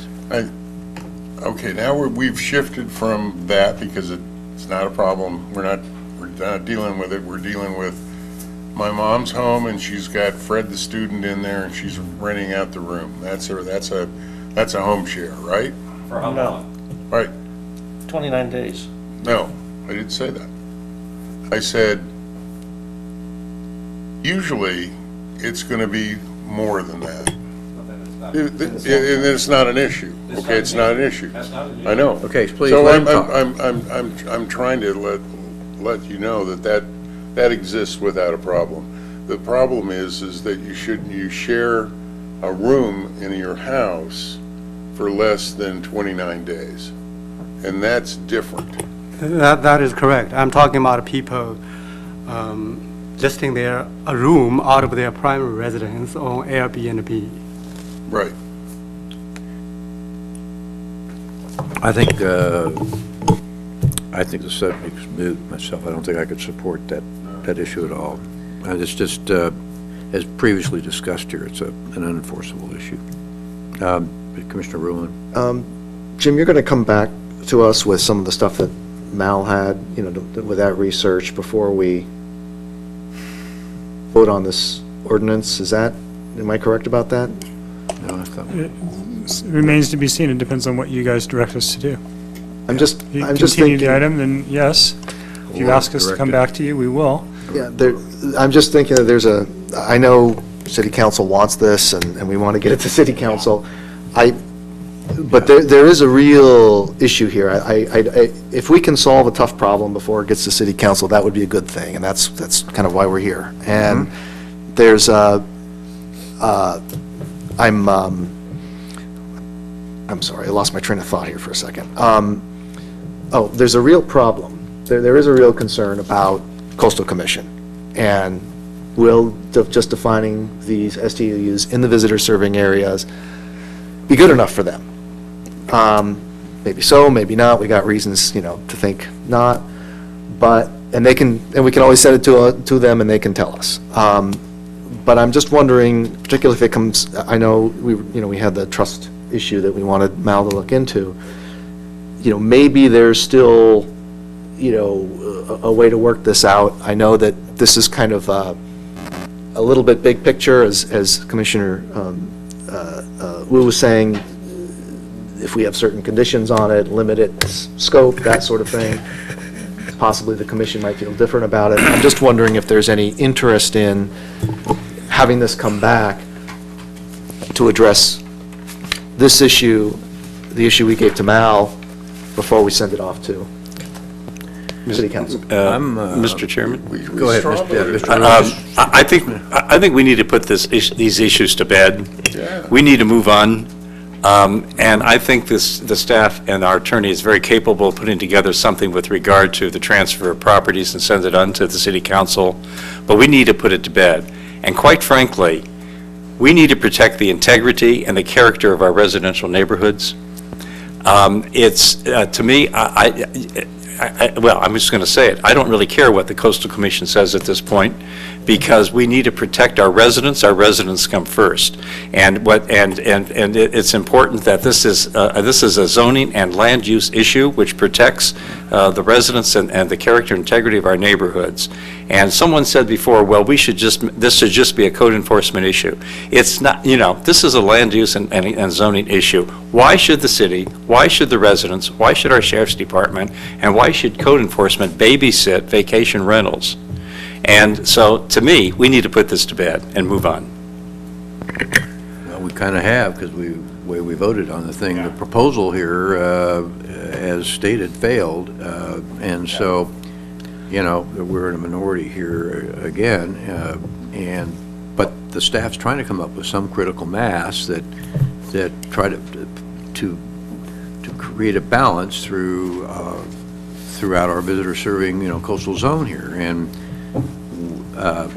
nobody seems to be pragmatic about it. It's tough, but you just can't say there are different zones because of density that it's amenable to. And that the thing about a home share is not only we have a distance requirement, but this is a zoning administrator review. This is a formal review, so we've let them. So I know. We voted on this. We voted on it. I understand that. So it's failed, but I don't know what else they'll come up with. So maybe we ought to move it on to council. What else? There isn't anything to come up with because we just took it off the agenda. We voted it off. I know. I don't understand what Commissioner Rulin's talking about. But what's your issue? My issue is that we're tasked by city council to come up with some solution. It's a hard problem. We did come up with a solution. We said we don't want to do it. Well, we have been, and they've been split, and it's more like we're giving them options as opposed to solutions. So I thought that if this was going to come back to us for one more round, then maybe it might be worth seeing if we could come up with some new solution that might be amenable. That's what I was bringing up. Mr. Wu? I'm with Commissioner Ruling on this issue because we also need to consider consistency of our zoning ordinance. Just because the zoning ordinance offers us a framework and we can refer back to, any regulation on STLU needs to be consistent with the other portion of it. Take an example of B&B. B&B can have nightly turnover. B&B is commercial use, so is STLU. It's allowed in all residential zone except for west of Interstate 5. Now, STLU conceivably is a less intensive commercial use in residential zone, so the regulation, the zoning regulation on STLU should not be more strict than B&B. So if we allow them, how come we doesn't allow them in residential zones? And that also brings Mr. Ruling also brings an important issue about the coastal commission, because if we move this thing to the city council as it is today, very likely we're going to fail the coastal commission's scrutiny. You don't know that. Well, what's the basis for that? But the consistency issue is still there. Yeah. Thank you, Mr. Gould. Mr. Smith, you have your light on? Oh, Let me finish. You know, I think we need to move on. We voted? Okay, move on. I would like to make a motion to consider the home share in its true meaning in all residential zones, regardless of what the restriction we put on them. But let's allow them. Is there a second for that motion? Do I have it? Okay, we have a motion and a second to vote. That's the home share that's not the one that was. No. Conventional home share in all zones. So let me. But wait a minute. Are we saying single-family home is going to rent to another family in their house? Condo, duplex, Share whatever. one room or maybe two room, I don't want. So I wanted to get, because we just kind of brushed up against it, if we're going to vote on this, which I think is fine, tell us a little bit about the enforcement of this. Do you think it's completely unenforceable, that we can enforce it with certain restrictions? What's the deal? In my talks with other jurisdictions that have had home share allowed within their jurisdiction, it's very difficult to enforce. You're taking the word of somebody, and oftentimes when they come and they ask to see the owner, is the owner here, they get an excuse of the owner's not here. So it could potentially become a loophole that would just allow STLUs everywhere. So it's a very difficult thing to enforce. There's no way to guarantee if you have a home share that the homeowner is actually going to be there the entire time. But we also have a regulation requiring the home occupancy. Can you do that?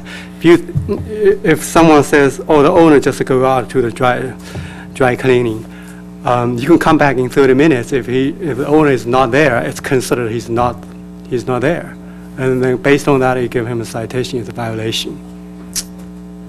I think the way just normal life exists, you go out to dinner, you go to the dry cleaners, you go down the street, you can't really expect a homeowner to be there 24 hours a day. No, we're not talking about 24 hours a day, but we ask the on-site management, we ask them to respond in a short period of time, anytime there is a phone call or complaint.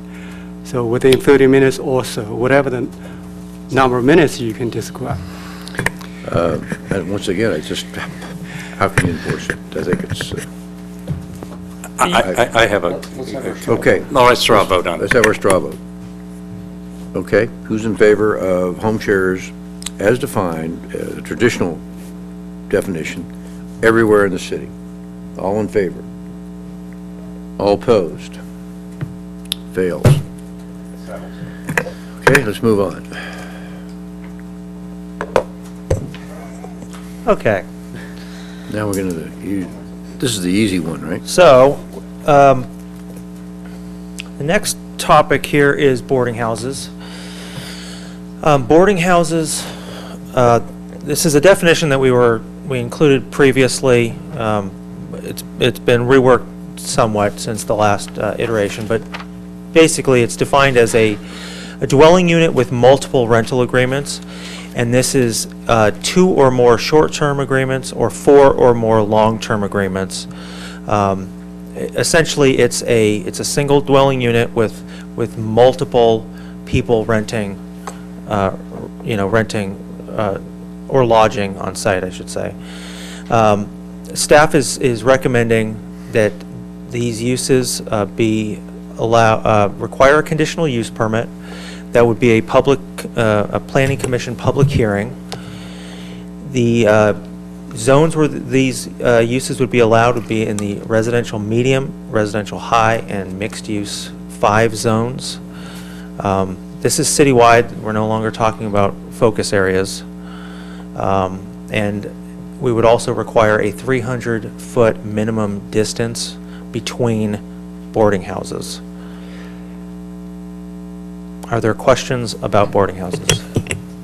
Mr. Rulon. Yeah, you know what I'm going to ask. Why not residential high as well? Excuse me, residential low as well? Well, what these uses are basically taking a single dwelling unit and turning them into a use that has an impact of a multifamily dwelling. And we would look at that by saying the low density zone is typically, it's made up of structures that are designed for a single housekeeping unit. Single housekeeping unit is one group of people that live under one lease agreement. When you have people living under separate lease agreements, then they're beginning to act like a multifamily building, just without the separate units. They're individual units, either themselves or a family renting a room, and each one of them basically is coming and going as a separate unit, and that creates the impact of a multifamily unit, a multifamily dwelling, and that type of use is put into higher density residential zones. Okay. And right now, are most of these, well, no. Same. Yeah, I just don't, I understand the technical argument. I'm not sure that I buy it as a practical use. Let me hear what other people have to say. Any other comments? I don't see any lights. Yeah, Okay. it's the worst possible thing I think you could do, put this into an R1 zone. Why would you even want to go there? Well, I don't know what you were saying, but we've got high and medium and mixed use here, but aren't you implying, why don't we put this into single family? Isn't that what you were just saying? I'm asking why not R1 as well as all of Yeah, that's what these? you were saying. Yeah, I mean, if we're allowing it here, why not allow it in all residential areas? And the answer is that it becomes a nightmare for the neighborhood. It's not conducive in the neighborhood. It's really a multifamily unit now. But couldn't you say the same thing about it in a residential medium or high area? I didn't say it makes a lot of sense in either one of those, but it makes even less sense, I think, in the lower zone. I'm not saying I like this, Mr. Crandall, but I like it less in a single-family home. Mr. Crandall, you have... Yeah, I think it's a pretty unique kind of building. It's certainly not right for R1. Is it any denser than residential high? No, it's probably the same density, and I don't see why anybody would build one from scratch. It's more like a conversion or a European pension that you'd stay at. So I don't think you're going to see many of them. I don't see where the advantage of it is, but in the residential high and the MU zones, I think it's compatible.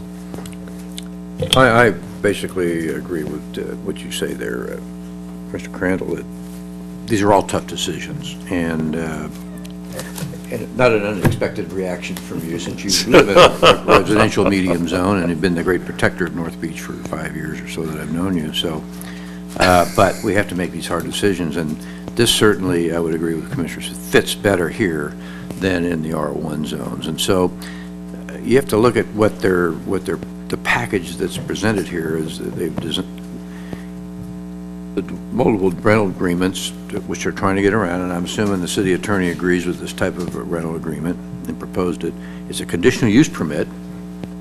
It's a planning commission issue. It comes up here to us, to the people that sit here, where it's allowed, and we have now a distance thing, and the 300 minimum distance is a known number that's codified in state law as far as noticing. So we have some, I think, a legal background there, a legal hook there. Since this is a very sensitive issue with a lot of, high-level legal action taking place and protections of these people. So this is, these are just the tough decisions that come with this entire discussion we've been having now since the 18th of November. And nothing's easy here. You can't make everybody happy all the time on this. And so you raise the issue, the level of review to a planning commission level, even though that doesn't run with the land. It's pretty well in there. It's stated in there. It's similar to the last discussion we just voted down. It had a higher level of review with the zoning administrator potentially referred to us in the whatever you wanted to define the thing we voted down. So there's this, you allow it in certain other zones and you up the level of approval required, and you also lay in either percentages and or distances. So this is kind of the best you can come up with. That's where we're running out of options here. There's not a lot else staff can do to come back with, like on some of these various topics. This is a tough one. And this is probably the best solution for a town that's built out that we have available to us. This is the way that kind of the cards are laid out. And this is a thing that's overrunning us. And we have to get our hands around it. We have communities that are crying for it. I mean, there are people that have come into council back, 2 weeks ago with a mental health facility that moved into the neighborhood, I think. And they said, well, we're not sober living and we're not this. We have a state license for mental health. And there was like 20 people that came to city council 2 weeks ago. I think it was 2 weeks ago, wasn't it? Very soon. Yeah, not last night. So it's there, and now they found another loophole, and they're here. I mean, they're in this neighborhood. I forget the street they're on, but there's some really affected neighbors right now with panhandling, drug deals, and whatever else. So this is tough, and this is probably one of the best ways we can get around it. The lawyers have been putting a lot of brain power into this along with staff. So it's a tough decision, but sorry, Jim, it's just where it kind of fits, and the staff report is there, and I have always respected you for defending North Beach to the bitter end and residential medium, but this is just, it's not easy, and it's probably about the best you can come up with in a very difficult situation where our residents first are crying for some relief and some way we regulate it. So I think we don't, this is something you can't send staff back to and rethink about. They're running out of options here, same that we did just previously. That's my put. Commissioner Wu, you have your light on. Yeah, I fully support this policy. I just have a little question for our city attorney. Maybe we can make the language a little tighter. If a facility, say a mental health facility, and they got a license from state healthcare department, and they take 6 patients or less, then this will be not applicable because we are pre-exempt by the state law. Is that true? Mr. Chair, Commissioners, this boarding house regulation would apply to all uses in these zones that trigger the criteria, regardless of state preemption. So the state preemption that you're talking about simply requires us to treat those types of uses the same as other residential uses. So regardless whether it's a mental health facility or some other type of group home or some other residential use, they would all be treated the exact same under this provision requiring them to come and get the CUP. We are not preempted from requiring the CUP as long as all uses in the residential zone are treated the same. So you're saying if they have 6 people or less, and they're still subject to this regulation? Well, it depends on whether or not they have multiple rental agreements. Okay. As defined in the boarding house definition. That's what it would turn on. Okay, thanks. Mr. Eggleston. Thank you. So it requires a conditional use permit, but I just want to double check, it does not run with the land. Is that correct? Mr. Chair, Commissioners, all CUPs run with the land. Mm-hmm. So this would run with the land? All CUPs by definition. Okay, that's certainly do. Yeah. Because I thought I read that this would not run with the land, but let me check that again here. The requirement is just that a conditional use permit is necessary. There's nothing in here that defines the conditional use permit needed for boarding houses to not run with the land. Okay, so, let's see, okay. Is that enough? Commissioner Ruin has his light on. Yeah. Okay. Yeah, just briefly, the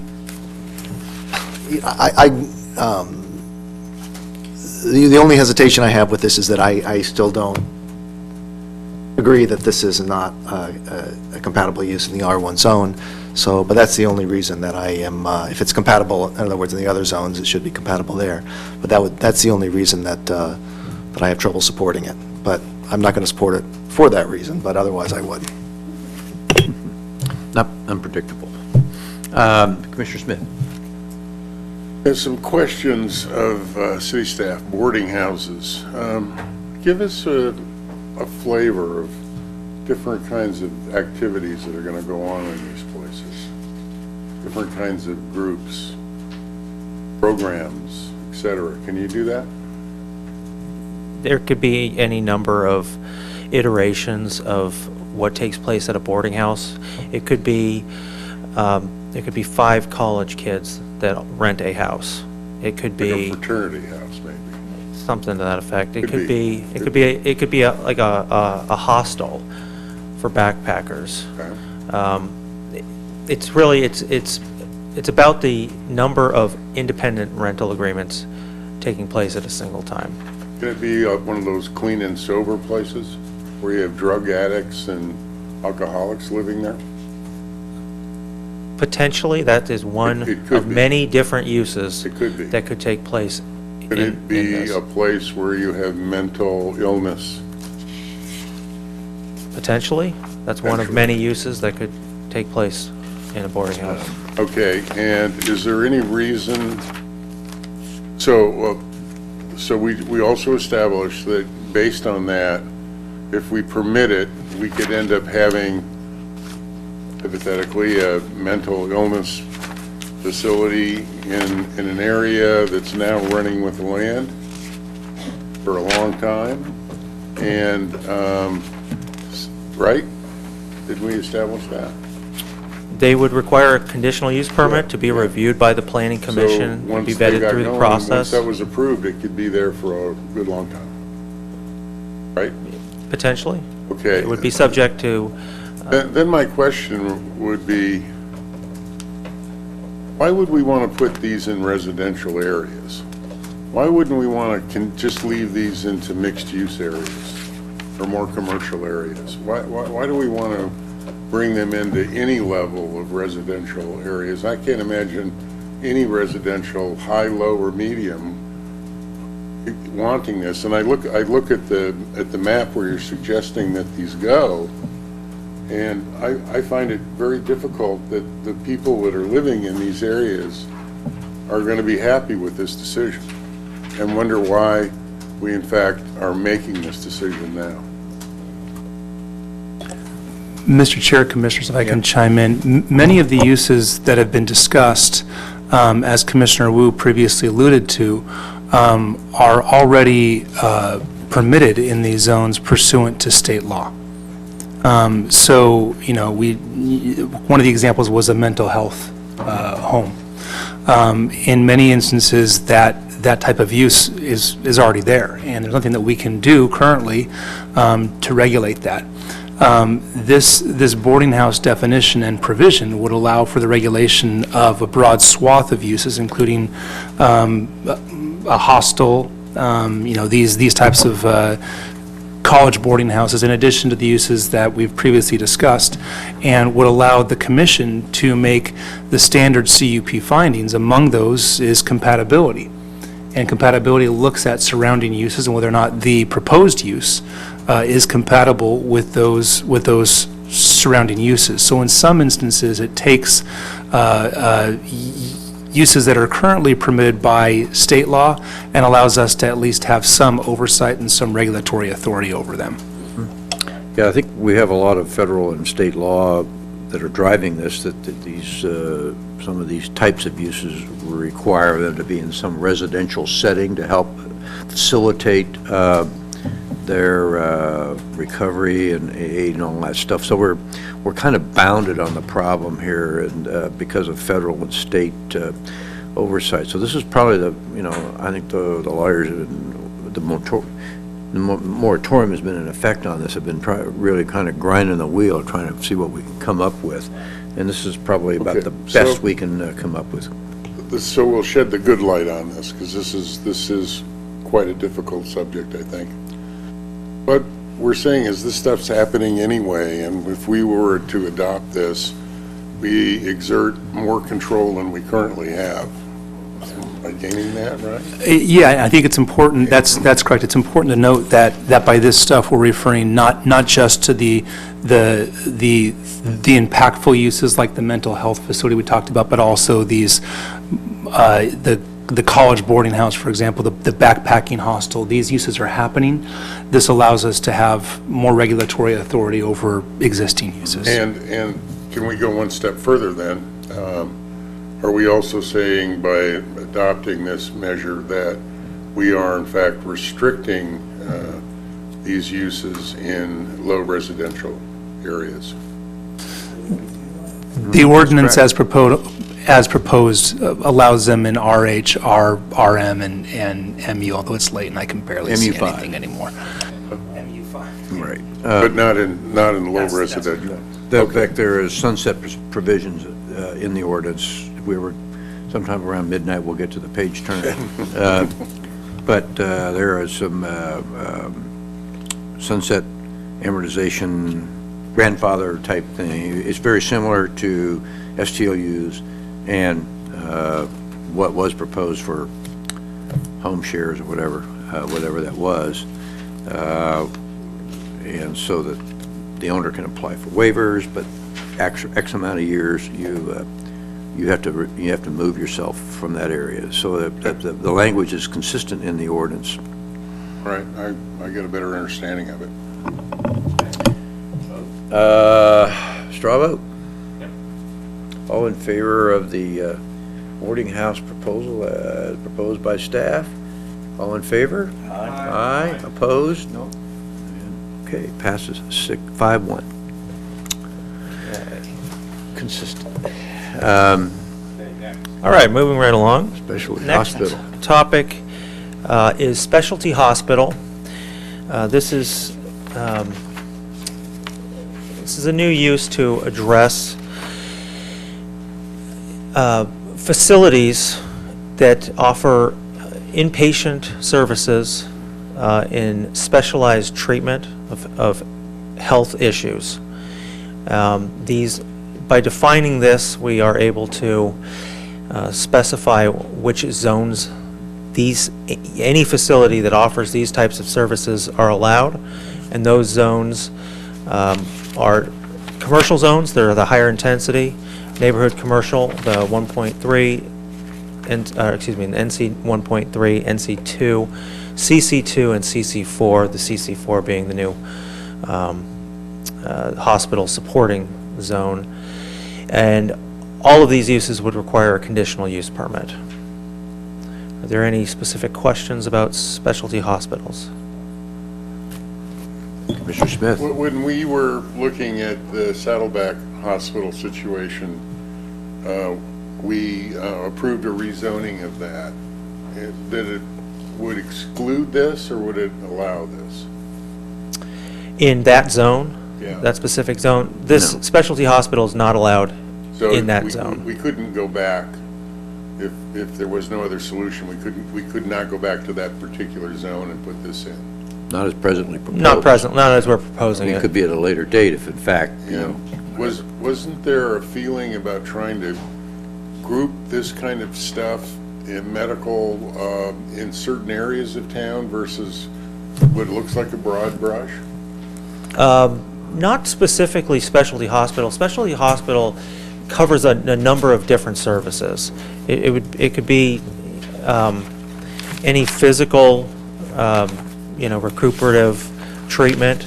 It could be a recovery center for people recovering from elective surgery, like cosmetic surgery. It could be a mental health facility that has inpatient services. There's a number of things, and we don't. I guess my question is, what are we approving here that can't already be done?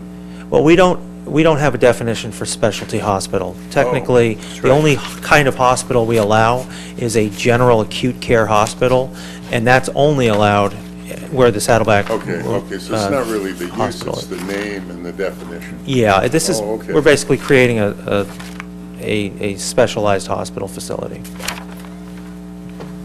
Yeah, it's, there's a very extensive part of it in the actual zoning, the actual amendment itself that defines it, and then where it's supposed to be, to go. So, and these, in fact, CC4 is the one we did create specifically for some of the counseling and stuff like that, that surrounds the hospital zone. So this is fairly well consistent, put together by staff, I think. Any other questions? Straw vote? In favor of adopting the proposed special hospital zoning and regulations. All in favor? Aye. Opposed? Passes 6-0. Okay. Okay, that was 6:01. All right. I believe the final major topic that we have tonight is the amortization. This amortization is as staff is proposing it and has been discussed by the Planning Commission previously, is a 2-year period that addresses uses that are made non-conforming by this proposal, and it's going to be for both boarding houses and STLUs. But it's a 2-year period where these non-conforming uses are required to comply with the standards. There are some exceptions during this period to which standards they need to apply to, they need to comply with. Most of the operational standards they do need to comply with, but development standards like trash and parking and things that are that they would need to construct something to fix, they don't need to comply with within that 2-year period. A change of ownership will terminate this use. There is some language similar to what we've discussed earlier about change of ownership to address the multiple forms of ownership change. One notable exception to this amortization period is in the situation of an STLU that after 2 years, the only reason that they're non-conforming is because they do not meet a density requirement or a distancing requirement. They convert to a non-conforming use that can maintain in perpetuity until they stop their operations or they change ownership. And there's not very many of these there's probably, I'm thinking somewhere between 5 and 10 total units. But these are the alternate resolution to this would be to create some kind of lottery after 2 years and decide who gets to stay and then who has to leave. And staff just doesn't feel that that's the payoff to create a lottery system is really going to be worth it when after 2 years they're going to be complying with all of the other standards that we've discussed today.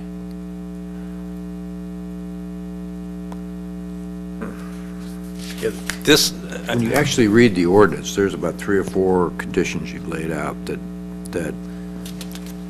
really we need to read in detail.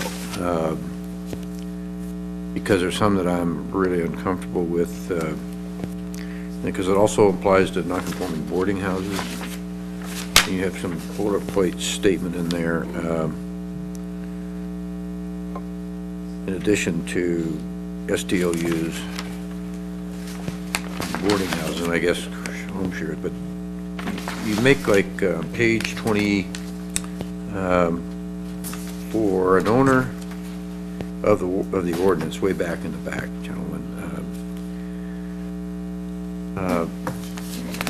Condition 2, the owner, operator, or purchaser of a legal non-conforming STLU may apply for an extension of the amortization period by making a written request to Community Development Director. Such request shall be made before the amortization period ends unless the Community Development Director determines a good cause for the late. It's in the ordinance itself, gentlemen, way back in the back, page 24. And so that's kind of open-ended to me. A little, when you really get into the page turn of the ordinance.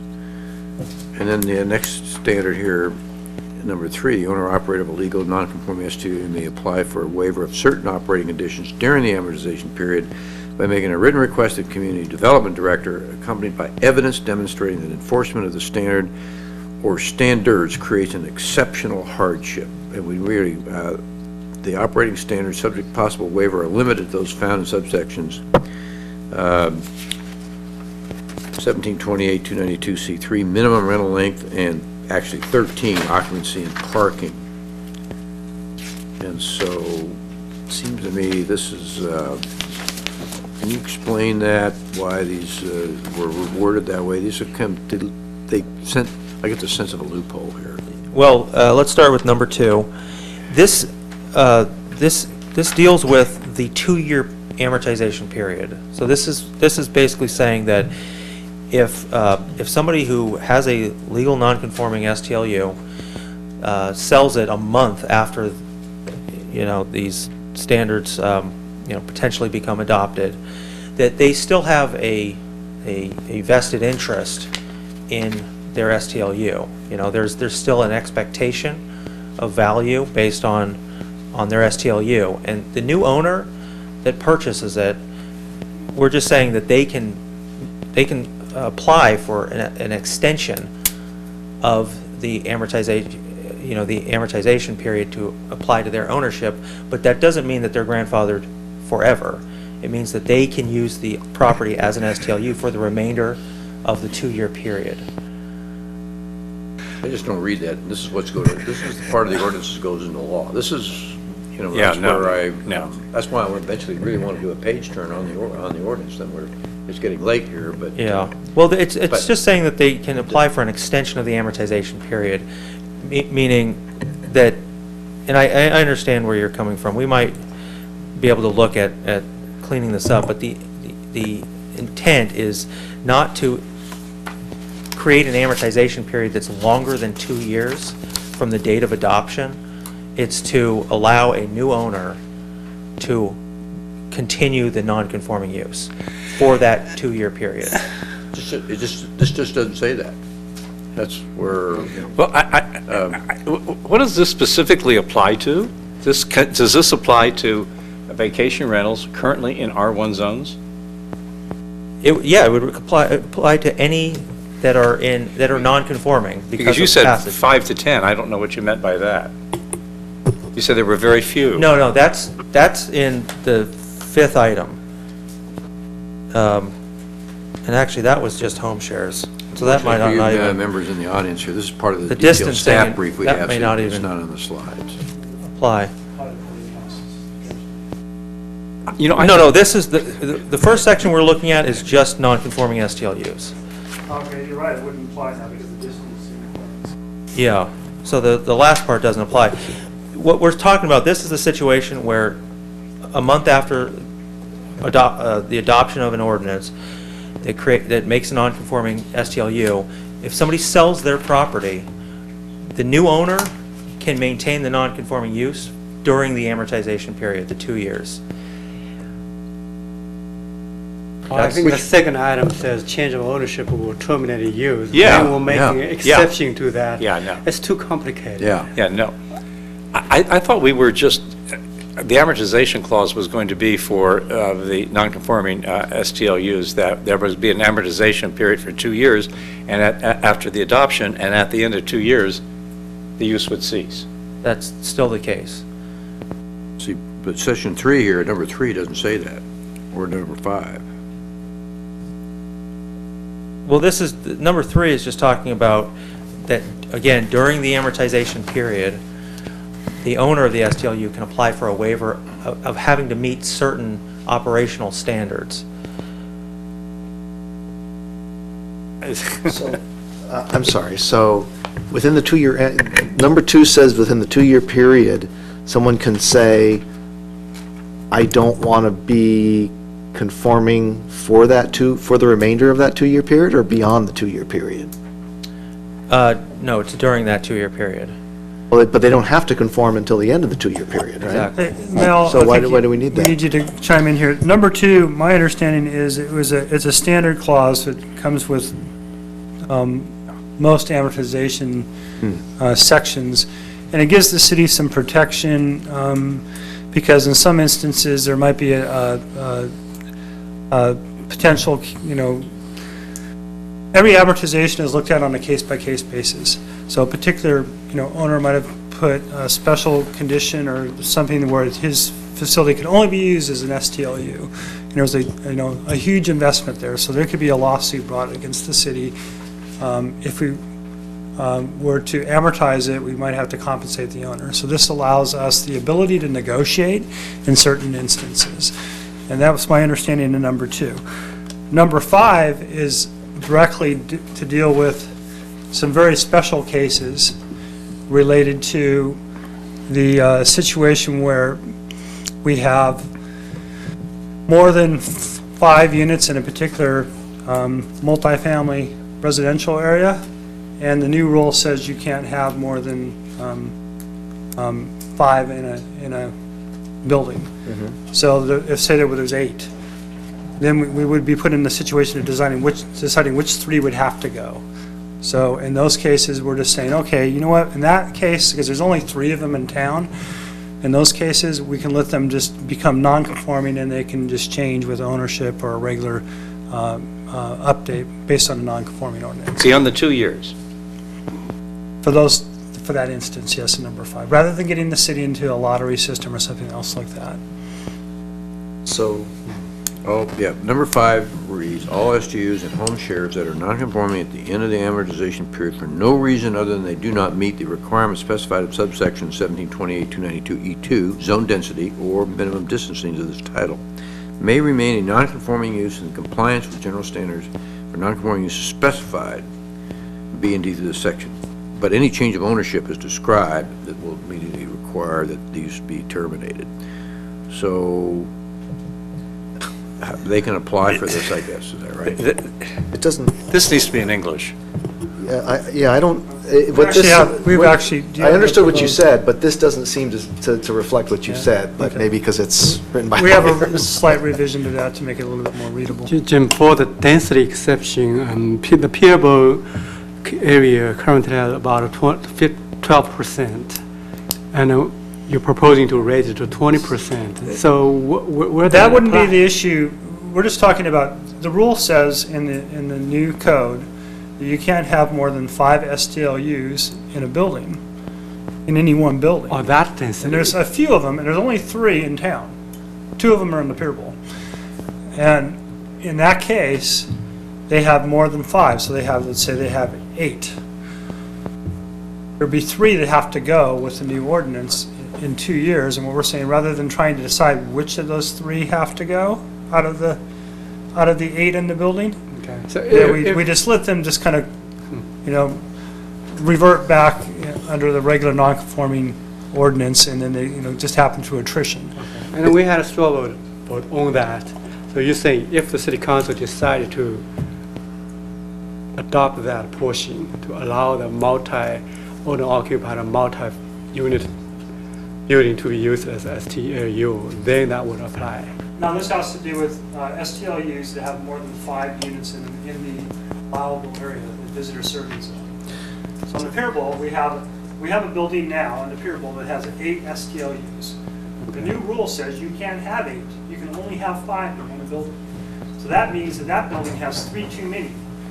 And so what this section says is that those 3 extra can stay until such time as the ownership changes or they become a bad apple and they don't conform to the operating requirements. I'm sorry, but what you're saying, it just isn't what this says. At least when I'm looking at this, it says, if the only thing you're non-conforming at is the density, in other words, you're like within 300 feet of somebody Right. else, Right. then, okay, you can stick around, which doesn't seem unreasonable to me. But you're saying something else, that there's these units that are non-conforming because they're 8 units instead of no more than 5 units, or something like that. That'd be the only thing. Density. The distance Zone thing. density. Zone density. That's what that zone density. That's what it has. If you look at Oh, the zone sections, density as opposed to... Right. That's what that means. The distancing thing is kind of moot because we already got rid of the distancing requirement for the home share. So that doesn't even apply. Yeah, okay. Okay, how about number 3 in section 9 revision, the 2 up from that? The owner or legal non-conforming STU may apply for a waiver of certain operating standards during the amortization period by making a written request to the community development director. accompanied by And my understanding, evidence of correct me if hardship. I'm wrong, Mel, is that that section was for certain STLUs would become non-conforming because they're in the wrong place, but also they might not be able to meet the parking standard. But because they're non-conforming, they still get to have the amortization of 2 years. Mr. Chair, Commissioners, so for numbers, that's correct. For 2 and 3, we're dealing with the same legal principle, and it's a constitutional legal principle. There's been some discussion tonight about property rights. What's a property right? That's a term that's bandied about frequently, and it's often misused. In this case, we are dealing with property rights. When somebody has a legal use, and that legal use changes because of zoning, then we're affecting somebody's property rights because they have a vested right to that specific use. Now, typically, what happens, right, the baseline in California is that a use becomes legal non-conforming, meaning that it can exist as currently constituted in perpetuity. The exception to that is an amortization provision. And when you amortize a use, you always are dealing with constitutional takings. I should say you're potentially always dealing with that. The potential is if somebody actually brings a claim. Okay? So anytime that you impose an amortization period, you run the risk of the property owner saying that amortization period was too short based on their investment. We discussed this at length with the sign ordinance months ago. So we'll tackle number 3 first in light of that general legal principle. What this gets at is just 2 issues. One is rental length, and of course the other is occupancy and parking. With rental length, we're dealing with the issue of impairment of contracts, right? So it's possible, not probable, but possible, that there's an STLU in existence that has contracts in existence going out 2 years that go beyond the minimum rental length, or I should say that are shorter than the minimum rental length, right? And if we required them to immediately comply with this ordinance with no safety valve, with no escape clause, then we could be guilty of or liable for impairing that contract. We can't do that. So this allows for a safety valve for them to come in and say, hey, we have these contracts in place for people to come, for a 2-day stay, for a 3-day stay, for a 3-day stay. This allows us to provide an exception in those instances.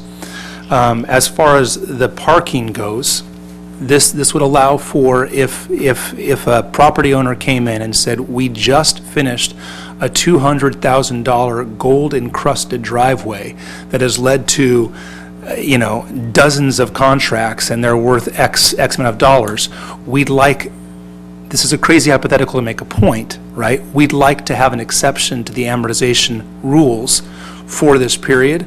This would allow us to do that. Now, the reason that we'd want to do that is because amortization cases are really fact-specific, right? It's case by case.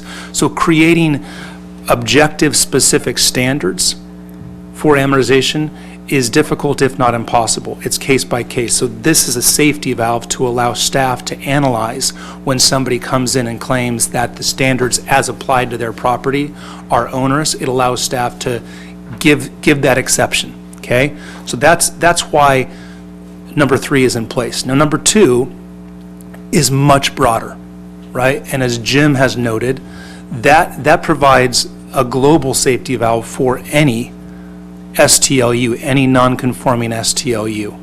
And as the chairman has noted, there are no objective standards, there are no criteria there. It simply allows them to come in and request an extension of that amortization period. This is standard for amortization clauses that are placed into an ordinance. The reason that it's standard is because when you amortize, as I said 5 minutes ago now, you're potentially impairing property rights. And whether or not a property right is impaired is a very fact-specific case. This allows staff to have at least a conversation with an STLU owner that's non-conforming, and based on the facts presented, potentially extend for a limited period of time the amortization period, whether it's because of contracts, because of some kind of investment in the property. What this does, just to be blunt, is it avoids litigation, right? It allows for the facts that would be alleged in a complaint filed against the city to be argued to Jim and his staff, and for them to make a decision based on those facts, whether or not to extend for a short period of time. And if they choose to do that, then it would likely be a fairly short period of time. And if they don't, then it would be based on, This ordinance again, doesn't those state facts. a short period of time. No, Define a short no, period of time. that's exactly right. It is open-ended, and the reason for that is because it's very difficult in the context of amortization to know what period of time is appropriate for a given property. I've had a conversation with at least one of the commissioners about amortization case law, and what you see reading that case law is that appropriate amortization periods can run anywhere from 6 months to 6 years to 10 years, depending on the facts of the case. And so if we were to place a specific time limit on there, it makes it very difficult to impose. The typical ordinance you'll see, for example, most jurisdictions in Orange County, this is a little bit off topic, but I think it takes us where we want to go, adopted new massage ordinances in the last year and a half based on legislation from Sacramento, because we received the ability to begin to regulate massage establishments again. Many jurisdictions impose an amortization period of 2 years. They also imposed a safety valve period, an extension period of 3 years, because there's case law that says 5 years is a reasonable time. Most of those jurisdictions also had an additional safety valve in there in case there is some off chance of an entity having invested the kinds of funds that would require that kind of extension. That's what you see here behind number 2, is it creates that constitutional safety valve to ensure that we don't, again, to be blunt, get sued. Commissioner Eggles? All right, I'd like to have an example here. Someone said this evening that they invested $400,000 in their property to turn it into an STLU. So we pass this. We have an amortization period. They come to us before the amortization period ends. What documentation do we require from them to show that and there should be an extension? And what would the extension be? Mr. Chair, Commissioners, it's actually a good question. It's a very difficult question for me to answer. I'll start with the last question, which is what would that extension be? I don't know. But what would a court require? Because that's essentially what we would require, because this is a means of avoiding a court deciding it. Instead, staff can decide it with the property owner, right? We would want to understand exactly what the property looks like now. Want to see the contracts that were entered into for the improvement of that property. We'd also want to understand whether or not the improvements could be added to the value of the property if that property were sold in the market as a single-family home or a multifamily, right? If it were taken out of the STLU market and simply put on the open market, because that's part of the consideration, right? Is if the $400,000 investment is lost If the STLU is lost, then that's a consideration. If it's not lost because they can recoup that investment through selling the property, then it's a different question altogether. So we certainly want to look at the property, at the improvements that were made, contracts that were entered into, et cetera, et cetera. But it's very fact-specific, Commissioner. So a number of properties in the R1 zone, which we're not going to be approving in the future, could still be in existence beyond the 2-year period of amortization. Is that correct? If the facts dictated that an extension was required in order to avoid a prolonged fight, sure. Yeah. That's the case. That is the case with whenever a non-conforming use ordinance includes an amortization provision. That's always going to be the case. There's always going to be, or there should always be, as a best practice, a safety valve in place to allow for exceptions. So the follow-up question would be, would these improvements have to be before this ordinance is finally approved by City Council, the cost of those improvements? Or could they do those improvements after this ordinance is approved? Yeah, it's a really good question. The improvements should take place before, right? Because that's the non-conforming use. It becomes non-conforming upon adoption of the ordinance. And at that point, that's the universe of facts that you're dealing with, is what was in place when the ordinance was adopted, because that's the hardship that you're dealing with. So if, for example, the question is minimum rental length, right? If they had entered into contracts prior to adoption of the ordinance that we would impair, then we take a look at that. If they entered into contracts a week afterwards, that's on them, because our action didn't impair those contracts. They entered into contracts that were illegal according to our ordinance. So if those improvements, in fact, could be amortized, they could be amortized by the city by saying, well, the value that you put in here, you could recoup in selling it as a single-family home. Exactly. Rather than as an STLUV. And that's important to note. There are businesses whose improvements simply cannot. There's no value when the business is transferred, when the property is sold. That's just a lost investment, right? So the amortization period has to run in order for them to recoup their investment.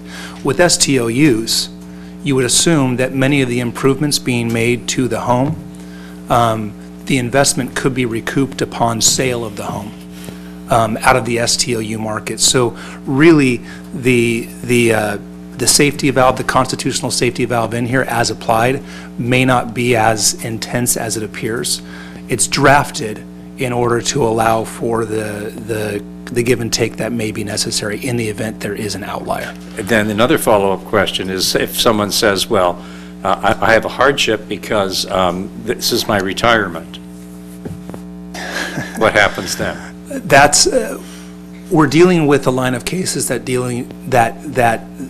with the question of investment-backed expectations. So, if it's their retirement, if it's their nest egg, in many ways that's on them. The question is, can they recoup their investment? And I don't think courts would look at 30 years on the road, or even if they're older, 10 years on the road. That's not the question that's at issue with these types of cases. So the question would be the amount of improvements that they have done to the property, the dollar improvements that they have done to the property, not their particular intent with the property. Not their particular investment criteria for retirement and that type of thing. That's correct. It's the purchase price, it's the improvements, it's the investment into the property, not their intent with the property. If this is going to destroy their plans to gift their entitled son a new home for his birthday, well, that's unfortunate. A court wouldn't look at that. It would look at the actual dollar amount of the investment. All right, thank you. Mr. Crandall?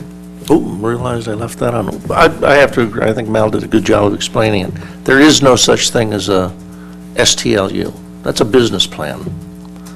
They're renting homes. And I think that's probably how a reasonable man would look at it. We've got homes those improvements are appropriate for upgrading a home, and the STLU is the business plan of how you're operating it.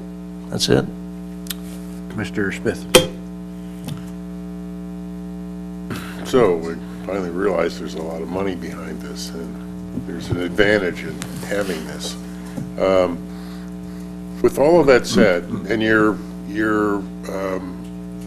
non-conforming, you're out of the zone, for whatever reason, you're non-conforming, and this starts to apply, the 2 years. During that same point of time, though, there's all these other rules and regulations that are now part of our program, so that if the person who had a property that was in this condition of being looked at amortization because it was non-conforming, could we shorten that period by saying, you know, you're not complying, and the same kind of strikeout rules apply, so that we can at least make sure that during this period that it's well managed and well behaved and not a nuisance to the neighborhood, et cetera, et cetera? Yeah, yes, and actually the new rules that are already passed currently apply to all short-term lodging units in town. So they have to comply, they have the same 3-strike limit, or their permit may not be issued again. Okay. This amortization chart that's before us, is that the entire amortization of, that you presented in all elements here? That's STOUs and boarding houses, is that correct? Boarding houses has a separate but very similar That's, we have, I just want to point out that on page 25 of this ordinance, or 24 and 5, is the non-conforming boarding houses, and so, yeah, the partnership effort in there, which I think is fairly well covered, but once again, you have the owner-operator of a legal non-conforming boarding house may apply for a waiver of applicable zoning standards during the amortization period to make by making a written request, accompanied by evidence demonstrating the enforcement of standards that creates an exceptional hardship. What's the definition of exceptional for a boarding house? This is basically the exact same. Yeah, I know it's the same wording, but different, you know. The last one. I just want to point that out to the commission, that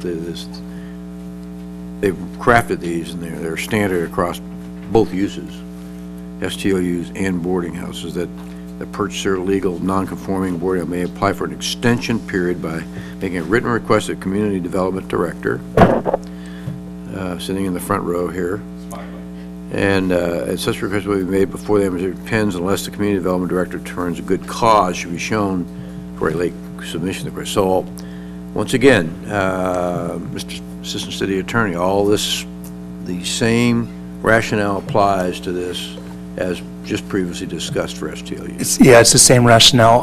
I'll note also, and we discussed this, we've discussed this at length previously in the context of STLUs, because we've been discussing various lengths of amortization periods. I believe 18 months was on the table at 1.3 years. 2 years is a, we feel pretty confident that it's a period that would fully amortize most investments here. The reason for that is, as previously articulated, which is STLUs, they're also homes. And so one very easy way to recoup the investment is simply to sell the home or to live in the home and to take advantage of the additions, the investments that have been made. The biggest concern with regard to the amortization period is the impairment of contracts. And, you know, one reason why I believe the commission initially went with a 2-year period was to ensure that the likelihood of having contracts beyond that 2-year period is very, very low, very low. So I think we're going to see limited instances where this would actually be applicable. But it is a constitutional safety valve to keep us out of hot water. Okay. Are we comfortable, ready for, you were asking for a straw vote on the amortization period and all the conditions? I just wanted to make sure we really got into the the ordinance here and really spaded this out here a little bit to make sure everything is properly brought out, because the ordinance is what's going to go into law, not the staff brief. Mark's thinking. I can see the wheels turning here. Nobody said if they're comfortable with the 2 years specifically. And does anybody have any comment, or they think that's too much, too little, not enough? I think that it's more of a legal distinction to protect us and to give, as well as to give some real relief to the people who are doing these things. I think 2 years is fair. I think we've got these safety valves Gives you that 2 helps summer both rental us and the periods. people. I think it's all good. Other cities, have they done 2 years or 6 months? Mr. Chair, Commissioners, there are cities that have done 6 months. There are those that have gone longer. Those of which I'm aware who have done 6 months had different circumstances than we did, had approached STLUs differently than we did, and so therefore they were dealing with a different kind of legal nonconforming use, if you will. And so I think making an apples to apples comparison to those jurisdictions that had the 6 months might be difficult. That said, I'm not an expert on those cities that have imposed a 6-month limitation, but from what I understand, again, they were dealing with a different type of STLU. Okay. Mr. Commissioner Smith. Yeah, okay, so who are we to make a judgment on something that's so technical that, I think we have to rely on our best legal advice and our best staff effort in this area, and I've got to assume that that's what we have. I'm not going to try to second guess it. So I guess I would be supportive of it. If there was something else that we've picked this time out of a piece of paper and a hat or something, that'd be a little bit different, but I don't think that's the case. So I feel comfortable. Okay, thank you. Mr. Wu? It appears that our Assistant City Attorney has done thorough legal analysis, and I'd like to rely on his judgment. Okay, I mean, these words are, I'm not comfortable with them, but, because they're somewhat open-ended, but I guess we'll have to go with the Assistant City Attorney's recommendation along with staff that this is definition specific and see what happens, because if you start getting 230 STLU extension requests and it's I, Jim Petchus at 1234 ABC Street, I got an unusual hardship and it's a stock form coming from somewhere, it's not going to be good. So just to make sure that the exception requirements are rigorous, maybe we ought to, if this ordinance ever gets passed, we ever present anything to City Council, we'll have another session on what the exact criteria and the mechanics of the form and the application would be useful in a study session. But with that, I'll propose a straw vote. All in favor of the amortization situation as presented by staff and explained by the Assistant City Attorney. All in favor, say aye. Aye. Opposed? Passes 6-0. Oh, I'm sorry, I shortchanged you. No, that's all right. Since it's going to City Council and then we'll re-review this, I'll go along with the aye. I apologize for That's all right. preempting you there. Passes 6-0. Mr. Chair. Yeah. Commissioners, at the risk of overstepping my authority here, because a vote's been taken, but You can always rescind it and redo it. there's clear discomfort with the general nature, especially of subsection 2. I stand by the legal analysis that I've provided in terms of the near impossibility of creating objective criteria when it comes to this constitutional safety valve. That said, we could put together, as part of your recommendation, more specific language, not criteria, but language, in terms of the general categories that the director could look at when these types of requests come in. It really wouldn't change the analysis, because the analysis is still case by case, very fact specific, but if it would create greater comfort on the part of the commission, and possibly when STLU owners look at subsection 2, give them some pause, right? I would Because the language encourage that. appears to be a bit, I want the Director of Community Development, and as it goes bit down to the planning, or the planner, and the mechanics of this day in, day out, as we go through this turbulent period, to have, bullets in their bandoliers, so to speak, and the fact that, I think you stated well, that the person that looks at this ordinance has paused. Just let's throw some words together and fill out this stock form that might be provided to them by some, expert in the field from another venue or vested interest, and all of a sudden you have 237 forms and they're all the same, and here's my standard hardships.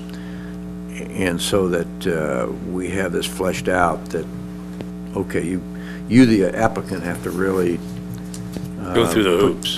Put your brain power at work here. we could certainly include language like that in the ordinance that's recommended to the council. Again, the entire intent of subsection 2 here is to avoid the complaint being filed, right? It's that constitutional safety valve. So more robust language, again, not objective criteria, but more robust language could further preclude or prevent that from happening. Mr. Chair, could you put together some examples for them, general examples that we've talked about like this evening, so that they understand? Sure. Because I think this is pretty technical, and because we received a couple dozen emails from people saying, we want to extend the we want you to extend the amortization, and reading these, I got the impression that they thought that they could just automatically write a letter and extend the amortization for their STLU, which is not the case. And that's not the case, but we could certainly include. And that's what the letters we were receiving on. I guarantee, I request by 17.722, it was kind of a form letter we were receiving in a way, as far as some of the emails that we received over the last, several weeks or so. That's a point well taken. It's a point well taken. If an applicant is asking for exception, then the burden of approval is on them. And we can create some procedure asking for a certain type of documentation to prove the case. Is that something we can do? And we can certainly provide a list of examples. It certainly wouldn't be mandatory by any means. But yeah, we can work on language in line with what I'm hearing that can go up in the ordinance that goes to council. That's not a problem at all. Do I have a consensus of agreement on the Assistant City Attorney's proposal? Yes. A show of hands, or straw vote, all in favor? Unanimous, 6-0. Okay. All right. Okay, if I can have a couple more seconds, there's a few little items that we've discussed that I just want to touch on while we're here, and then we'll wrap this up and let you finish off this first resolution. And then we get to recuse Mr. Ruin, and then we get to... Exactly. We talked about the parking, and I specifically that the parking on these sites shall not encroach over the sidewalks, and I just wanted to have it stated here that we have some additional language to add that specifies that parking is on site and it will not encroach over public sidewalks or streets. I think we talked about that one. And why did we say that when we've already said that there has to be specific parking areas? Because people encroach over the sidewalk and streets constantly. It's well worth repeating, I think. Didn't you already say the parking has to be behind the building setback? Yes. Well, we have requirements for how much parking they provide, and that limits the occupancy. But people can park in front of a garage. We're not going to say that you can't, you have to park in a legal parking space. One legal parking space can be in front of the garage. However, some garages are a little too close to the street and cars overhang the sidewalk. We have an opportunity here to say that at an STLU, you have to park on your property, that the parking is provided on site, and when you utilize that parking, you're not overhanging a public sidewalk. Well, we're saying I think again, this believe me. I think this is excellent. Let's tell them what we told them and tell them again. Yeah. I think this is very good. My person, Commissioner Wu. Well, nobody should park that way. Well, they do. Nice try. We'll get to them later. It's not a perfect world. Okay. Do we have a consensus on this addition? Yes. All in favor? All right. 6-0.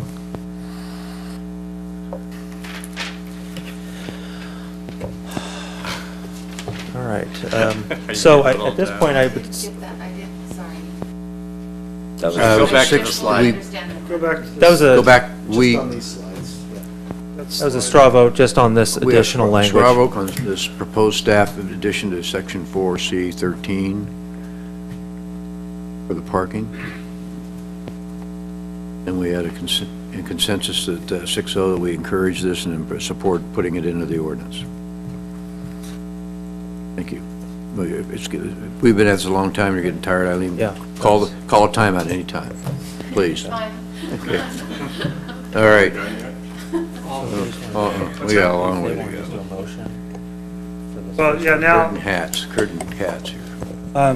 we're done with the ordinance. The only thing that's left is the discussion on North Beach. No, I think I So- want to still make sure we do a page turn here. So, Sorry. yeah, what we want to do is have a final decision on the first part of the ordinance now.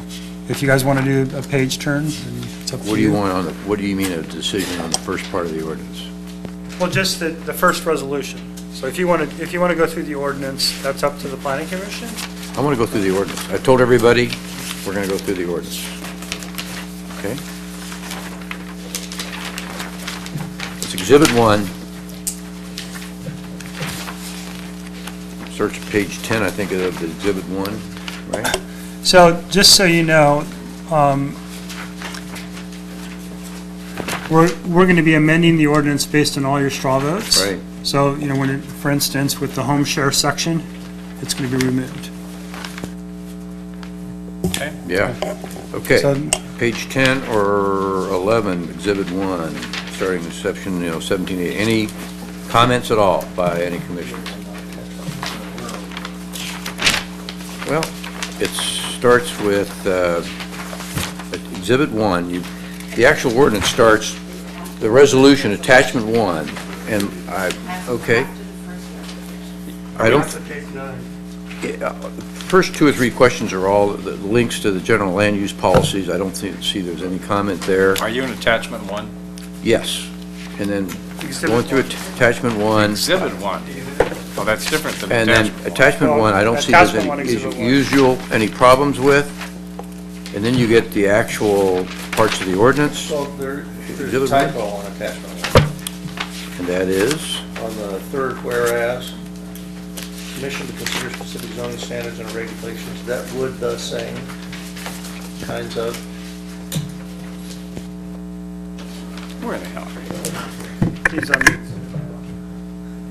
The third whereas, council directing the planning commission to consider specific zoning standards and regulations that would be would the same of. would be the same kinds of impacts arising in context of lodging uses, and to provide a recommendation to the council. See that one out? What letter are you on? It's on attachment 1. Attachment First 1, page, the actual third resolution, page. There we third go. whereas. Okay. The third whereas, second line, would, yes. far right.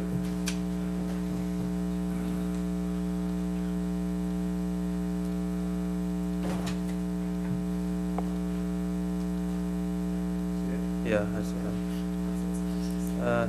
Council director. Eliminated? Regulations that would be the same kinds of impact arising in context. I couldn't make it. Just for time's sake, though, let's just go right to Exhibit 1. Be the same. Okay? Because that's the ordinance, so let's go over that.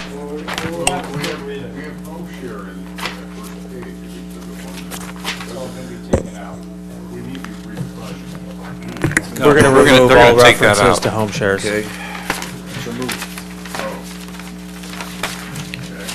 Okay, so in Exhibit 1, page 10, the definition of home share Being taken out. being taken out. Okay, any comments on page 11? Page 12. Well, anywhere where it says home share is supposed to be taken out. Correct. Anywhere. Page 12, I have a question. The residential activities of the household are conducted on a non-profit basis. What does that mean? That's number 7. What does that mean? That's part of the definition for single housekeeping unit. Single housekeeping unit is defined as something that has all of these 8 criteria. One of them is just that in the normal course of living, this is not a profit motive. Okay. Essentially, like, they're not being charged, it's not, their living there is not a profit motive purpose. For a single housekeeping unit. Yeah. So that it's a group home that's protected by law. If they meet that requirement. If they meet that a single housekeeping unit definition.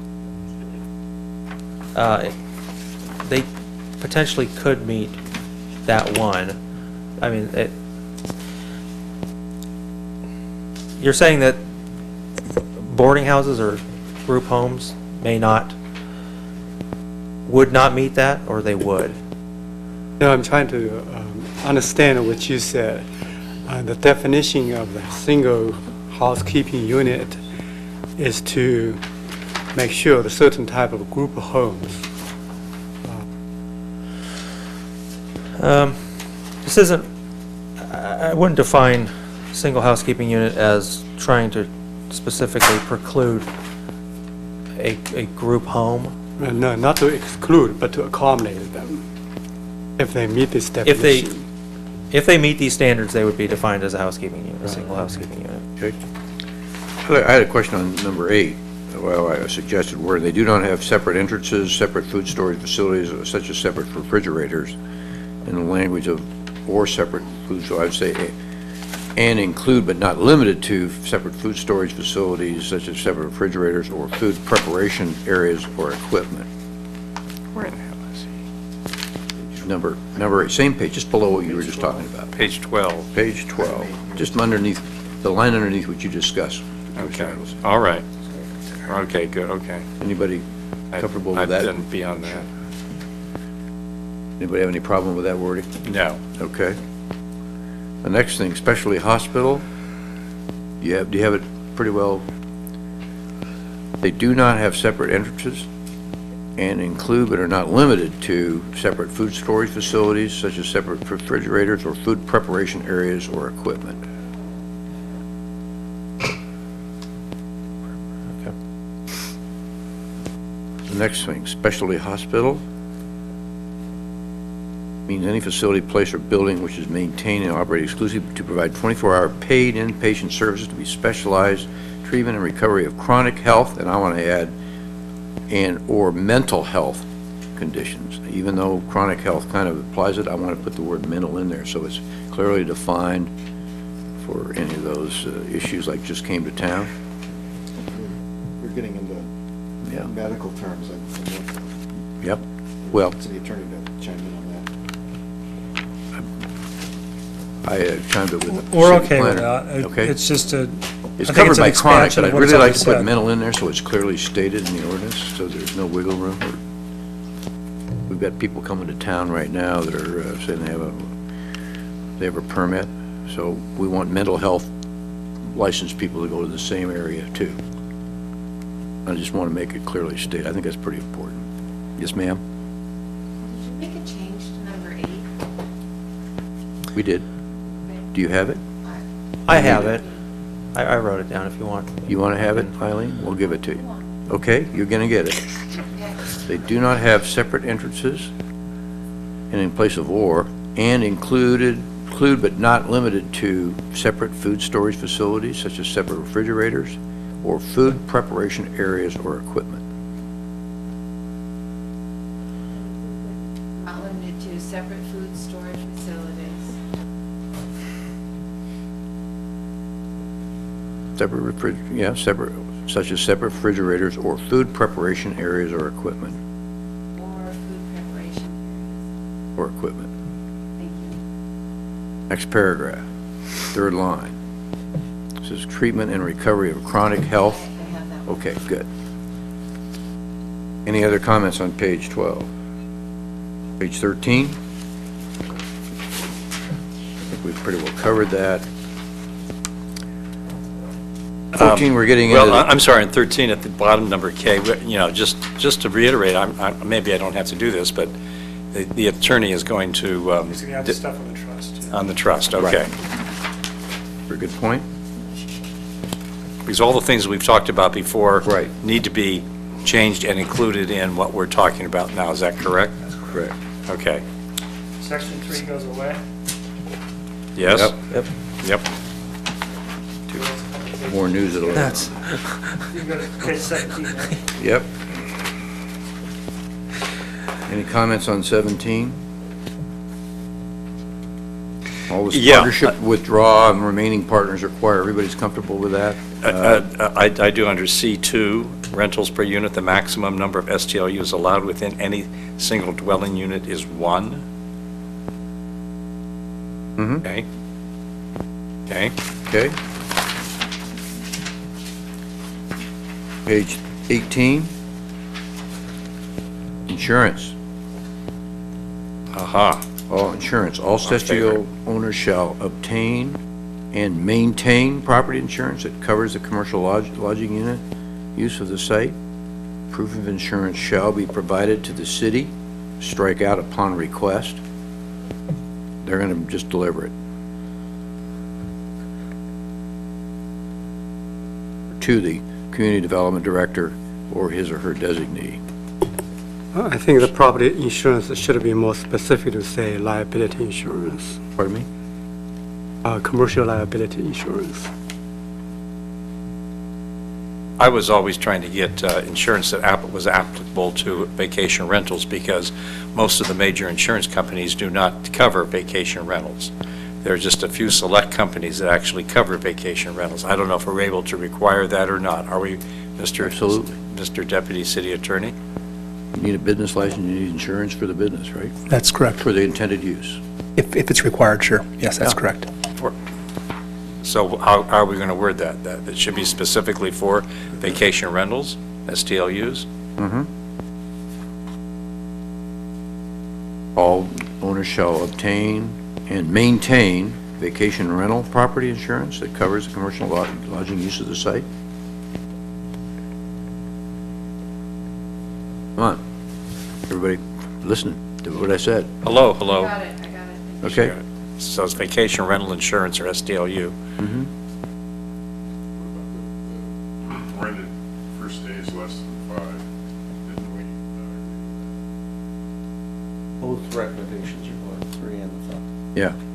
Both recommendations going forward because it was a 3-3. Yeah, they hopefully. They know that. Okay. Anything on noise? We got that fairly well covered. Do we need a cross-reference 3.24? We're all good with that. Compliance.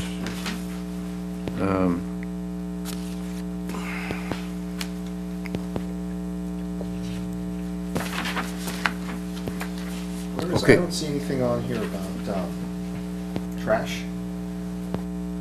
Seems like this would be the place that would... Yeah, it is on The page trash 20. is, yeah, it's You're getting to it. a couple pages away. E3. There it is. Every time you on page 11, an STU permit valid for 12 months and a new permit must be applied. And the notice requirements in subsection must be satisfied each year with a new permit issuance or change. And proof of insurance also should be resubmitted. Every year when you apply for the permit, you make sure you got Right. You don't want them to cancel it. No, Get it and absolutely, cancel no. it. No, So- that should be part of the permitting process. Proof of insurance for use as an STOU must be resubmitted. Thank you. Number 12, the Community Development Director. Oh, I'm sorry. 10D, maximum number of vehicles that are allowed to be parked at the property. One of the things on the notice to the neighbors, do we want to add on there that the parking location should be indicated? Path, or garage, or driveway? That's with the application, the site plan. Well, the application site plan has that on there, but you're talking about a notice that's on the unit Telling itself. neighbors. No, that's a good point. If Where there's a they can site park. plan with that information, that's. Yeah, with the city, yeah. Okay. It's not going to, that site plan's not going to be sent to the other neighbors. I understand, but they can have access to it if they. It's, yeah, it would be public record. Okay. Did you catch the note, Eileen, on 11, that proof of insurance for use in the STOU must be resubmitted? In the bottom of page number 11? Do you want to say resubmitted each year? Yes. Each year. Any other comments on 19? 20? E3, the trash, just, you might want to take a note of the fact that they should have their trash cans marked. Yeah. Okay. Well, that's a good idea. Page 21? I'm sorry, did you have something before 19? Number 19 down at the bottom? No, I have a new number 21. Number 19, I assume that this is, should we be referencing the general plan maps for these? Because this is a little, well, it is a zoning ordinance, so it's got. That's something you have to recuse on anyway. No, as far as your question, Commissioner Rulon, we're not going to reference the general plan maps because there's really no reference to the general plan in the zoning ordinance. Okay. It's easier to just simply identify the lots. Okay. I suggest another item 21, I had discussed that with you, Adam, which repeats the item 30 on page 23 for the boarding house, 300-foot separation measured by, same as note 30 on the mixed-use page 23, the next page. You added to this table? Okay. Okay, boarding house, 300 foot. This table, page 21. Yes. Add a new item 21. And it's the same wording that's on page 23, item 30, which is a boarding house may not be located within 300 feet of any other boarding house measured by the following straight line for that table. Okay. Okay, page 22. I have a comment here on page 19, and I guess I missed this, but it says that the zoning permit is a 12-month permit, and that wasn't our intent, at least that's not what I thought, Adam. Item 11, page 19. Let's see. I loved it. Just resubmit STOU every zoning year. permit is valid for 12 months. You know what, that's not accurate. This requirement came with the other Title III conditions of the STLU permit, the TOT permit, and this is not. This is. Are we on number 11? Yes. Item number 11, page 19. I liked it a lot. I did too. No, it's contrary to the intent of the STLU zoning permit. Well, why is that?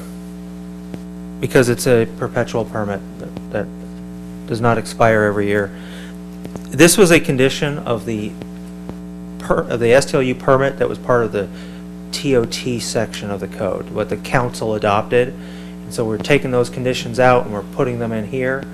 And in spelling it out, this was just overlooked. This condition should not be in here. What about the permit that does get That's in the other ordinance. That's in the other ordinance, and that one. That one's in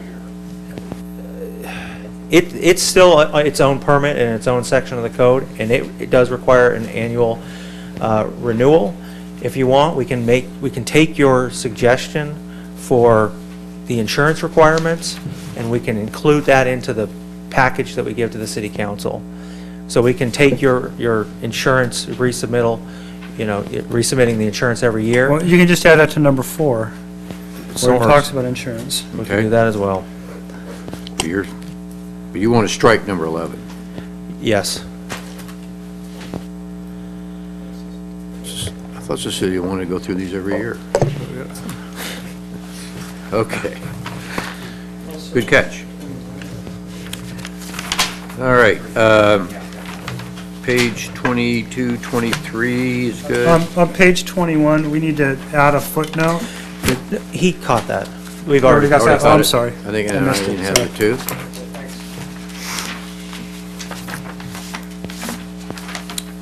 Okay, and we've gone through non-conforming STOUs and boarding houses, which is all the amortization. We flogged that to death. We've done that.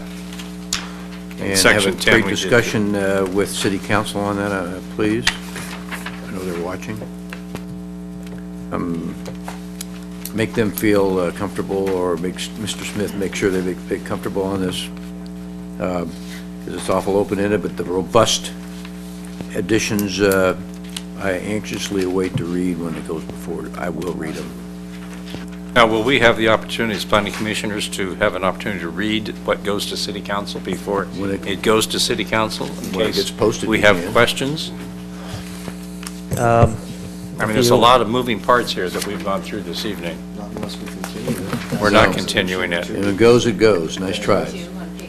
Well, at least we have an opportunity to read it before it goes. It will be made available for public review about a week ahead of time. Citizen Eagleston can review it. Yeah, anytime he wants. Eggleston. Eagleston. Thank you. It's late. Always remember egg. Okay. 20, 25, 26. Okay. Any other comments? No. So we're ready to, On these resolutions, are we going to get a refined version of changes for Starbucks, or are we going to vote on this, or what? try to vote on it. We've already voted. Yeah, we straw voted on just about everything other than the fine print, right? Eileen, we have to read the resolution with corrections as offered and accepted, correct? So the answer, Michael, is no. What we would, unless we continue it, if we pass this resolution, then based on the straw votes we've taken and the current text, all that would be put in there and sent to. Okay. We flog this horse to death. Okay. Would you like to try it? I'll make a Please. motion that we approve Resolution PC 16007, a resolution of the Planning Commission of the City of San Clemente, California, recommending the City Council approve zoning amendment 15426, amending Title 17 zoning and specific plan amendment 16072, amending the Pier Bowl specific plan to establish regulations related to short-term lodging units with amendments as discussed and taken by the recording secretary. Second. Motion, I have a second by Eggleston. Specifically, the items that we had straw votes on. Correct. Right. Straw votes and the corrections made on the page. And direction to planning staff. Okay, I have a motion and a second by Commissioner Eggleston. All in favor? Aye. Opposed? Passes 6-0. With that, we will move on to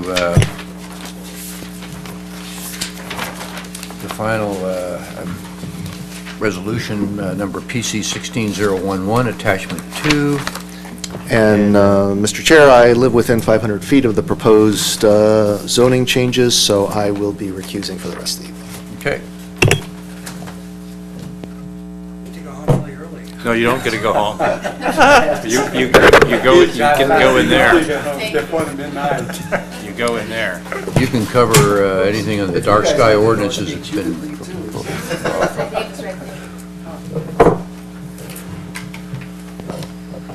Okay. Okay, now. Okay. You wanted to I'll go over go this? ahead and do it. So, as you saw in the staff report, we are suggesting as a recommendation to add these particular lots in North Beach. And it's for a variety of reasons.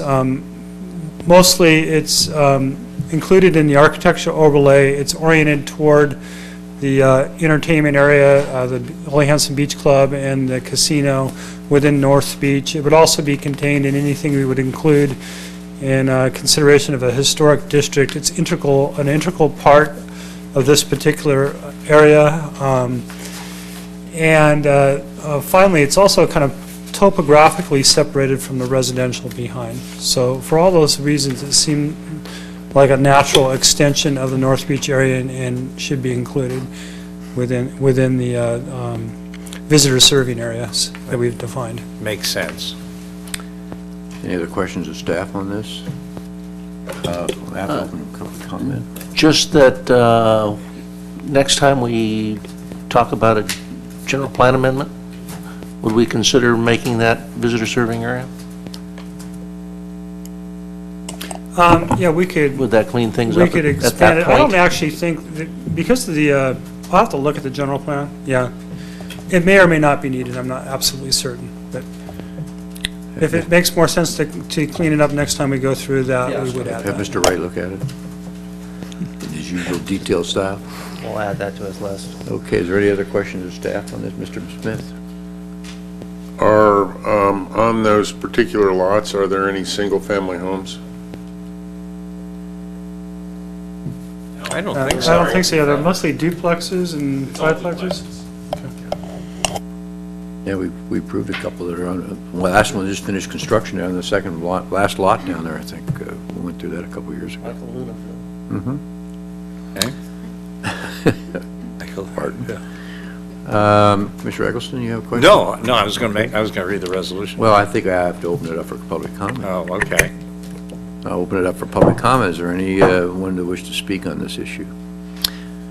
If not, Yeah, so I'll just make it really quick. fill out a card, please, at your convenience afterwards. First, I just wanted to thank the commission for looking at this option. I think it makes sense. I think we all agree. They are all duplexes. We are directly across the street from the Ole Hansen Beach Club Casino, and I think this is really great, and we just appreciate the commission's giving us this opportunity. Thank you. Thank you. With that, I'll close the public hearing and open it up for discussion. Commission. Oh, sorry? Mr. Dundelk? Thanks. I also want to thank you for this as well. I also think some of the same principles apply again to the T-zone area, especially when you're looking at Granada and potentially Victoria, which is right after that. As there's a gap, you have the T-zone, and then you have the I'm sorry, it's late. The Pier Bowl. Thank you, Adam. Pier Bowl, and there's this carve out. And I mean, our office is actually in Granada, and we see tons of traffic that goes down, and there's not like there's a little sign that says, hey, you've now left the visitor serving zone, so turn right to go back onto Del Mar. It just doesn't happen. I mean, people go to La Tienditas, and they get their, bean and cheese burrito, and they head right down to the beach. So, I mean, those are two very busy streets, and for a period of time, it is within the T-zone, and then it's not, and then it is again, and yet the traffic continues to flow, and there's, I think it just changes the nature of those streets because of that traffic, and because it does start as visitor serving and does end as visitor serving. So I just consider using some of the same principles, so thank you. Okay, thank you. Yeah. Anybody stays till midnight gets a chance to speak. Okay. Also in that area, another consideration possibly is that it is located at, close to beach level. You don't have to go down a big set of steps to get there. So if visitors were unable to, go down 50 steps to get to the beach, and they're staying in that area, it would be helpful. They can go directly to the trail without having to go down steps. And then also that noise-wise, and we are subject to the casino and the Ole Hansen Beach Club noise, so, we're not going to be adding to the noise in the neighborhood. It's already there. Thank you very much. And with that, I'll close the public hearing. Invite staff or commission discussion or a motion. Commissioner Wu? I will support the inclusion of this additional area into the visitor servicing area, but I think it's a Band-Aid fix.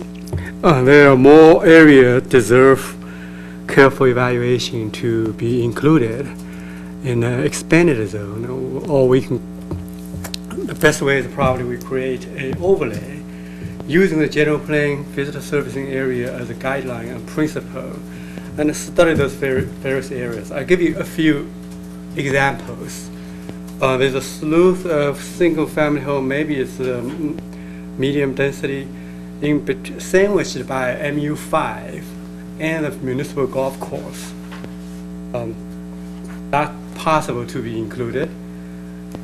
MU 3.2, that's the only MU zone left out. That's possible. A connection between the T zone and the pier boat, worth some consideration. And then finally, the RM zone next to the state park, bordered by, on one side is the state park, on the other side is a coastal ravine. The Montalvo. Okay, Montalvo, it's physically separate from Residential high or medium or high, yeah. from other low residential district. Yeah. A medium, yeah. And the last one, the most complicated and challenging, the Capistrano Shore. Don't even go. I'm not saying Don't even go there. do that, Don't but even go there. give it some thought. To a stroke of brilliance, they no longer exist in our land use plan for coastal element, which I highly applaud. Okay. That's my comment. Okay, Commissioner Smith. Just want to make sure from the last two speakers, talking about the lots that we were looking at, were there suggested changes, or were we just confirming everything? They're supportive of on that and the other one? Okay, just want to make sure. Your light is on, Commissioner Eggleston. Well, I wanted to make a motion. Finally. To approve resolution number PC 16-011, a resolution of the Planning Commission of the City of San Clemente, California, recommending that the City Council approve zoning amendment 15-426 to amend Title 17, zoning to establish regulations related to short-term lodging units, as referenced with our changes, and direction to staff and to our deputy city attorney. Second. Have a motion and a second. All in favor? Aye. Opposed? Passes 6-0. 5-0. 5-0, I'm sorry, 5-0. Getting late. Some time zoning. Okay.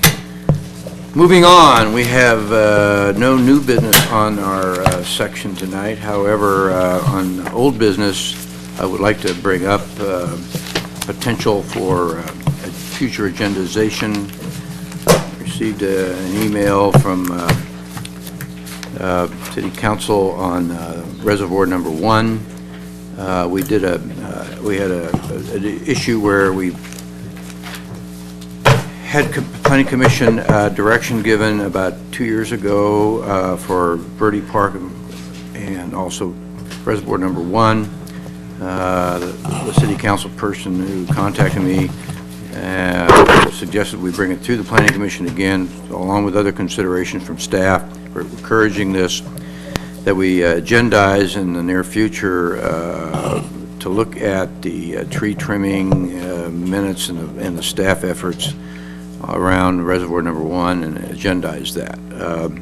It appears that the direction that the Commission gave was not properly presented to Council, and that person no longer employed by the city, and so it's been requested that we re-agendize this date certain, a date in the future. I've shared this with a couple of the commissioners just from a Brown Act limitation, but what's disturbing is the process. The Commission gave very specific guidance coming out of the minutes, and then what was in turn presented to City Council gave a different direction, and so we'd like to, we've been requested to review this again and take a look at it. And then submit it to City Council, is that correct? Mm-hmm. I'm in favor of that. So moved. Okay. I have a motion and a second. I don't think people don't have all the information This came to me late, and I couldn't share it with everybody due to certain limitations on the Brown Act. Okay? Okay? We have a motion and a second. All in favor? I did the motion. Motion by Eggleston, second by Crandall, to agendize a review of Planning Commission actions on Reservoir 1, and including public noticing. And this took place in September 16th, 2014 was the council agenda report, and September 16th? that's the council report. And then the Planning Commission took place when? July 16th, 2014. And I've shared the email with Cecilia. She can share it to you, Jim. Okay, so motion and second by Crandall. All in favor? Aye. Opposed? You have to abstain. Okay, Whether they were accused in that, okay, okay, Did pass not it. take part in the initial discussion. No, you did not. Should I abstain? No, absolutely not. Okay. Any reports for commissioners and staff? I've got a rather lengthy report. And 25 words or less. Everything you say is lengthy, come on. Have you looked in a mirror? No, I don't have. You're closely followed by Commissioner Smith for I see longevity of no comment. other reports, so I will make a motion that we adjourn the study session to be held at 6 p.m. on April 20th, 2016 in council chambers at City Hall located at 100 Avenida Presidio, San Clemente, California. Okay, I have a motion, a second? Second. Second by Eggleston, motion by Crandall. All in favor? Aye. All opposed? Passes 5-0. We have a new rule that if it's 12 o'clock,